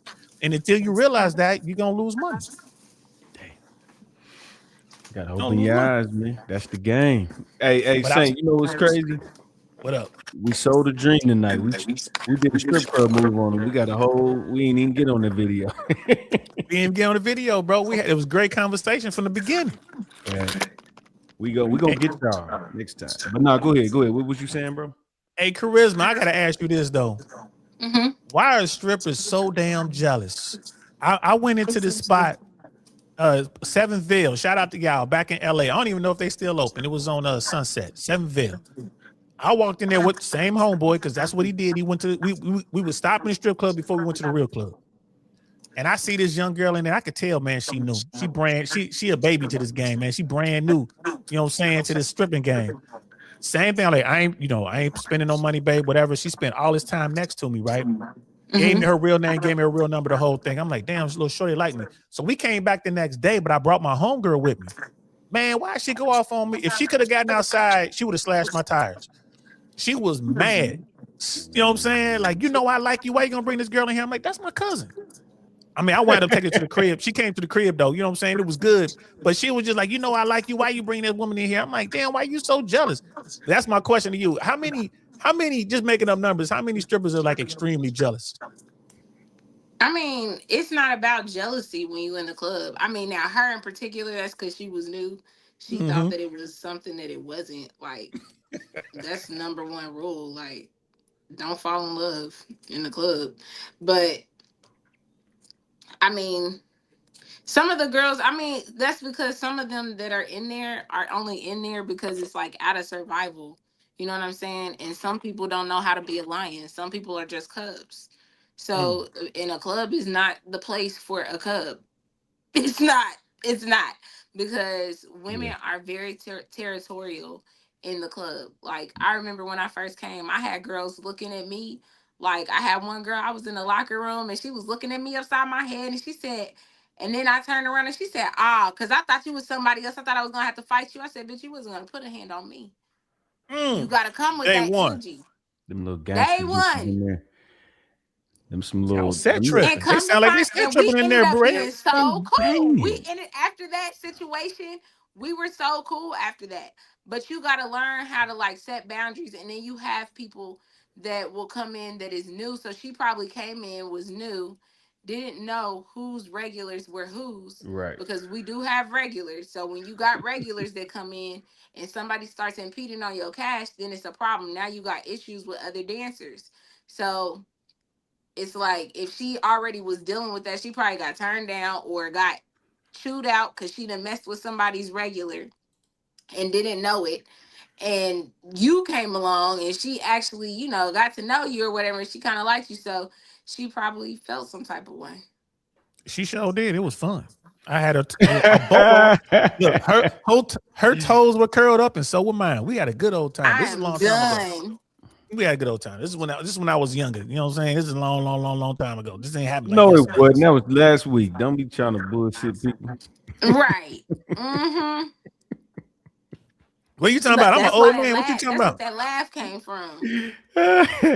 Hey man, sometimes we say shit that we said in third person and shit. Shit that we did yesterday. We be like, man, wait, it was about 2012, and it was like 2:15 yesterday. But see, I do that. If I say it was 2012, it was 2012. Nah, I know I'm fucking with you. I know. I'm gonna tell the story. I'm gonna be like, yeah, boy, back in the day, shit, it'd be yesterday. I ain't gonna lie to you. Hey, so real quick though, Charisma, if you were trying to give advice to young dudes, old dudes, just guys who are new to the game, if you trying to give them some advice on what's the best way for them to holler at women in today's dating market, what advice would you give them? Just be yourself and don't get caught up in rejection. But what if you suck? What if you just suck as a person? How can you be yourself? That ain't gonna work. There is somebody else out there that sucks too, and they will love you. I have seen I see so much shit on social media with these people. It's slow people out here that got folks that find somebody every damn day. If they can find somebody, you can find somebody. It's hard for all of us out here. That's fair. That's fair because it is some. Like I look at niggas like Mac Mall. I'm like, why the fuck Mac Mall single? This nigga got all the shit in the world. He got all this, you know what I'm saying? He got everything going on, and my nigga ain't wifed up. I'm like, what the fuck is going on? But Mac Mall said it. He ain't found the one that's into him like he's into her. He said it. He said it off rip. He was like, I want the one that's into me where I'm into her, no matter where she is on that scale of 0 to 10. Right. So he ain't found her. And then you got someone like me, it's like, I'm more focused on my daughter right now. I think this is the pivotal time for her. You know what I mean? It's her last 2 years of high school. You know what I mean? She done turned into a beautiful young woman. I'm trying to put her on as much game as I can. So when she bump her head, she'll always say like, yeah, Papa told me that. He told me to stay away from that dude. You know what I'm saying? He told me about the bad boys. So it's like, yeah, you can always come back home. It's cool. You know what I mean? I want you to go shoot him in the kneecap. Like, he ain't do nothing wrong. I ain't going to shoot him in the knees because he a player. You know what I mean? Your daddy a player. I can't do that. Right. Now, if he put his hands on you, that's something different. Right. And you know what? That's what I say. Like, parents the only thing they can do is give their kids a conscience. Once they leave that door, once they out that door, there's nothing you can do. They're gonna make their choices, and if you instilled enough in them, it'll eat them up. It'll eat them alive the fuck up. So they're gonna try to do their best. So that's pretty much all you can do. You know what I'm saying? That's all you can do, man. So shit, we probably want to go ahead and wrap this up, man. We done did almost another 4 hour. What we at 3 hours and 40 minutes. Damn. Yeah, we cooking, man. Shout out to the whole panel that came through. Hey, Charisma came through. She almost gave up on me when I had one of my little emergency off the thing. So I appreciate you for coming. No problem.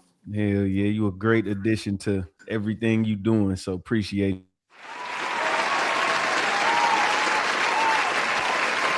Compliment. Absolutely. You already know me. You my nigga in real life. Stop playing. And sis, I appreciate you coming up. I mean, it would be nice to get more women to come up so we can have these conversations. Dudes need to see what's going on. They have this idea of how all women are. I'm like, bro, all women ain't like that. Just like all dudes ain't like this. Like, y'all need to get out here and have a conversation. But you dealing with the generation that never went outside. They don't know how to talk to you. Okay. That's a fact. That's a fact. It's some kids that missed their whole prom. They missed the whole homecoming, prom, Sadie's. They missed everything just due to the pandemic. You know what I'm saying? Right. Sadie's, they don't even know what that is. They don't know what Sadie Hawkins is, bro. You know what I'm saying? What you talking about? My bad. That private school shit. Private. I wonder if feminism even allows it. They do it in Kansas. Yeah, that's where I went to high school. They had it in Missouri. I went to O'Hare though. They shut it down, but I went to O'Hare. What is it? Any other private schools in Missouri? You got St. Teresa's, Rockhurst. Them is all boys, all girls, and then you had O'Hare.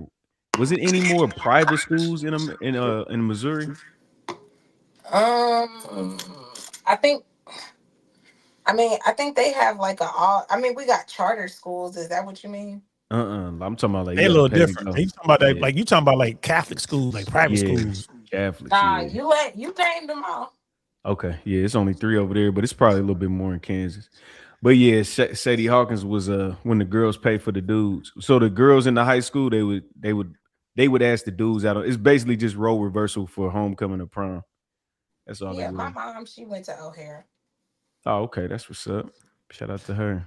Yeah, one of the things I noticed about what's going on out here is we don't dance no more. Like the Latinos dance. No more?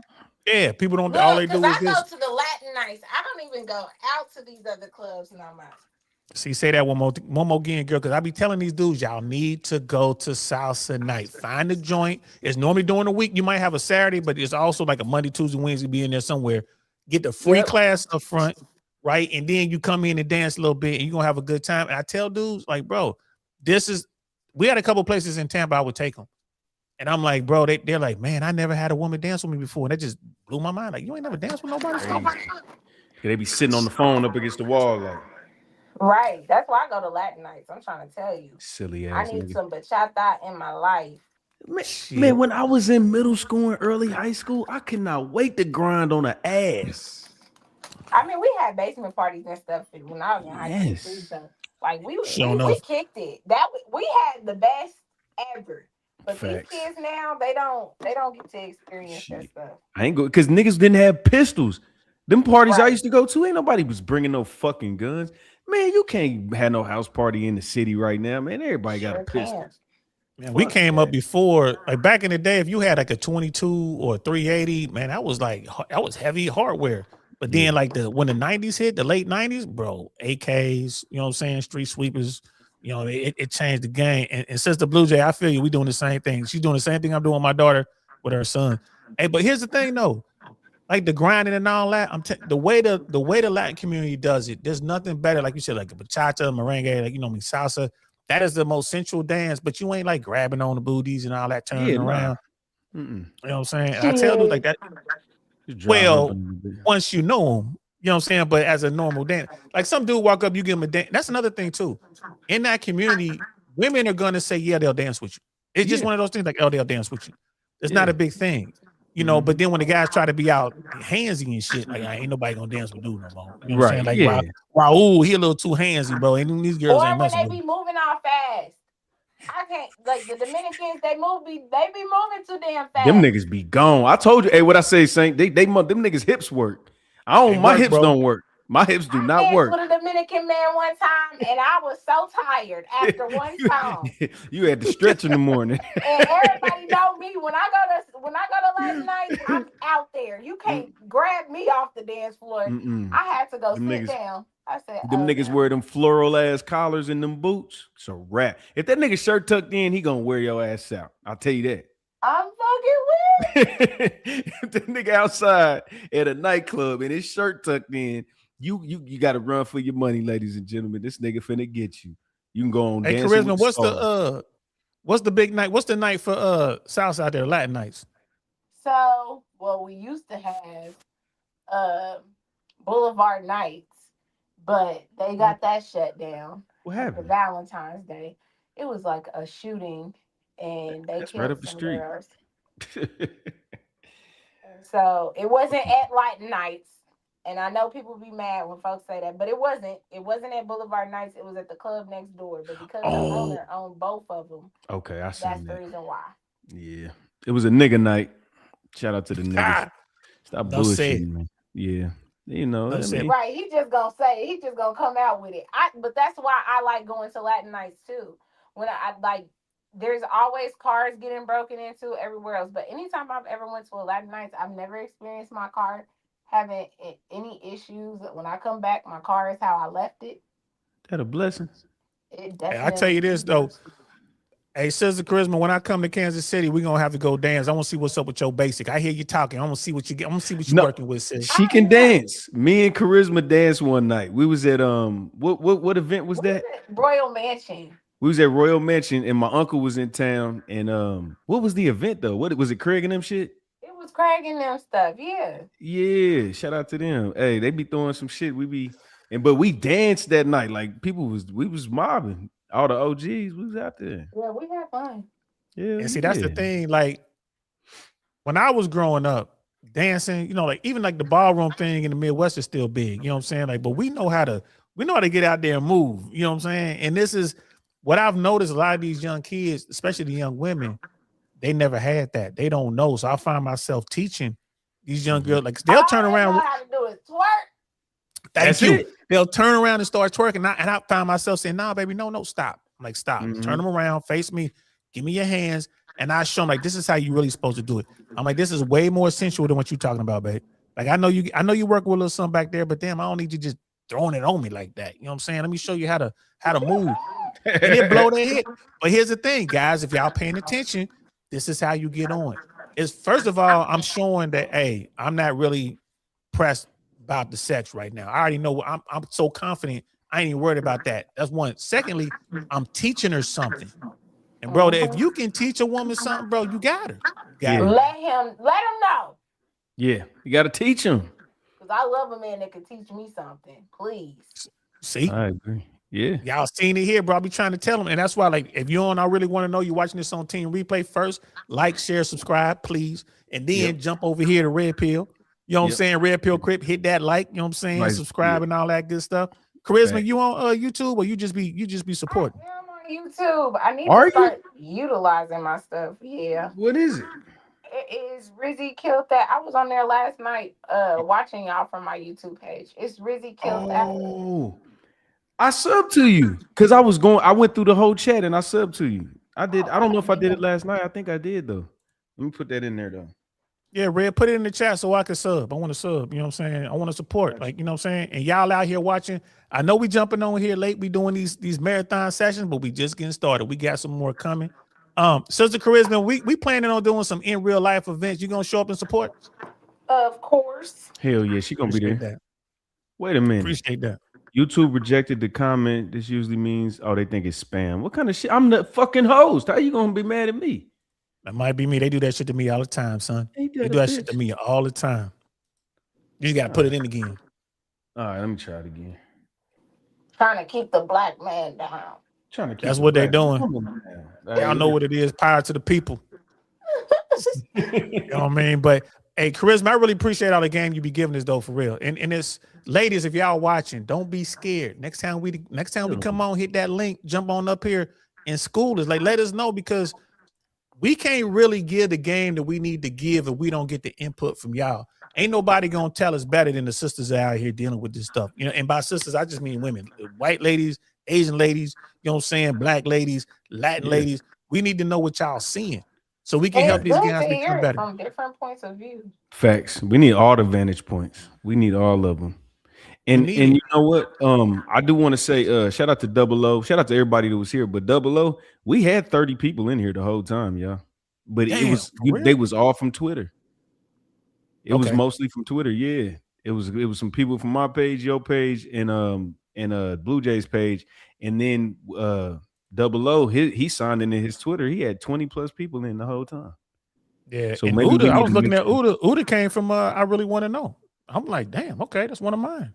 Yeah, facts. Maybe Shout he out just to hit, y'all, maybe man. he just saw the link first. Maybe he saw my page before he saw yours, but I was like, oh shit, Uda jumped in.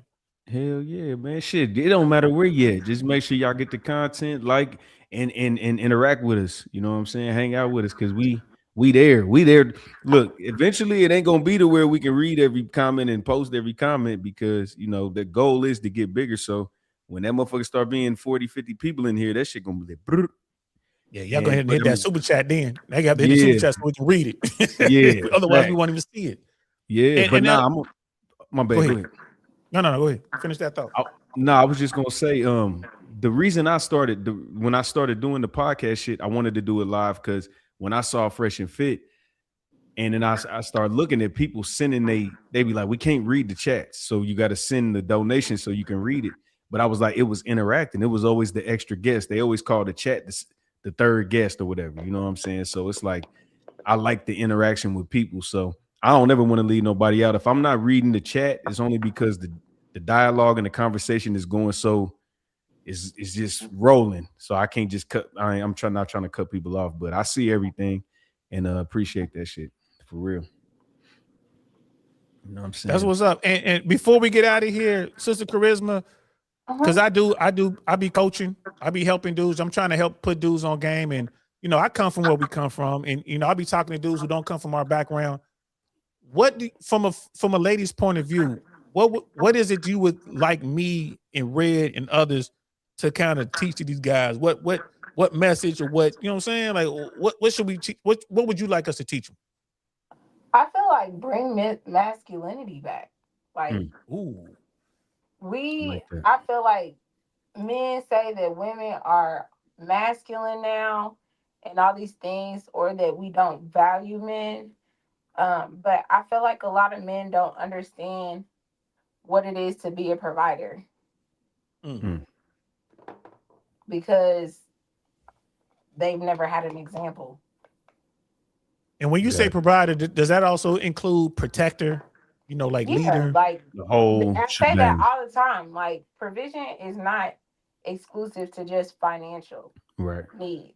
Yeah. And I think that like men get so upset with women because they're like, well, I pay for this or I do this, but it's like, baby, sometimes it's not necessarily about what you can do financially. Sometimes sometimes the woman wants to feel safe. She wants to feel secure. She wants to be able to feel like she's trusting you to be able to make the right move or to think for the family. You know what I'm saying? And I don't think that there's enough men that think like that. Well, see, this is all right. So that what you just said, this is what conflicts with it. It's because dudes is doing it, but they doing it for the wrong women, and then they stop doing it because naturally, and just me being a man, just as much as I love pussy, just as much as I love the sight of a beautiful woman, I love the fact that when I'm with somebody, I want to take care of them and show them shit and be they rock. But what happens is men are doing that out of natural instinct, but it's backfiring. So they're either stopping doing it, they're halting on doing it, or it just takes a lot for them to do it. So this platform is saying, men, don't lose focus on that. That's what you got to do. It's still the standard to be a provisioner for a woman, but you got to open your eyes first. You can't just be every female you see that you're attracted to just doing all that shit for. You know what I'm saying? Give them the standard, to open the door. No, for sure. Gas. But there should also always be a standard. And I feel like a lot of times, you know, when they look at women and when we get upset with things that men do, men always say, well, y'all shouldn't accept that. But I feel like it's the same thing for men too.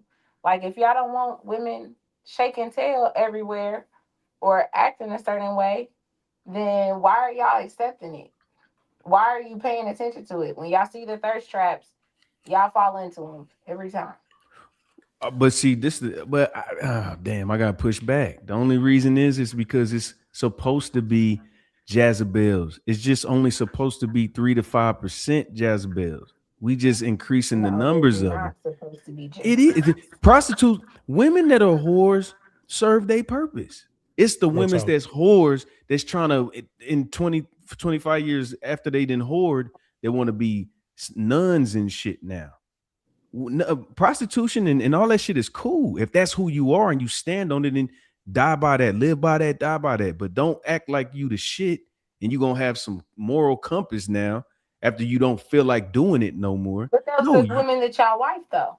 No, that's what I'm saying. But that's where we come in. Don't do it, my nigga. That's what we saying. But well, sis, here's the thing. Too. But Sister Charisma, it's not that the dude like them.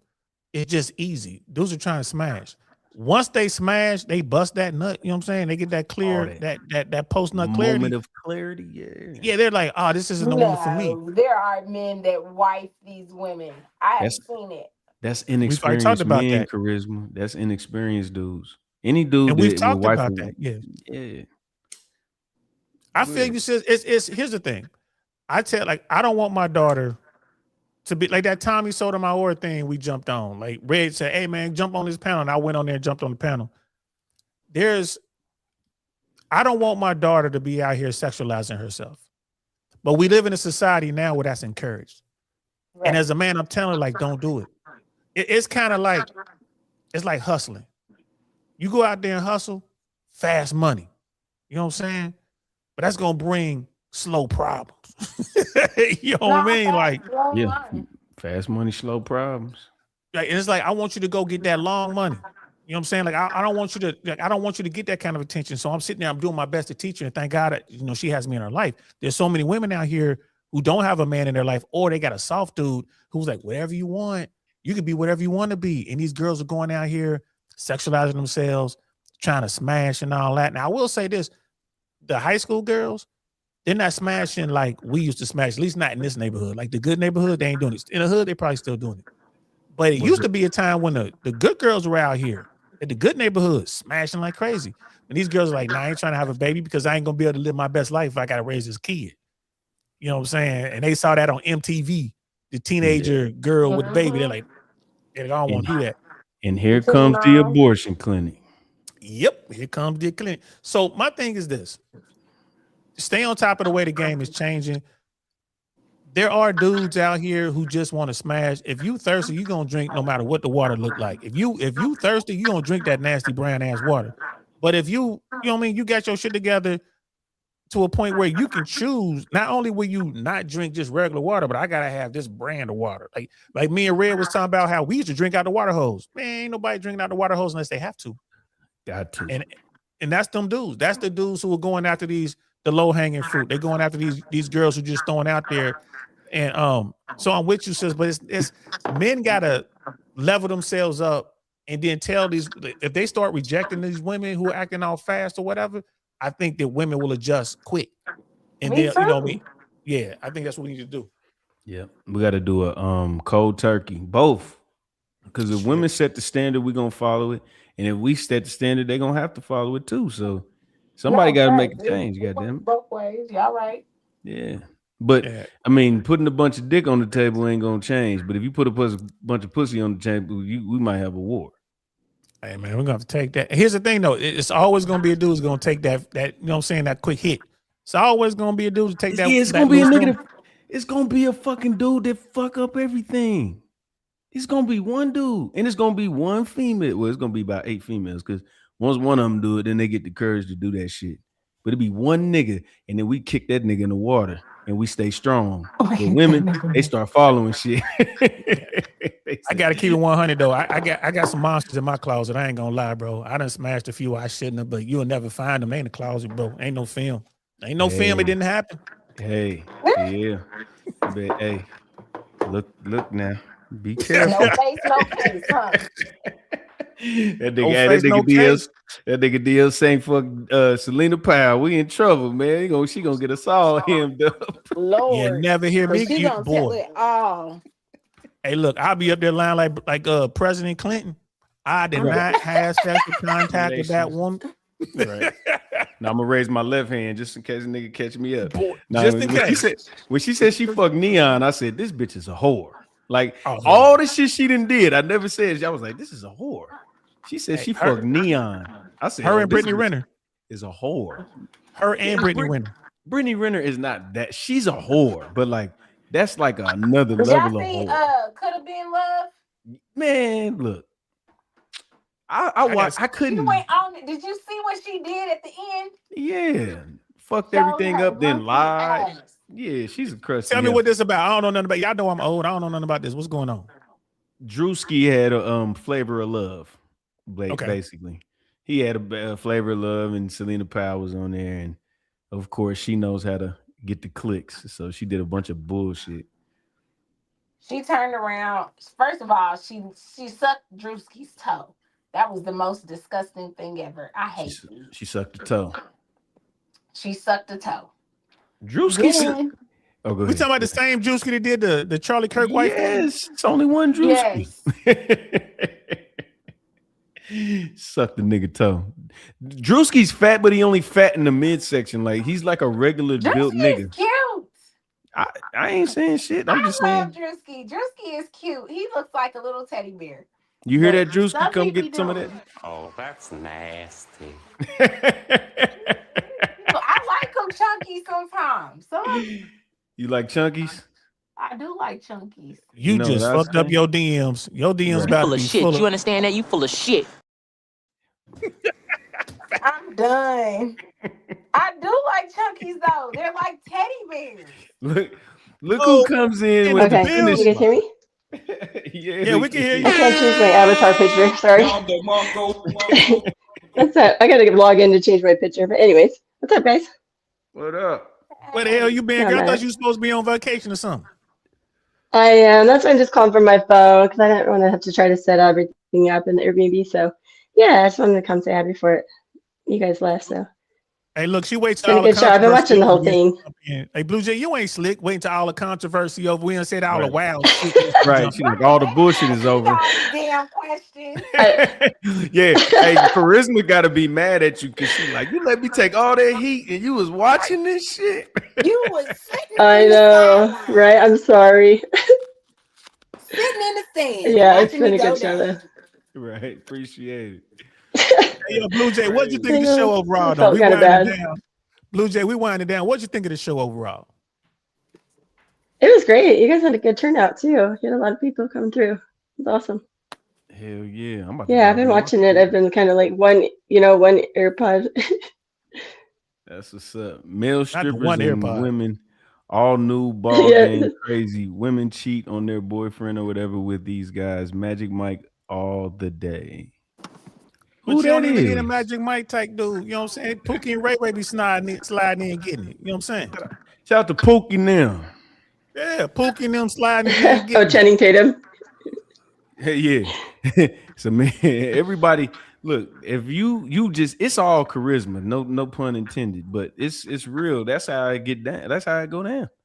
If It's you a that funny magic game. motherfucker, yeah, Mhm. Drewski, funny motherfucker. You know what I'm saying? If you That got a chick little sucking type his toes, nasty ass. Chick sucking them nasty toe, ass. she a toe sucker. Yeah, so remember that. Oh Lord.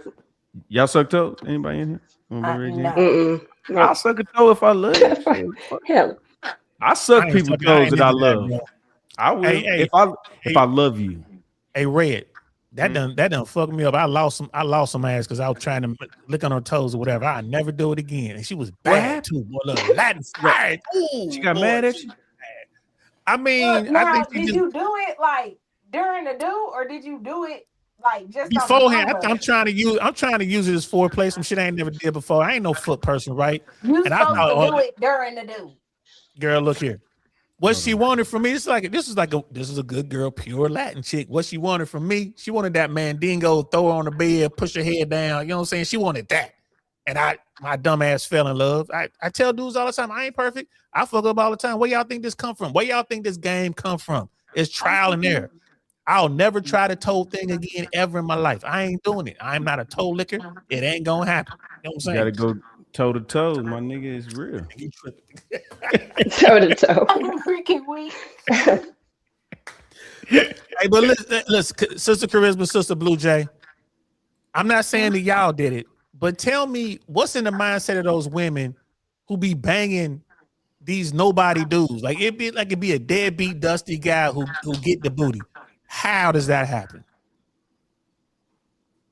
I don't know. Okay, so Maybe, what do you mean by deadbeat dusty? Like they're The little dude out there who just he be just talking whatever, and he out there with, the guy who just really is invisible. He ain't a top tier guy. He's not a high value man, but he manages to talk himself into some sex, and like with a decent woman, like she's kind of fly. How does that guy do? Like, what is going through her mind when she like, ew, he's a ick, but then the next morning she doing a walk of shame, out of his mama's front yard because he ain't got a house. He done banged in the basement. Now, if you were to I'm say, guessing it's a. go ahead, my bad. Sorry, I'm lagging. I'm gonna mute for a second. Oh, go ahead, Charisma. Well, I ain't perfect now. And I ain't saying you can be somebody you know, girl. I ain't never messed with nobody that I said ew to. I mean, but I have messed with somebody and it didn't turn out how I thought it was, and he really wasn't who I thought he was. And afterwards, I was like, ew. I mean, the sex was bomb. The dick was good. But here we go. But he broke it off, girl. He gave you that curve. He broke it off. Yes.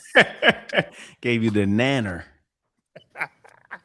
It was good. But in all reality, if looking back on it and the type of person he is, I would have never did it. If I knew what I knew now. If I knew then what I knew now. That's why we gotta warn the young ladies early so you don't go through that shit. We don't want the younger Just women save to yourself, go through. ladies. Just save yourself. Fuck your husband and stop after that. So Blue Jay, what's your band camp story? It'll be like this one time at band camp. Let's hear it. Sorry, my service is bad. Hopefully, I'm not too choppy, but I don't think I can't think of a time where I've ever thought someone was like just completely unattractive and then got attracted. But there's people that they're just neutral, like they don't really spark your interest, but over time they can kind of grow on you. I don't think that sounds like the same what you're saying, but it's pretty much the same time. Like if you ain't automatically interested in him, but like growing on you, just being nice. That's woman needs for. He was invisible, but damn, I gave him the booty. okay, yeah, so maybe I think it's a third person. Like for one, if they make you feel good about yourself, because sometimes like not that you don't already have confidence. I'm not saying that like you need someone to validate you, but sometimes people just have a way of just kind of really like making you feel just like just like they really truly like value you, and also if they're funny, that helps too. So sometimes that can change your opinion of somebody that you otherwise wouldn't have like at first glance. So it's not like they become more attractive as you get to know them versus just their aesthetic only. Okay. So y'all heard it right here, guys. Y'all heard it. You better pay the fuck Y'all heard it right here, fellas. You feel me? Yeah, need that game. That's all I heard right there was if you got enough game, you know what I'm saying? If your mouthpiece on point, you can get you slide in there. Don't even matter about your money. Don't matter if you 6 feet. Don't matter if you got a 6-pack. Don't matter none of that. If you got enough game, you can slide in there. And that's why I be trying to tell these dudes, y'all need to get our baseline game up. There you go. Appreciate that. Shout out to the crowd. Make sure y'all follow everybody on the panel. We got 4 hours. Look like our I'm not even fatigued. I ain't gonna lie. I could probably do a couple more, but make sure y'all I done drank a little something. That was it? Oh damn, I didn't know you had drugs in a cup. Shout out to the drugs in the cup. Sipping on some sipping on some scissor. Sipping on some scissor. But you got some bourbon whiskey? What are you drinking? Whiskey. Got some whiskey in there. I had some Dr. Pepper, and then I pulled some whiskey in there. Hold on, Saint. Little homie to big homie. You gotta get off that pop, man. You know I ain't gonna. You got to stop. I'm pop. working on Do it. That juice. got Just me, do bro. juice. Just do juice, man. I'm in the transition now. I got some Minute Maid, but here's the thing, though. You know, some of these juices, if they ain't 100% juice, they got as much sugar as the pop. Yeah, no, I'm saying Yeah. do 100% juice. Do I gotta 100 get there, fam. yeah, just pop. Don't do pop, man. Please. That's one thing. I didn't cut a motherfucker off about pop. I ain't gonna lie to you. What if it's Here's the sugar thing, free? for y'all don't know what we talking about. Pop in the Midwest is soda. We talking about soda pop. Yeah, Right. in case you ain't in the loop. Yeah, just so y'all know. But I'm working on it because you know my family been on me forever, man. It's like you got to get off that, and I'm moving over to juices. I'm moving from like the Dr. Pepper and the Pepsis to the Minute Maid, and then I want to go from the Minute Maid to the 100% juices. And I got to get a juicer and just start putting, you know what I'm saying, just start putting the fruit in the juicer and just have that juice fresh in the refrigerator. So it's gonna take me a few more, man.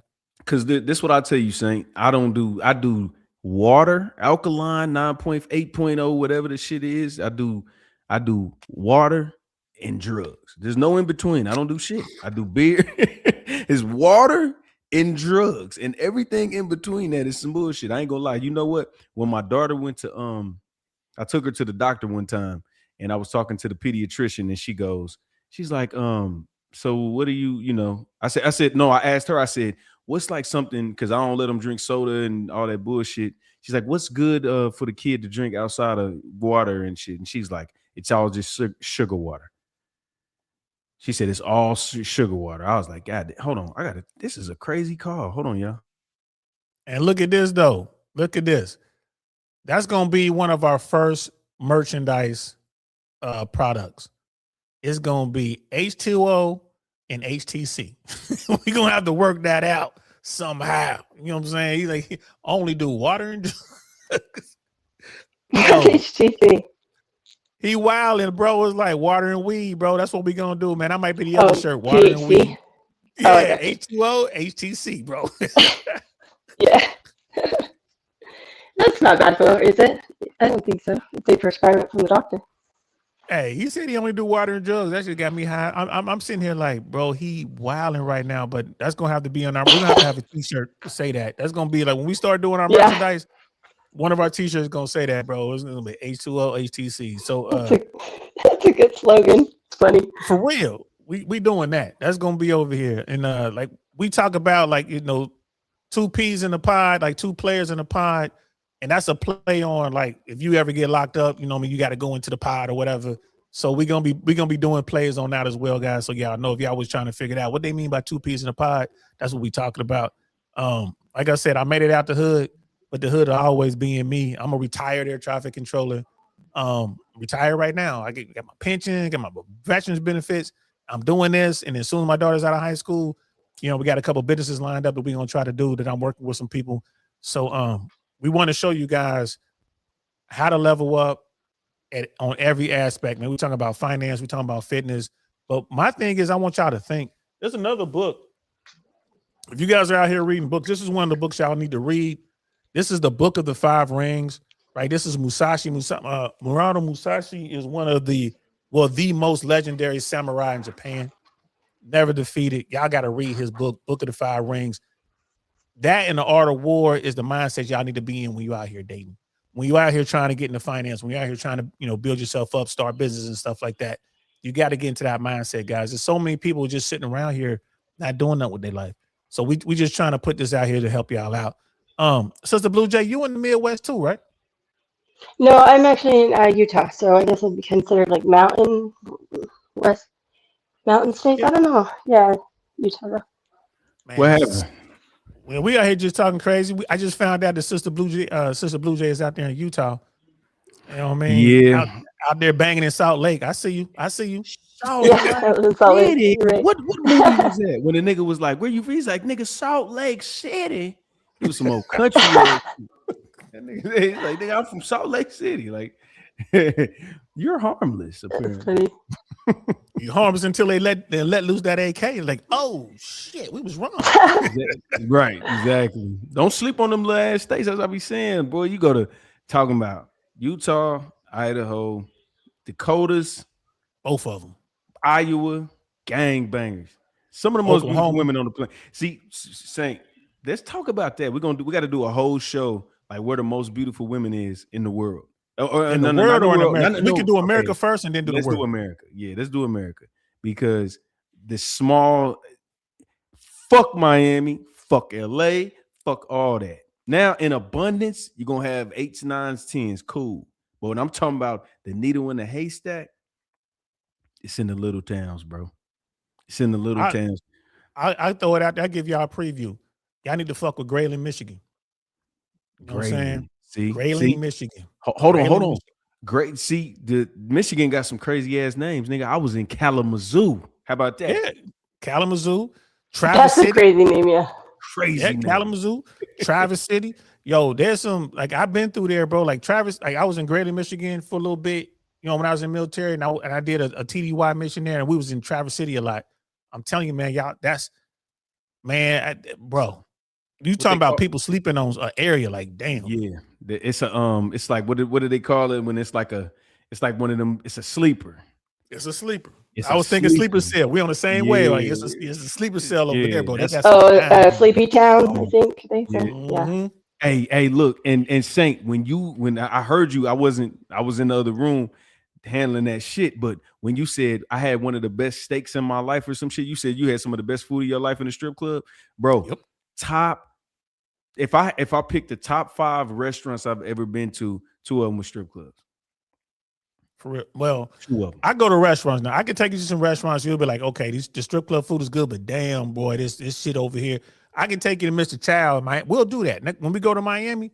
Take you to Mr. Chow, bro. You gonna get some.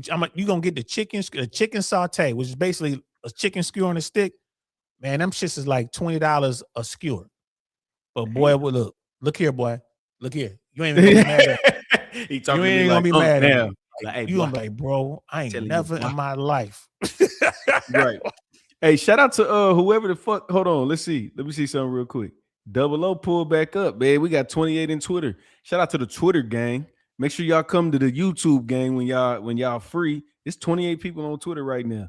Appreciate How y'all. come y'all ain't outside? I mean, I'm glad y'all here, but damn, how come y'all ain't outside? Nigga, pull up to this man just while y'all here, because I know y'all can't see the chat. I can't, if I type it, y'all ain't gonna see it no way. But make sure y'all subscribe to DL Saint. Make sure y'all subscribe to Red Pill Crip Podcast, Mac Mall, Not the Shop Part, the whole gang. Just watch the show back and I appreciate it. Nigga, they here. It's 35. Hey, my man right Cody is King in the building. We got Canada checking in. Cody is King. What's up, bro? Up late. Salute Wesley Snipes and P. Diddy. Is that us? Hey, look, that might be. Hey, Cody. We talking about America, but let's go ahead and include Canada. Where are the off the beaten path cities where you can find like beautiful women? All right, I was talking about Michigan. I was talking about Traverse City and Grayling, Michigan. Yo, if I go up to Canada, you know what I'm saying? Like, what's going on? Should I go to, you know what I'm saying? Should I go to Toronto, man? Should I go to Montreal? Like, where should I go to find? I've been to Where Montreal. where do I go to find those sleeper chicks? You know what I'm saying? Like, they just fine. I'm talking about if the population is over 80,000, I don't want to go. Let's clear in Montreal. And I'm gonna tell you, I think Salt Lake's like at least 1 million. Don't you guys want to know which one to use P. Diddy? Aren't you guys curious about that? What about Diddy? She probably saying, isn't he saying you guys are Wesley Snipes and P. Diddy? I must be P. Diddy. That's what I was asking. Was he saying us? He fucking with me. That's my home. Oh, okay. That's Okay. Hey, Like, wow, you guys just let that slide right by. I was asking. Thanks, Blue Jay. I was trying to let that ride. Asking who is who though? Who is who? Who I darker? think I might be. That's what I want to know. Hey, Saint, I'm darker than you, nigga. Which gives you Wesley Snipes. And you know what I'm saying? I'm Wesley, cuz passenger 57 on hood. Blade, right? Blade over there. You know what I'm saying? Yeah, I'm Blade on their ass. I guess I better go get my old bottle out here. Like, all right, I guess I'll be P. Diddy tonight. You know what I'm saying? That's terrible. Right. He claimed it, Cody. He said he shout out to Vancouver too. Hey, Cody, he claimed the Diddy. I'll be Did Diddy. you guys see any of Uda's stuff? He covered that whole trial. He actually was at the Diddy trial and everything. I think he interviewed his mom. Who did? Uda. Oh, did he? Oh, yeah, that's Yeah, oh yeah, he was deep in that. He was like there every day. That's what's up. Hell Yeah, yeah. it we was got in we real got to life. bring Call Uda on Byron. for we got to bring him on for a straight interview. Uda, if you out here, Yeah, bro, we got to bring Uda's you back cool. for a straight interview. I gotta pee, y'all. Go ahead. Damn, Uda boy, has this a boy lot of always running. What's boy that ran from the damn mic like it's the police about 15 times a night and ran from the mic. Free Diddy, but yeah, man, I know, right? He's watch been gone that. like after Yeah, show. he keep running around. Bro, what you doing, bro? Like, you know what I mean? But hey, look, we gonna keep this going. Like, yo, me and Red, we gonna make this rock. We trying to really build this up. And for my folks, man, listen, I really want to know podcast ain't going nowhere. I'm still gonna be doing what I do over there. Red Pill still gonna be doing what he do over here, but we gonna come together on the 2 P's in the pod, bro. Like I said, we gonna y'all know I've been trying to put together I was gonna do like a locals or Patreon. So Red and I gonna do that together. So when we figure that out, we'll let y'all know. And y'all can go ahead and, like I say, when we do it, it's gonna be like, if y'all want to come on into the pod. You know what I'm saying? We checking paperwork. That's how we gonna do it. We're gonna have some fun. We're gonna be doing good things in there, getting y'all out, getting y'all squared away on what's going on. And we always gonna have we're gonna have like Sister Blue Jay rocking it out, you know what I'm saying? Sister Charisma, and hopefully we'll get some more. I'm gonna have some of my people show up. I'm gonna put in work. Get my girl Melanie to come in here. She works at one of the big gentleman clubs in Tampa. It's a place called Penthouse. And one of my people, she a bartender there. Entrepreneur. She has her own business outside of that, man. Just really sharp, beautiful woman. We'll get her to pop on one of these nights, man. We'll do one of these sessions so y'all can get some questions from her as well. But when I see it, Sister Blue Jay, when I see what's going on in today's dating world, I think Charisma is right. It's just guys aren't men. They don't know how to be men. They're not encouraged to be men. And I think if we can turn that around, I think we'll turn around the dating market a little bit. That's awesome. Yeah, I think you guys make a great team too. I really do. But I agree with you. It's kind of, lost as far as like having the goal to be, like a long term or marriage. It's like that's like foreign to so many of these people, That's right. You and I don't agree. I agree on long-term relationships, but I don't agree with the way we do marriage in America. Someone gets hurt if it doesn't work out. But I mean, because I know in the other day you was like, yo, I'm in the 25%, hey, because you have a successful, marriage. And so many people don't understand that it's hard, like, to have a successful marriage. And if you're the person who has money, who has, the property, the 401k, the financial holdings, you could lose a lot, if you don't have the proper prenup or whatever. You got to go through that thing. But I think that's changing too. So hopefully one day I'll be on board with you. Say again, bro. What we talking about? We talking about the breakup, the divorce. Just like the trajectory of commitment and stuff in this modern world. But I agree with you on the so I mean, my marriage was successful, or would still be going, but it was successful enough, I guess. But I think I got married at 22, so I would understand men and their they want a prenup. I don't think there's anything wrong with that. I don't think that means they don't love you. You got to look out for your kids and stuff too. Well, as a man, you got to look out for everything you built prior to meeting her. And I'll tell dudes, because some of the guys will ask me, like, well, what if she was with me when I built everything up and she was helping out? I'm like, well, then she deserves half. Like, if y'all don't work out, you shouldn't be trying to keep. Yeah, you shouldn't be trying to keep it from me. You in there making all them, hitting them threes and hitting them free throws, and she feeding you rebounds. She done earned her spot.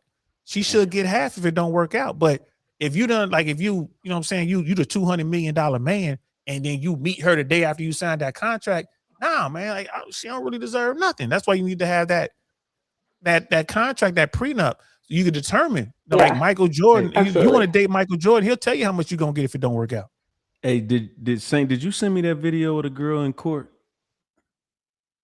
No, I sent you the video with Michael Certain, and I sent you a video. You sent me a video from Kendra G. Yeah. Oh yeah, I sent you that one, and then okay, let me. So I had a video the other day. I don't know if somebody sent it to me or it just came in my feed. So it was this chick. She was pretty younger than her dude, probably like between 10 to 15 years younger than him. He had some bread. He wasn't the picture of health or nothing like that. He was cool, but apparently they whole relationship, it was cool until he started running out of money, and then she wanted to divorce him. So they ended up getting a divorce, This nigga goes from signing the divorce papers to the store, plays a quick pick, and wins $40 million or some shit, $20 or $40 million. I saw that. The girl takes the dude to court. She takes him to court and is like, I was there and and we were still married that day. Yeah, you was married for 9 hours, bitch, but he won the lottery at 12:30.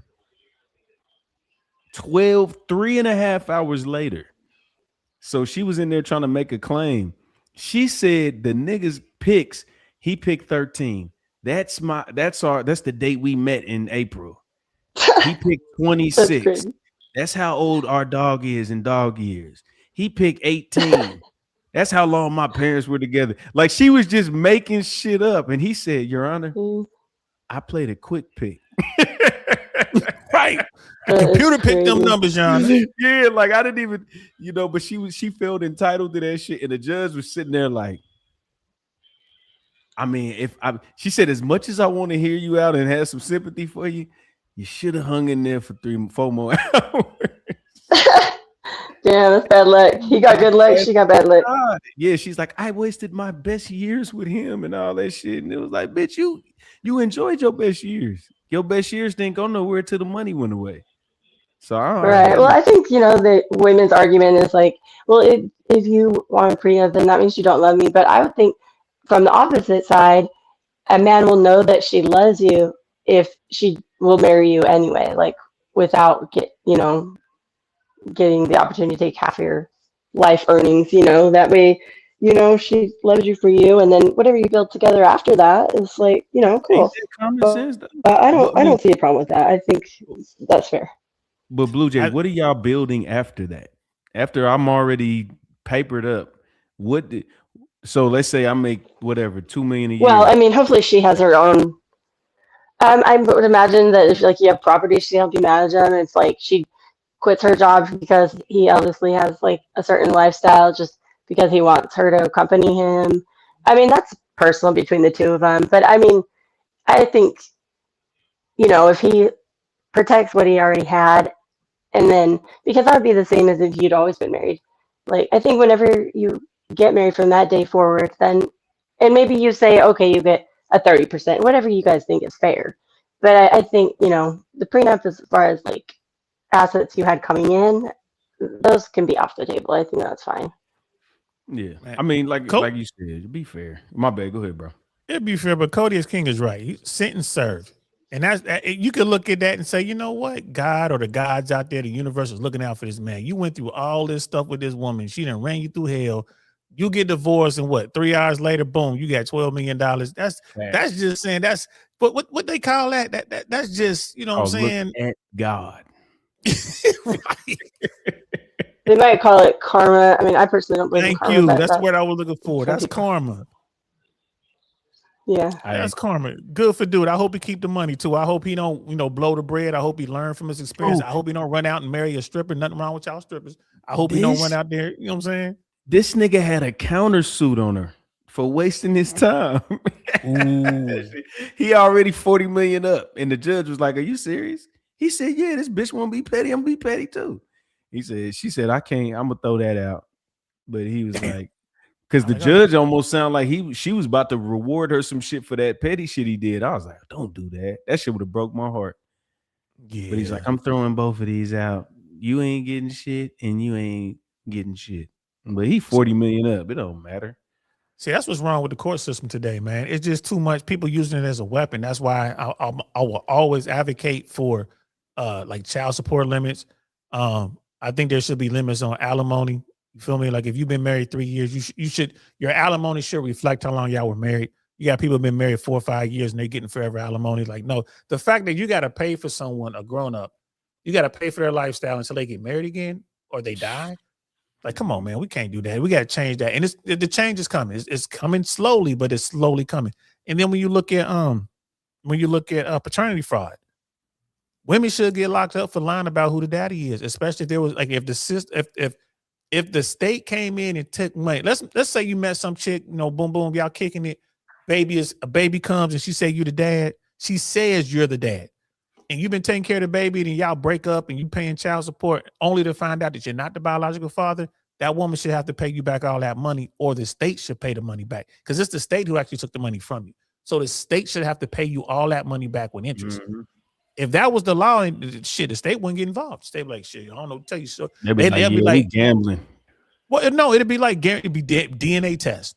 As soon as a woman makes a claim, Right. that's the dad. DNA test. Right. Like, Well, yeah, isn't it yeah. true that even if oh sorry, go ahead. No, go ahead. No, go ahead.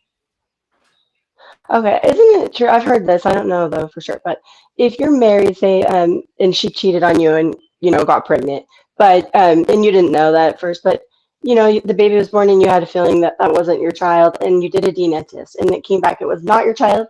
Isn't the law that you're still considered the father if you're married, regardless? Somebody told me Yes. that. I don't. Something to that. If you're Is that married, true? yeah, I want to say that's in every state. If you're married and your wife cheats on you and gets pregnant and y'all have that baby, under the eyes of the law, that's your child. It's presumptive parentage or some. It got some legal term for it, but basically, Right. if she has a baby while y'all married, that's your kid. Even if it's not your biological kid, that's just how the law states. What's his name? Cardi Can you B. imagine having to pay child support on a child that was Yeah. the result of No. your wife cheating on you? No, Offset's going through. He was going through that with because Cardi got pregnant by the football nigga, Yeah. but they Yeah. still married though. And Oh, it that's depends on the right. state. It depends on the state and how the state. But and again, these laws are changing. We got to go find some. We're gonna do some shows when we bring some legal, people on board, maybe some legal scholars or some lawyers.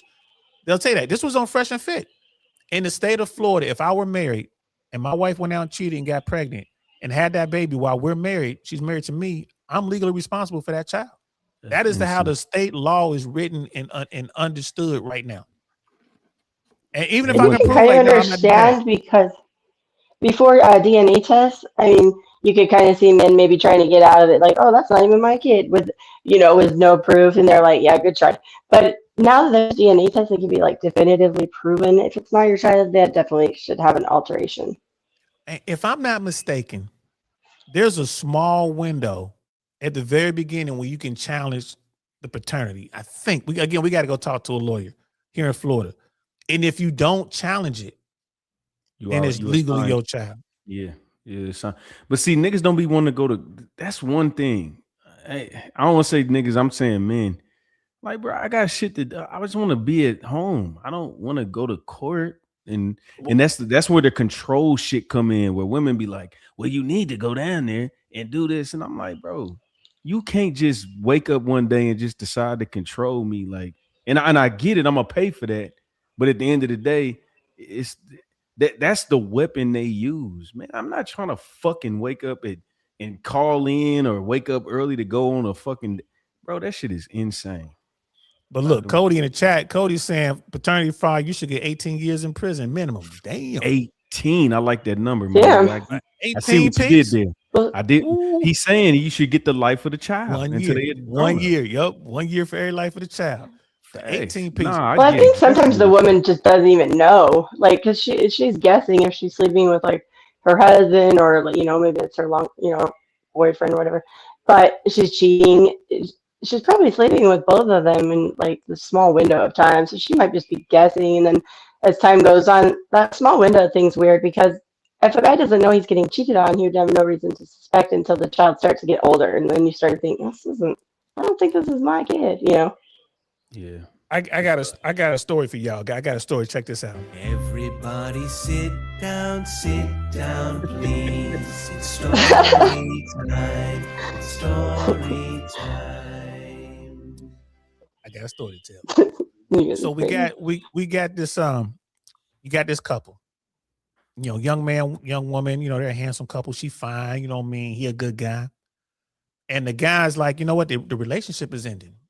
Right? She's on birth control and they're doing their thing, and she realizes that he's about to move on. Like the relationship is over. So she decides she's gonna stop taking birth control. And then, if a baby becomes of it, we'll just raise the baby, right? So she trying to get pregnant with this dude. He's shooting up the club, he busting it, they together. He thinking she on birth control. And she ain't getting pregnant. So she go out. She decides she gonna go out. You feel me? She go I out know where you going.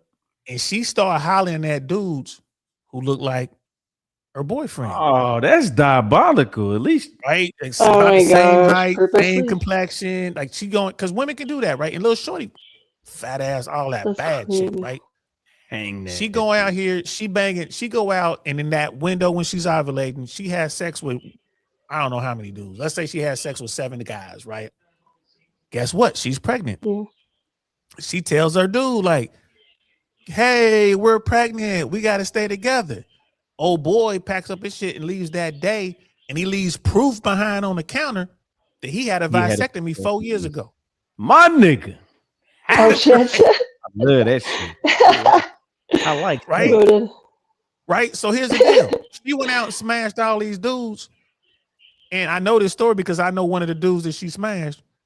And when she smashed the dudes, she ghosted all of them. Once she got what she needed, she ghosted all them dudes. Dude leaves her boyfriend leaves her. She starts reaching out to these guys. Hey, you know, remember me? I was at the club, you smashed me, I'm pregnant, right? And it's like, I don't know how many dudes she hit, but my dude was also a guy who had a vasectomy. Because he was like, he was one of the dudes that was hitting her back. He was like, what's up, girl? She was like, I'm pregnant. He's like, oh, congratulations. Like, he playing the game. Like, honest, what's up? Congratulations. Funky bitch, get out of my face. Right. And then she like, nah, and she texting, right? And this is another thing I tell y'all guys, man, be careful what you texting, be careful what you filming, right? Because understand that they doing this for a reason. She was like, no, remember, I came in your house, you know, and you lived in this neighborhood and we had unprotected sex and you finished in me. All this is what she's texting, right? You finished in me, basically saying you don't have sex with me. It was like, babe, he sent a picture of his vasectomy paperwork. I got a vasectomy 10 years ago. I keep this paperwork on the refrigerator. I keep it on the refrigerator for instances like this. Posted for the public. Right, and he sent her he sent a picture of her vasectomy, his vasectomy paperwork. He screenshotted and sent it to her, right? And then she stopped calling him. And this woman was basically, I don't know what happened to the baby, whatever. But that's how diabolical it can be out here. But here's the thing, though: if that dude was married to her, he would still be legally on the hook for that child. That would legally be his baby. Yep, that's it. So if she wanted to keep that dude, why was she? Was she just trying to increase the chances of getting pregnant? Is that why she was doing that? If she wanted to keep the dude, she like, if I get pregnant, I can keep him. She had to. She had to. Did you think if she liked him so much? Well, look, right? That's the thing. I don't want to change who I am. All the shit you've been complaining about, I don't want to fix that. Let me just get pregnant, so you stuck. Right. Yeah, and if you're in love with somebody, how can you just go out and just have sex with a bunch of random dudes? Like, but you're not in love with the nigga. You would rather do some disgraceful shit like that and then try to keep a dude.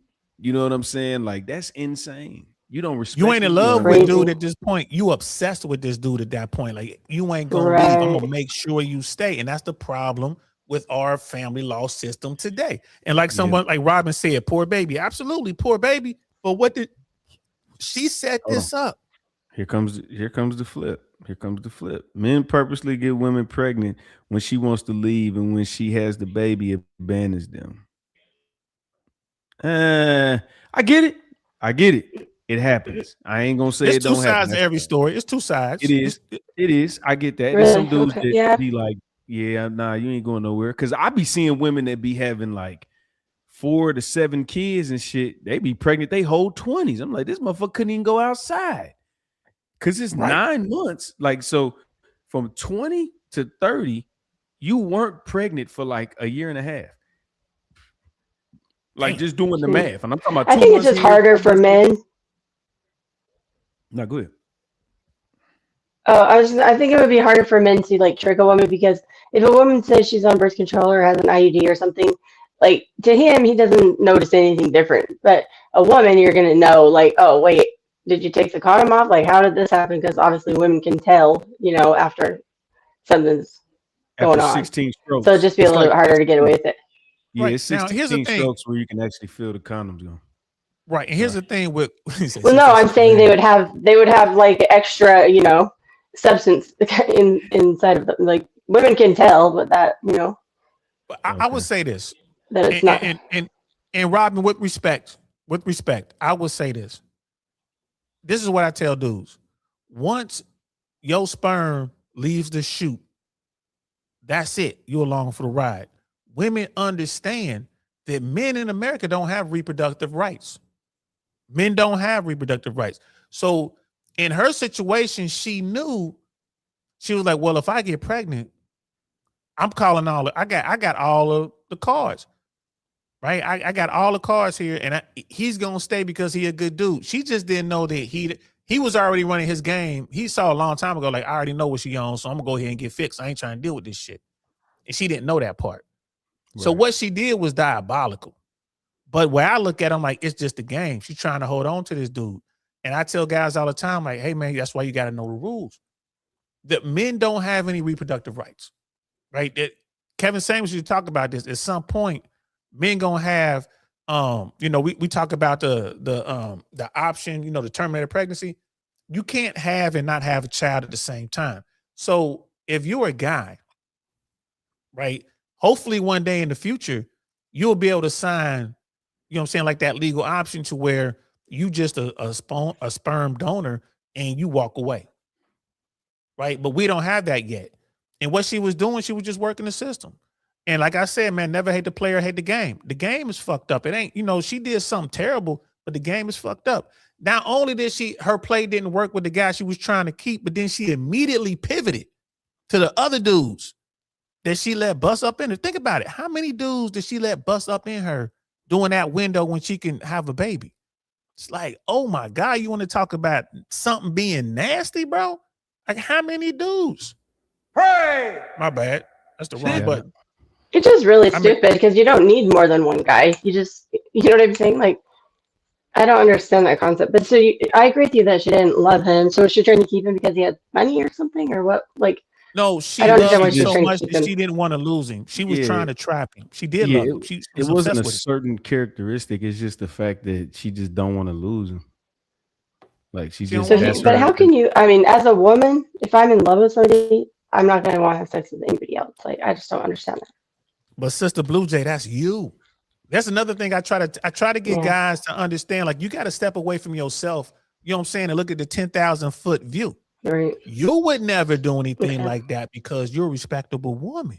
But there's plenty of people out here who gonna do some dirty. You know what I'm saying? They'll do some dirty. So Robin and she's like, yeah, she's dirty. Yeah, it's you know like what I mean? toxic. I be trying to tell Blue Jay that all the time. I said, you gotta stop. Blue Jay, the only thing Blue Jay got a problem with is seeing shit outside of what she can see. She can't put on nobody else's lenses. It's always what she sees, and this is what it is. And that's what, look, I have a peripheral vision. You do call me out for that. Not a peripheral vision. I have tunnel vision too, but I can also see other people's perspective, which is not like mine. Most people's perspective is not like mine. Most people's perspective is not like yours. But when you talk, you always get caught up in what you see. And I'm not dissing you. I'm just, because that's most people. Oh no, I appreciate it. Yeah, just in general, when we have these conversations, you got to take your life out of it. Say, what do most people do? What do most? Because even your situation is unique. Because when you talk to women, they be like, "You do that for real?"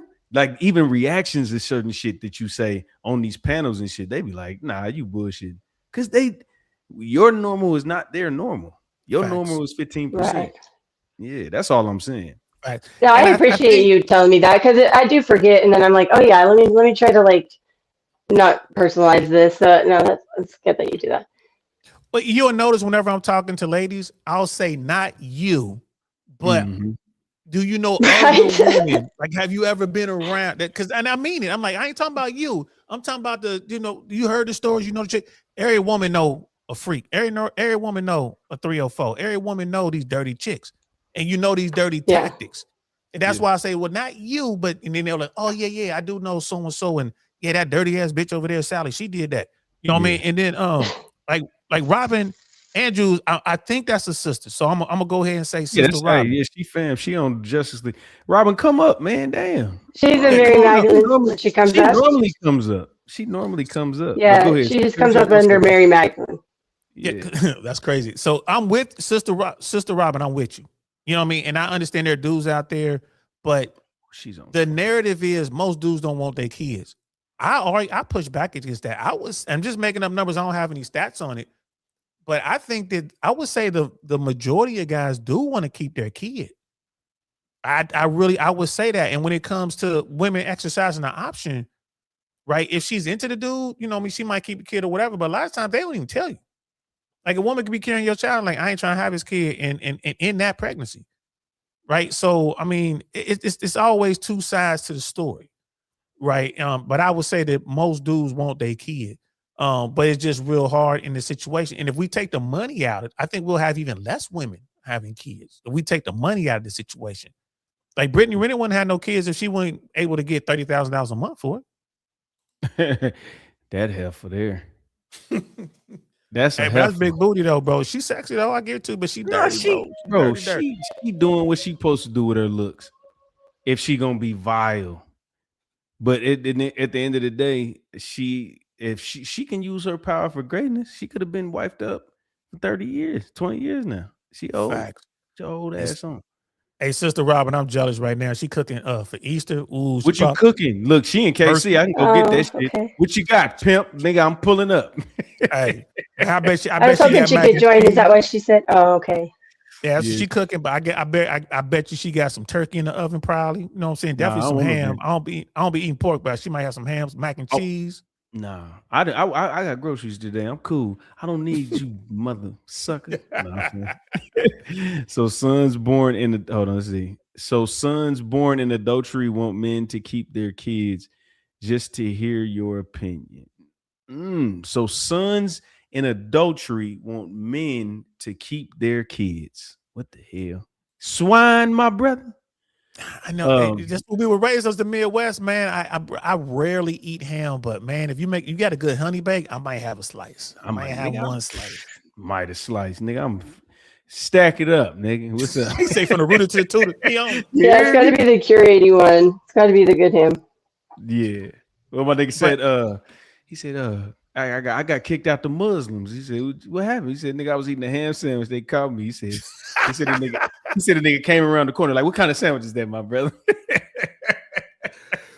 Get out of like spam. Right.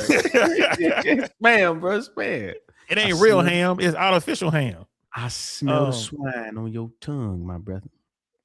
But I mean, you know, it's crazy out there. I mean, there's a lot of dudes that go through it. You know, there's a story out there in social media. This woman had a 4-year-old, and she was on, you know, TikTok or whatever, talking about this is the last day I'm gonna have my 4-year-old. I'm giving her up for adoption. I'm gonna take her to school, and I am never gonna see her again. And I thought that was a horrific story, right? Oh, that's sad. That's So sad. A horrible. 4-year-old. That's a devil. That bitch is a demon. Now Sad. here's the How could deal. you do that? Not only, but okay, I agree with you, everybody. That's really terrible. But here's the deal: does she have to pay child support for the next No. 14 years? No. Why are we not forcing her to be financially Right, responsible exactly. without even though she walked away? Because they're about to assign Yeah, a women that give their child- kids up for adoption, they don't have to pay. because they're about to assign a child to somebody that they do a background check on that has financial leverage to they don't have to worry about that shit. They're not about to pass them off to a broke motherfucker. But here's they're the not thing, gonna though. hold her It's, accountable. but No, that's Red, true. it's irrelevant, Red, because she could be a woman making $200,000 a year, and if I'm the dad, she could still put me on child support for 14 years. Even if No, not necessarily. Because I mean, it depends. They just basically it's a calculator. I mean, I don't know how yours went, but like my ex, when we got divorced, we did 50-50. So I only got like $300 a month for 3 kids because he had them half the time, and like you know, so it wasn't. I think that depends how much custody you have. Hear me out. In the situation where she walked away from her 4-year-old human. We ain't talking about 4 weeks, 4 days, 4 weeks, 4 months. 4-year-old. This little kid know what's going on. This kid know the earth is round. They know what day and night is. She certainly knows who her mama is. We giving this kid up. Trauma. Right? Now this That is woman, really sad. Right. Now, this woman is not being held financially responsible for the child that she brought into this world, right? At all. Right. And I hear what y'all saying, well, you're giving up to a family that got money, this and that. Now, let's say the same woman, right, was making $300,000 a year. And the dude that was the father of the baby is making, I don't know, $100,000, $80,000 a year. It doesn't matter. She can go to court and the state will force that man to pay, right, child support for 14 years because the child's already 4. Whatever that child support amount is. But that woman is not being financially responsible at all. And this is one of the things that the red pill harps on. When women say that, you know, men and women are equal, and the red pill guys are like, look, there is not a single right or privilege that I have as a man that you don't have as a woman. As a matter of fact, there are more rights and privileges you have as a woman that I don't have as a man. And that's one of them. She should be held financially responsible for that kid, even if she only paying $50 a month for the next 14 months. She should be held financially responsible because we're doing the same thing to men. That guy might say, I don't want anything to do with it. I don't want to be a father. But he can't walk away from the financial responsibility, but she can. And that's what's wrong with the American family court system right there. One of the many things. I've never heard of that. I thought it was just because it doesn't say like a, you know, male or female and all that. It's just like income and custody, basically. It's like a calculator. But yeah, that's interesting. Is that, I don't know. And it Just doesn't, like and I'm not Halle Berry had to arguing, pay child support and stuff, right? right, but I'm not arguing about the amount of child support, right? We both agree that the man is going to be forced by the state to pay child support for a child that he doesn't want. Whereas this woman who's had this kid for 4 years walks away not only from the responsibility of being a mom, but the financial responsibility as well.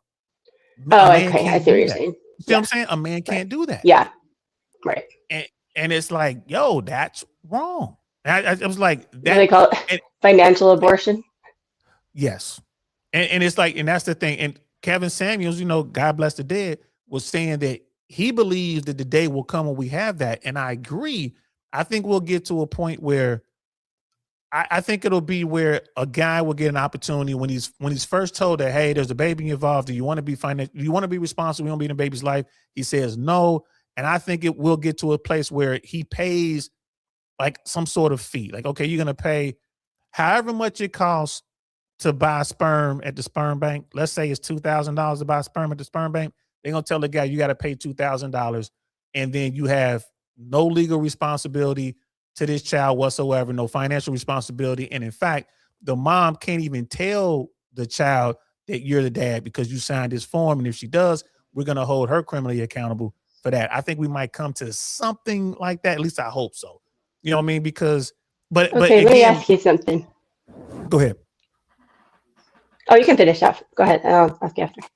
Oh, girl, you know I'm half drunk. I done lost it. Go ahead. Okay.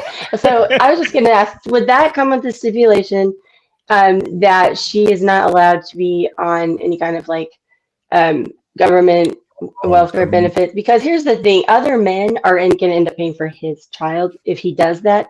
And she's not. So as a responsible man, you're paying taxes and everything.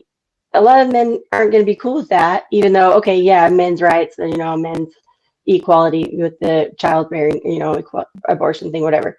But at the same time, it does kind of overall hurt men most to do that. If the woman is not, so would she have to sign a waiver that she's, I mean, but you can't really do that because then what, the child's homeless and starving? I mean, that's kind of a tough one. Well, then it brings us to the next stage of it. It's like, well, now we got to be qualified to have a kid. You have to financially qualify to have a child. So I would say that this is my thing. If women can walk away from the financial responsibility of being a parent and not be forced to be a parent, like you can't force a woman to be a parent, but you can force men to at least be financially responsible for the same child.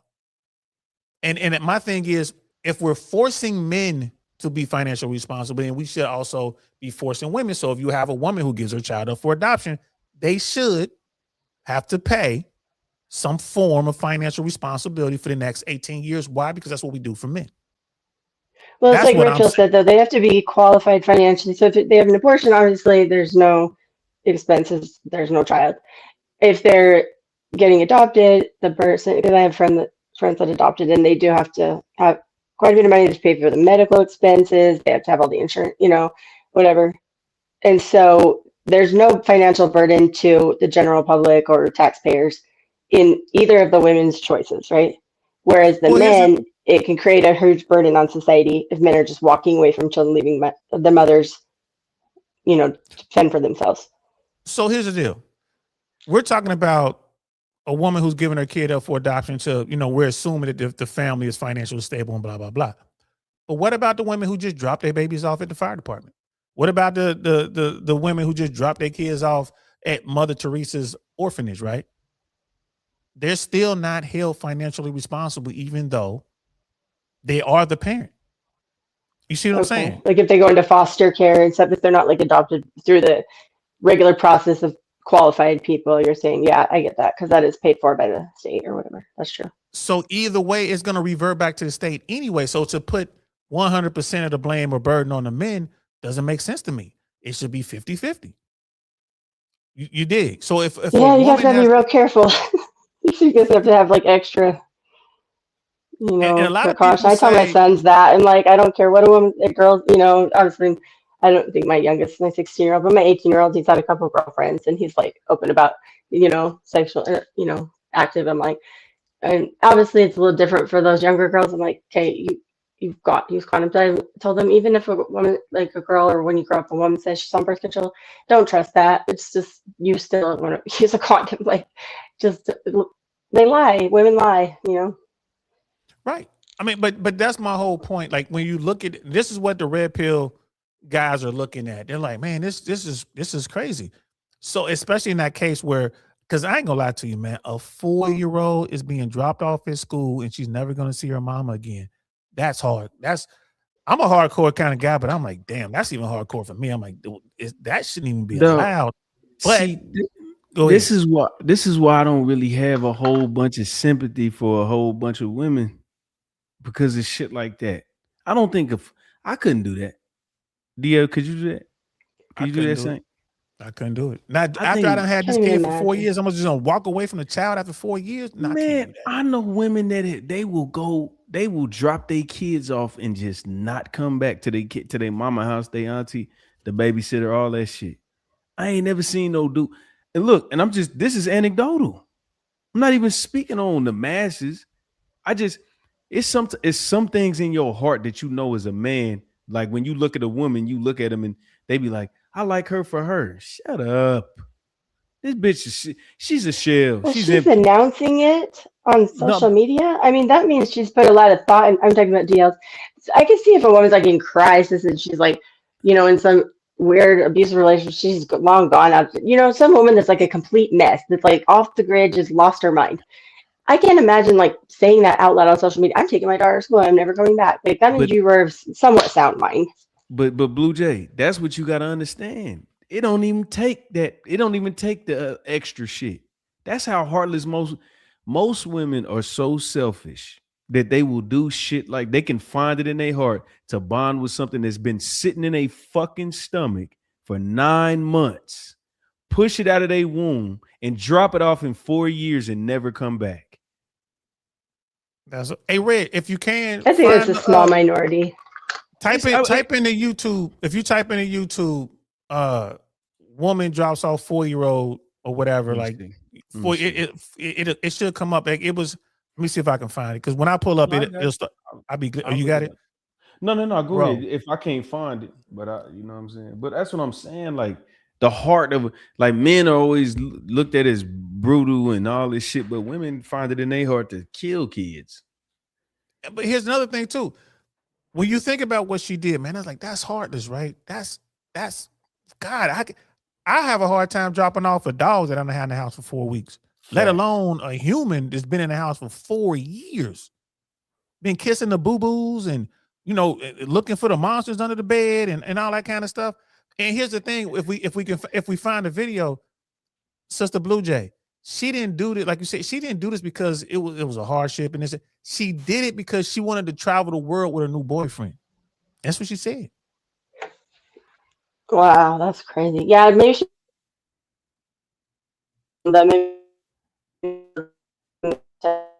mother that like you just described. It's all the time. You'd have to be. This is the What kind crazy of part. boyfriend? What kind of man would want a woman that would do that too? Like, oh, good, you got rid of your kid. Let's go travel. Look, that's how powerful vagina is. These niggas don't even care. These niggas still want to fuck and be off like Casey Anthony. They was talking about Casey Anthony down in Orlando. They was like, this bitch stock went up after that case. That's how weird motherfuckers is. Like for real. And it ain't that they like her or love her. They just want to knock her ass down. And that's my thing when it comes to this. If you really want to look at making family court,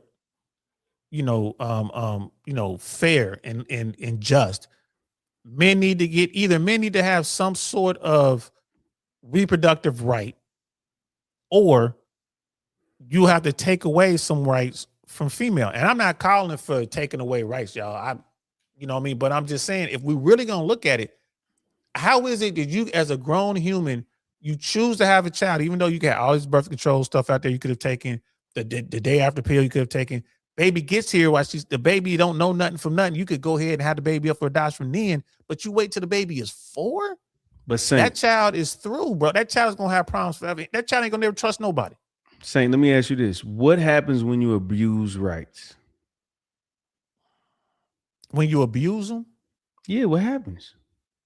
I mean, I just, when you abuse rights, what am I trying to say? They take them away.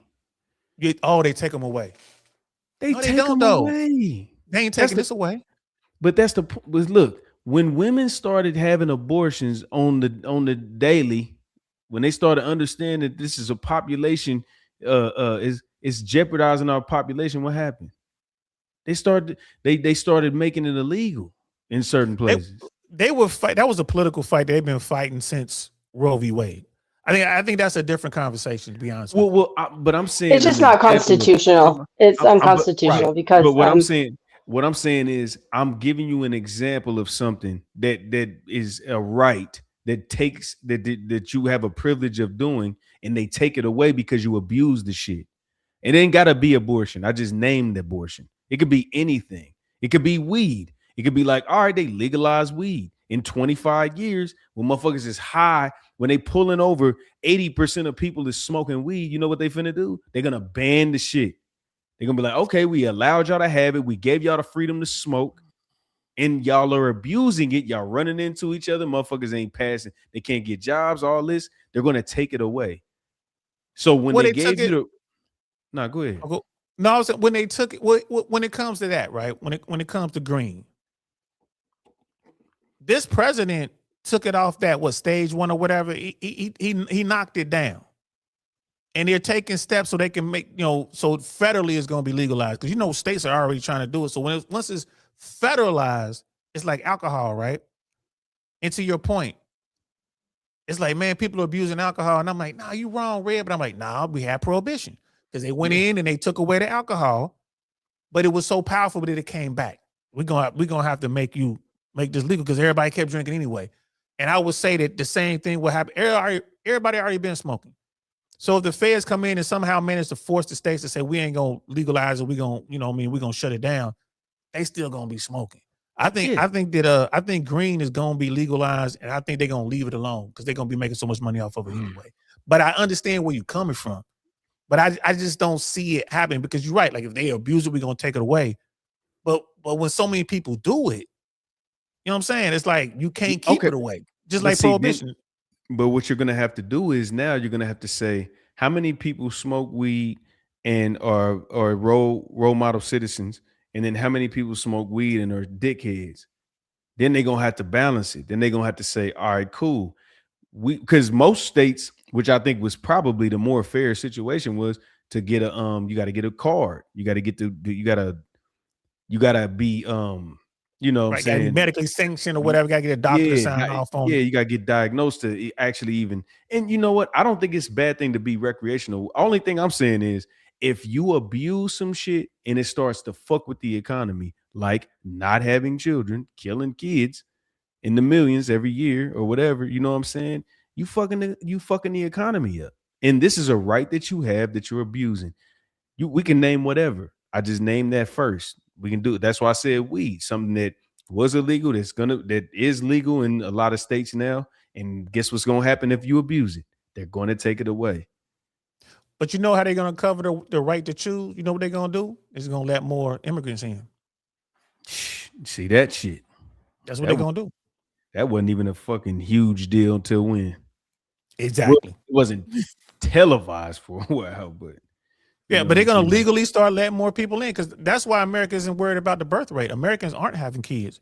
Well, what you gonna do? You just gonna go ahead and we're gonna bring in some more Mexicans, Guatemalans. We're gonna bring in some more Indians. We're gonna bring in some more Vietnamese and Chinese.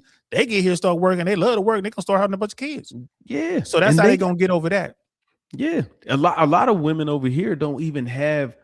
They're so unhealthy that even the later healthy years is fucked up. So we got a lot of autism. We got a lot of Down syndrome. We got a lot of shit that women don't even take into consideration. I remember I had my first kid at 25. My baby mom was 24, 23, 24. And we was doing them doctor visits. And it was one that's like 6-7 months. And it was like, she texts me and she goes, they're going to test her for Down syndrome. Yep. Nigga, bro, I almost went home. Bro, that shit hurt my heart. I didn't even think about that shit. I didn't even think about it. Like, damn, what if my kid, you know what I'm saying? Thank you, God, for giving me a healthy one. But they don't even be giving like you 35, 30, 32. You don't even understand that you giving your child a disadvantage in the percentages to have an unhealthy. They don't give a fuck. I want to have fun first. That's what a bitch think. Yeah. I want to have fun. I want to get this money. Right? Because in their mind, like, I got to have the money to do it. So I'm going to wait. It takes time to make money. This is why guys peak at a different time. Men peak later than women. It's like Charisma said, women, he didn't use these words, but basically what I heard, what I took from what she said was women are born with their value. This is something you hear in the Red Pill all the time. Yes. Women are born with their value. The ability to have a child is magical to me. It's like, wow, you can grow a human superpower, bro. Right. But childbearing years, they use that term for a reason. So it's a lot of women like, well, I'm gonna put it off. I'm gonna freeze my eggs, and I'm gonna go out here and try to have a kid. It's like, now you fighting biology. You know what I'm saying? You fighting God's way, however you want to put it. And like you said, now we got tests for Down. We got tests for this and that. You got kids coming out. You know what I mean? Oh, my bad. Am I saying the wrong shit? Because when I always clean it up. I never know what YouTube is gonna try to do. Right. So I just try to clean it up myself. Yeah, trying to be proactive. You know what I'm saying? Got you. But no. I'm glad you said that though. That's the thing with YouTube. You got to speak in code. I'm thinking every time I'm on YouTube, it's like I'm back on the block, bro. It's like I'm back to 1989, bro. We speaking in code. We trying to figure this out. I never understand that either because they can say everything on the news, like all these words that we can't say. They say them every day. I don't get it. But they don't have bots, right? Like they are. That's what they doing, and nobody can censor them to that. Not especially live. Like they can't. Okay, we're gonna demonetize this episode of the news. Like we can get, they set rules on us because we the small fish, and they want to dictate how we talk to a certain extent. You know what I'm saying? That's just how they are. Yeah, they pick and choose. I watch Breaking Points is an independent news platform on YouTube. They, you got Saga and Crystal. They do a really good job. They came over from like a mainstream platform.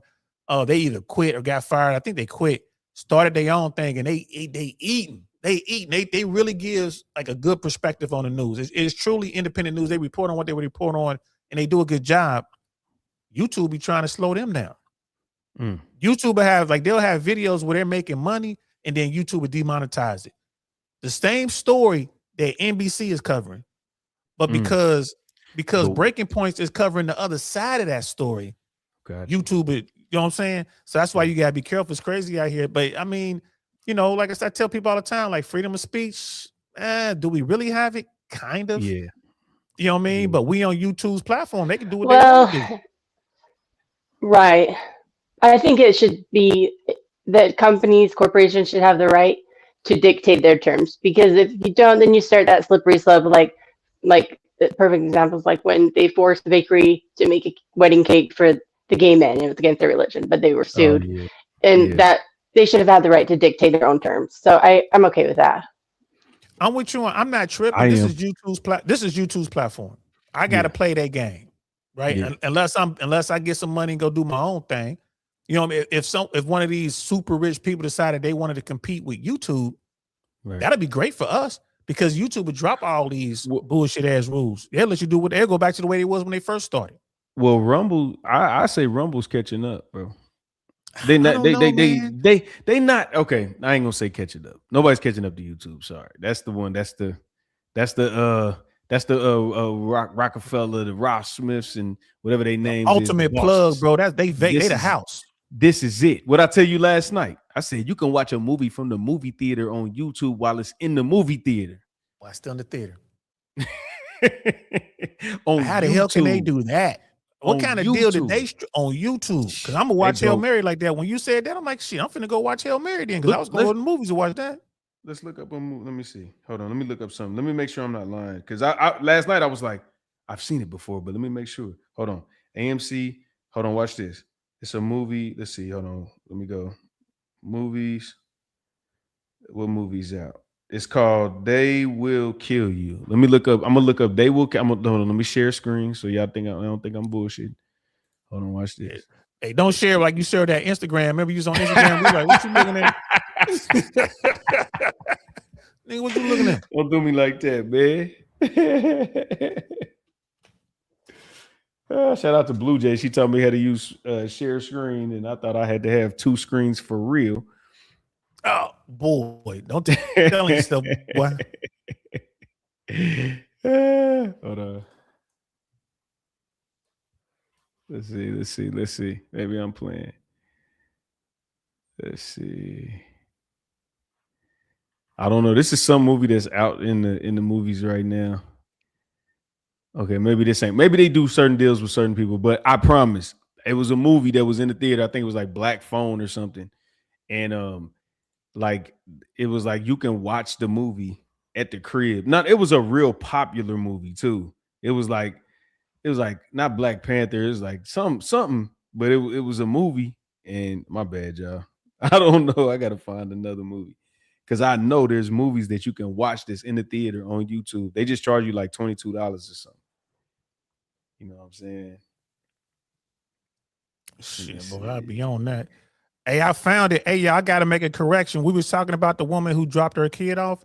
It looks like the kid was 7 years old. I'll put it in the back chat. Okay. Looks like the baby was 7 years old. So I thought she was 4. No, here's another one here says girl gives up. Nah, that's different. So I'll put it in the back chat, man. We can look at it, but you know, she's like, I'm dropping her off at school and I ain't gonna pick her up again. There, hold on. Oh no, that's 2023. My bad. I was trying to. Okay, all right, let's do that. Let me see. Let me go to what you talking about. And I know on Amazon Prime, sometimes they'll have stuff on Amazon Prime that you can buy that's still in the theater. But I mean, it just shows how things are different. Before, if you want to go see a movie, you had to go to the show. Now you can rent it. You know what I'm saying? Watch it whenever you want to watch it at your leisure. Yeah, facts. That ain't it, is it? This is it? Yeah, that's it right there. Drop the banner so they can get a good look at it, I think. Drop the banner. Yeah, down where you at, you got your text up. You had your message. up. Okay. All right.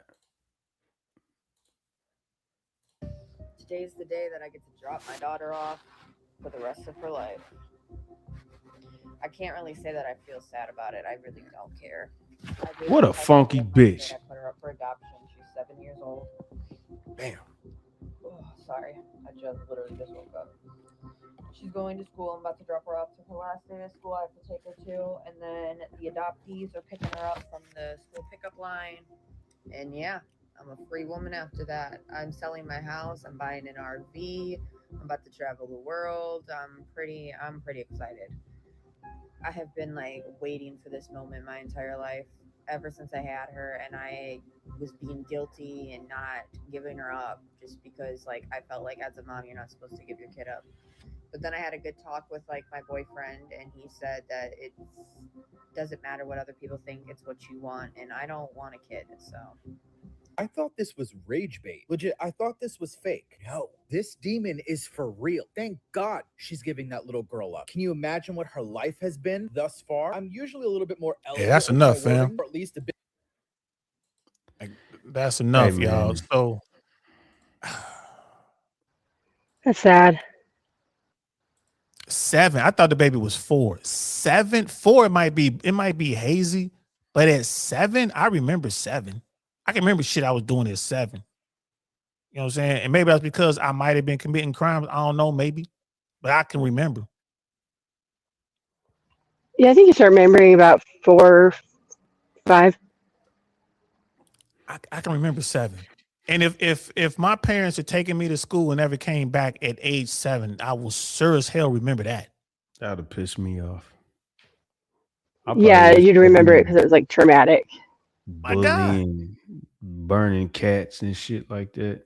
I wouldn't be right. Or you just wouldn't talk to nobody no more. You just be, huddled in the corner. You're like, I'm so terrible that my mama left me. Your mama, bro, not your dad. And here's the thing.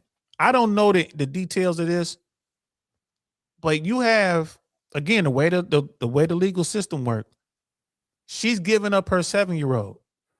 Did the father, because she's talking about her boyfriend now, that's not the baby daddy, I don't believe.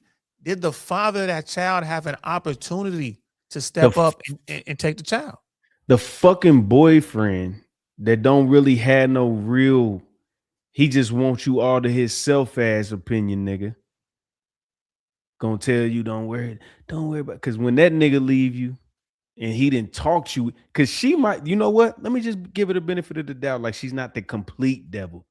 Let's just say that she was like, I don't really, I want to do it, but I don't. And he's just like, nah, he the one pushing her to that negative shit to give the baby up, drop her off. Like, what?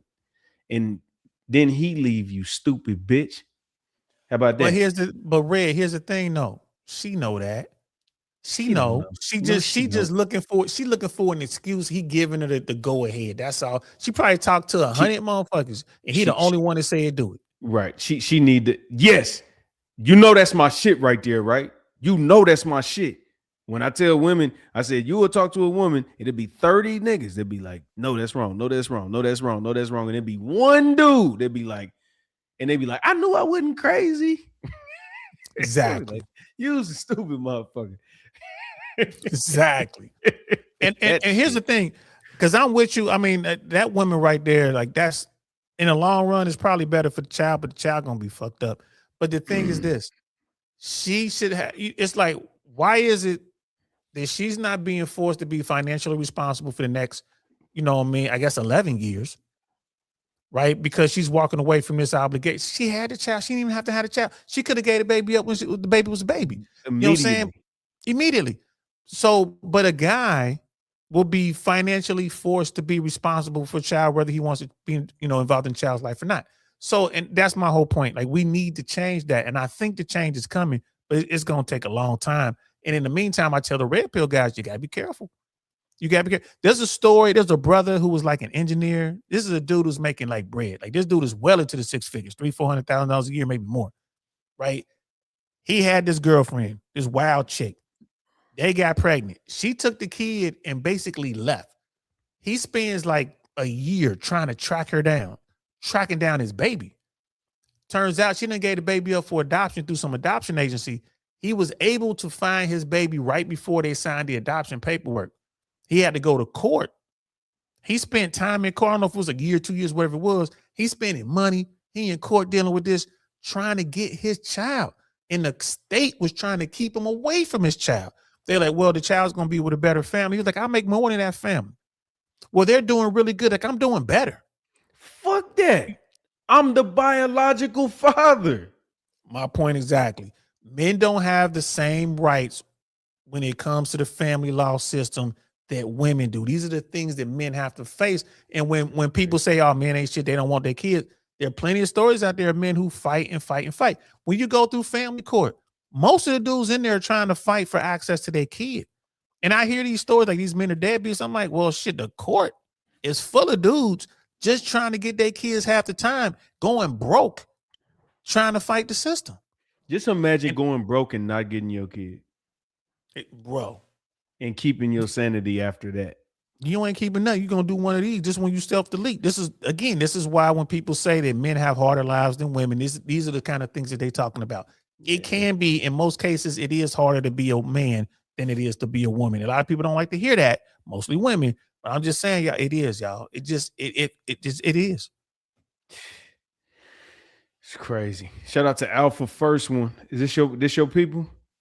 Nah, that might be coming from Blue Jay. Shout out to Alpha First One, man. Appreciate you for coming. What are you seeing? What you are seeing on full display? No, with no doubts, is female nature. Facts. Men will sacrifice their happiness for their family. Women will sacrifice their family for their happiness. It's female nature. Hey, Alpha the First One, I think he's been on my platform before, Heather. but he ain't in my chat right now. But hey, I'm gonna show you some love anyway. Shout out to you. Yeah, shout out to y'all, man. Pull up, man. We on the reels right now. That shit is crazy, my nigga. And this is the thing. You find that sympathy in your heart just due to the women. Oh, she's a woman. You cry, you a man. Stop crying. You cry, you a woman. That's a woman. You find financially inept. You not there where you supposed to be at 30, 40. It's okay. That's a woman, man. Stall them out, Debo. Yeah, So, what did Trick Daddy say back in the day, man? You don't let them babies bring to me, I love them. You feel me? That's my little brother like a motherfucker. He love the baby, boy. I love my brother. My Trick brother love is the the kids. my brother. Yeah, Mike. Shout out to my brother Mike. He love the kids. You know what? Mike, my little brother, is a product of mom was on dope. My pops, our father, a bully, a fucking crazy motherfucker. And you know what? The values he instilled in us, as bad as he was, we could say he was as a father, he still instilled the good shit into us. And like, he is a fucking family man. He never seen nobody get married but our dad, which is our sister's mom. You know what I'm saying? It's 4 of us. We all got different mamas. The stereotype of men, 10% of men, 15, 20% of men get all the women in the hood pregnant is my daddy. Wow. They say we got about 6 or 7 brothers and sisters. And it's 4 of us that we accounted for. But it's a bunch of us out here.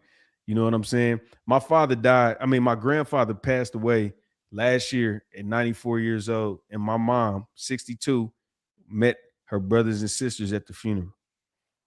Wow. Oh wow, that really happens, huh? I thought that was kind of like I got the obituary in the nigga. Wow. What? No. This ain't no. I don't know if are you being sarcastic, Blue Jay? Yeah, no, I personally have never met anybody that's not, but I always hear it's like a kind of, I don't know that it's a joke, but it's like a common kind of account, that's like, my grandfather, I've never heard anybody say it was personal to them until, my grandfather had all boys except my mama. When all of the sons, all of my grandfather's sons came to the funeral, they was talking about, I knew I had a sister. This is last year. Yeah. Oh wow. And it's common. It's common in certain circles. I mean, I could tell stories myself. I mean, I know, mad, like when you tell these stories, like where we from, yeah, everybody start chipping in with their stories. Like, oh yeah, we got this and this, and oh yeah. I was I want to say was it me or my cousin? It was my cousin over some people's house. Like we kicking it, we trying to holler these little girls. We was kids. This is like we was like, high school, middle school. And you in the living room and looking around on the mantle, some pictures. And he was like, bro, I saw a picture of your mama on a mantle. I'm like, what you mean, my mama? That's some fucked up shit. Oh my gosh. I saw a picture of your mama on the mantle. I'm like, what you mean? It was like, it was your mama, it was auntie this and uncle that. It was in the pictures, an old picture. They was kids. But I swear to you, I promise you that was your mama. Man, we go over there, check it out. Turns out they some kin to us. And they were like, oh yeah, this is my niece, so-and-so, whatever. And I was like, that's my mama. And they're like, oh, we must be That's some king. crazy. That's yep. That's That's real. Cincinnati for you, bro. That's the Midwest. That's why the Midwest is, you know what I'm saying, the way it Yeah. is. Yeah. We It's dig my down dream. deep. Hey, Red, we dig down deep enough, nigga. We might find out we some king. I'm telling you, the 13th cousin, my nigga. Shout out to the fam. But nah, that's just like we were talking about earlier. This is it all kind of correlates to the beginning. It's like when was we cheating back in the day? They cheating. I mean, I wouldn't even call it cheating. It was just this is how it went. And a lot of people, they find out they fuck around and go to family reunions, saved a lot of 3-legged kids. Yep. Well, yeah, I don't doubt that it happened. I just never heard of it where, like, I would imagine a lot of men have children out there that they don't even know about, right? So that doesn't surprise me at all. It's more about like kind of knowing and keeping it a secret for so long. That's the part that's like mind-boggling to me. That's like, Do you know You'd how be many? surprised.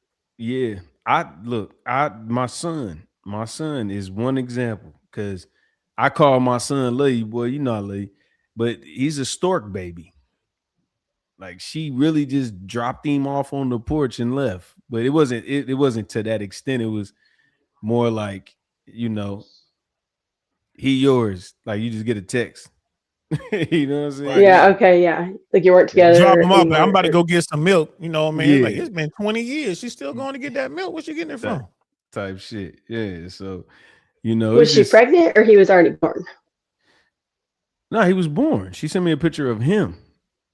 Oh, okay. I didn't realize that. Yeah, but it was wild because like when we was messing with each other, like the whole situation was crazy. And when she did tell me she was pregnant, the timelines didn't match up. So I just left the shit alone. I was like, all right, it was Right. just somebody I was in a relationship with. I left it alone. But I forgot this bitch can't count. So and then Her it math was backfiring off. on me. Yeah. That's one benefit of being a woman. We definitely know that the children are ours. Yeah, exactly. Y'all definitely know. Man, I think we covered everything tonight, bro. I'm looking at this. I'm like, bro, 5.5 hours, man. Like I ain't tripping. This is you know what I'm saying? This is fire. We rocking it. Bro, Getting we practicing for when this is the job. Because we're going to do 2 of these a day. Nah, bro, we're gonna be doing these one a day. You know what I'm saying? One a day all week long. You know what I'm saying? Like, you know, if we ain't doing 7 shows, when we get there, we should be doing 7 shows a day. Or like you said, we doing 2 a day, 4 days a week. There you go. Yeah, something like that. You know what I mean? And I appreciate, and you know what gives me, it doesn't matter about the numbers, but tonight, I don't know. I'm looking at this 30 number, man. That shit is, thank you. Shout out to y'all. And that's on that's on X. That's on X. I got I just read it to you. One person from my channel, 5 from yours, and 27 from X from Double O. That's what's up. Yep. So much love to y'all. Please come to YouTube. You know what I'm saying? Just so y'all can. I don't know if y'all chatting because they probably got a whole nother chat over there. They might be talking with us and we can't even see the shit. Yeah, that is a thing because I didn't hit X on mine. Next time we do it, I'll go ahead and hit X. Let's do and it. so I'll be able to see people in X watching it because I've been wanting to add X. I know I'll do Facebook. I'll do Facebook, YouTube. I'll do Facebook. I'm gonna add X, and what we should do Instagram too. So IG. IG got a whole nother criteria. I'll tell you about it after this. They got a whole different. Yeah. Okay. You can game me up, but I appreciate y'all rocking out with us, man. Give us some like suggestions on what y'all want to hear us cover.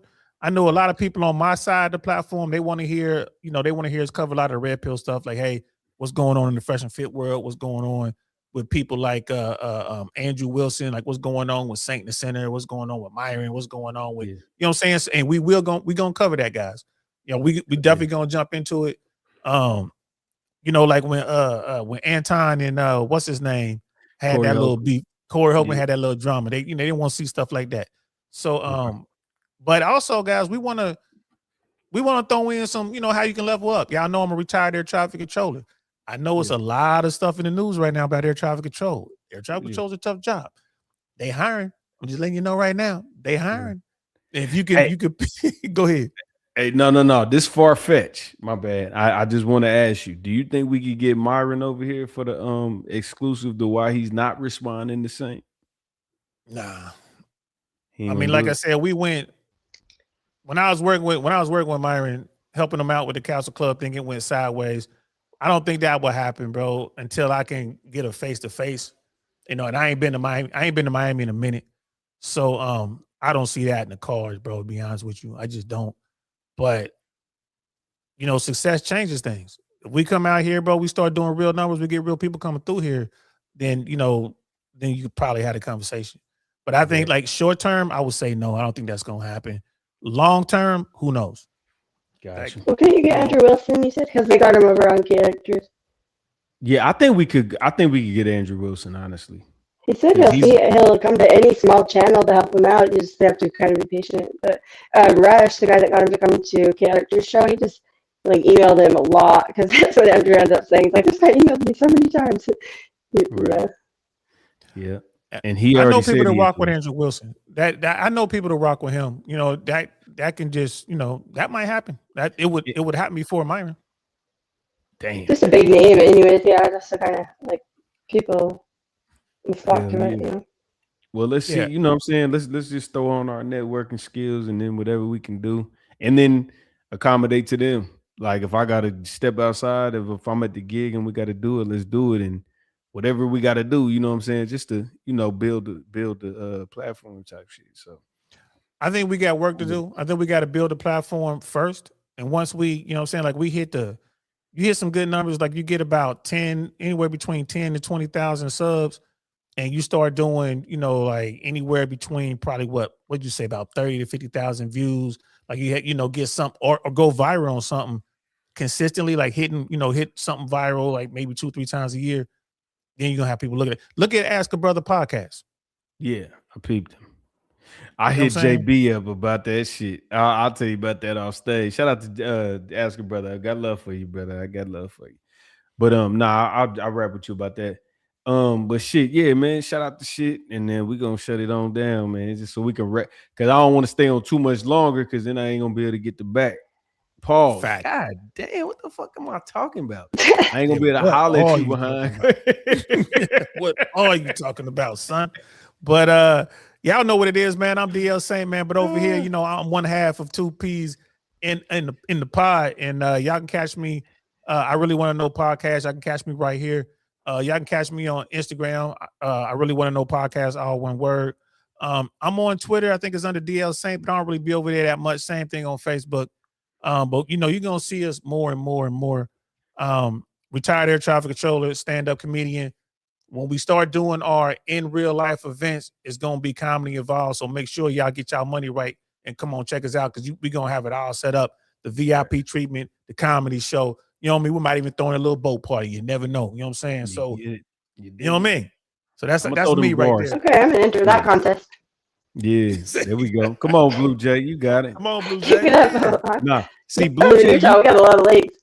Blue Jay, you can't enter it, because then if you win, they're gonna be like, they was biased. The fix was I in. know. They like the fix was in. Like, hell yeah, I was biased. What you mean? Right. She gonna be like, you goddamn right. Nah, but y'all already know, man. Red Pill Crip, man. TikTok. I mean, anywhere you put it at, it's gonna pull up, because you know I got a different name, but The name it'll wasn't pull up. taken? I'm shocked. Nah, it's not taken, guys. I'm joking. Nah, but yeah, Red Pill Crip on IG, TikTok, Facebook, John C. Reynolds. Look me up. YouTube right here where you at, nigga. Pull up and you know, just hit the subscribe button, man. That's all it is, man. And then when you feel like coming to entertain the dialogue, then pull up. And if you want to be a guest on the show, holler at us. You feel me? Like, matter of fact, the link will normally be in the chat, so you ain't even really got to do too much preparation. But if you see a topic you like and you want to jump on it and you want to do it early, then just hit us up, man. We'll make you a premiere, some type of thing. So, Yeah, man. And I want to clarify something. I don't want nobody to be like, oh, DL Saint and Myron got beef. No, we don't. You know what I'm saying? We just had a little hiccup on something we was doing. But like I tell people all the time, man, time heals all wounds. I ain't got no problem with Myron, man. You know what I'm saying? I see what he's doing. Politically, I do not agree with him politically. But when we talking about the red pill stuff, talking about the sexual marketplace and dating, we probably like 85-90% in line. You know what I'm saying? So I just want to clear that up, man. Ain't no drama. You know what I'm saying? Like that, we know each other in real life. It's all good. I ain't got nothing negative on him. He ain't got nothing negative on me. And if we do have drama, we still, like, you know what I'm saying? Like the text work. You know what I'm saying? If I hit him up, you know what I'm saying? I get responses. So I want to be clear on that. Because, you know, people be want to, you know what I'm saying? Remember when we was kids, you be like, hit me, and then you hit me, and I run over and hit Blue Jay and be like, it was red pill. You know what I mean? That's what people be trying to do. Yeah. Well, people love drama too, so you got to really be clear. I get you with the footnote. Thanks for letting me up, you guys. I don't want to devalue the show on like my. I don't remember when I put this picture. I was like on my friend T show, and it won't let me change. And then I'm on. Yeah. So. You add value. Usually try to be on camera. No, you do value. You add value, not devalue. Don't do that. 100. Well, just meaning like I'm not on camera, like the usual setup. You know. So. It don't matter. A lot of people don't. Well, thank you. Yeah, don't trip. Charisma wasn't on camera the whole show. Exactly. And Blue Jay, where can they find you? Yeah. So I just have a general, well, I can probably put the link in the chat. It's just BlueJ999. I don't do a lot of videos, but I mean, I'll like, co-streaming with Red Pill, so it's gonna, people can join mine. I don't know. So I do have an X, but I. Repeat after me. Y'all can find me right here on 2P. Yeah, pretty much. Yeah, I'm not really doing a lot of the work, so. Yeah. Red Pill wrote me, and no, I'm just kidding. I like it over here. It's fun. Hell yeah. Do Marvin, man. We got the team. So, man, shout out to the squad.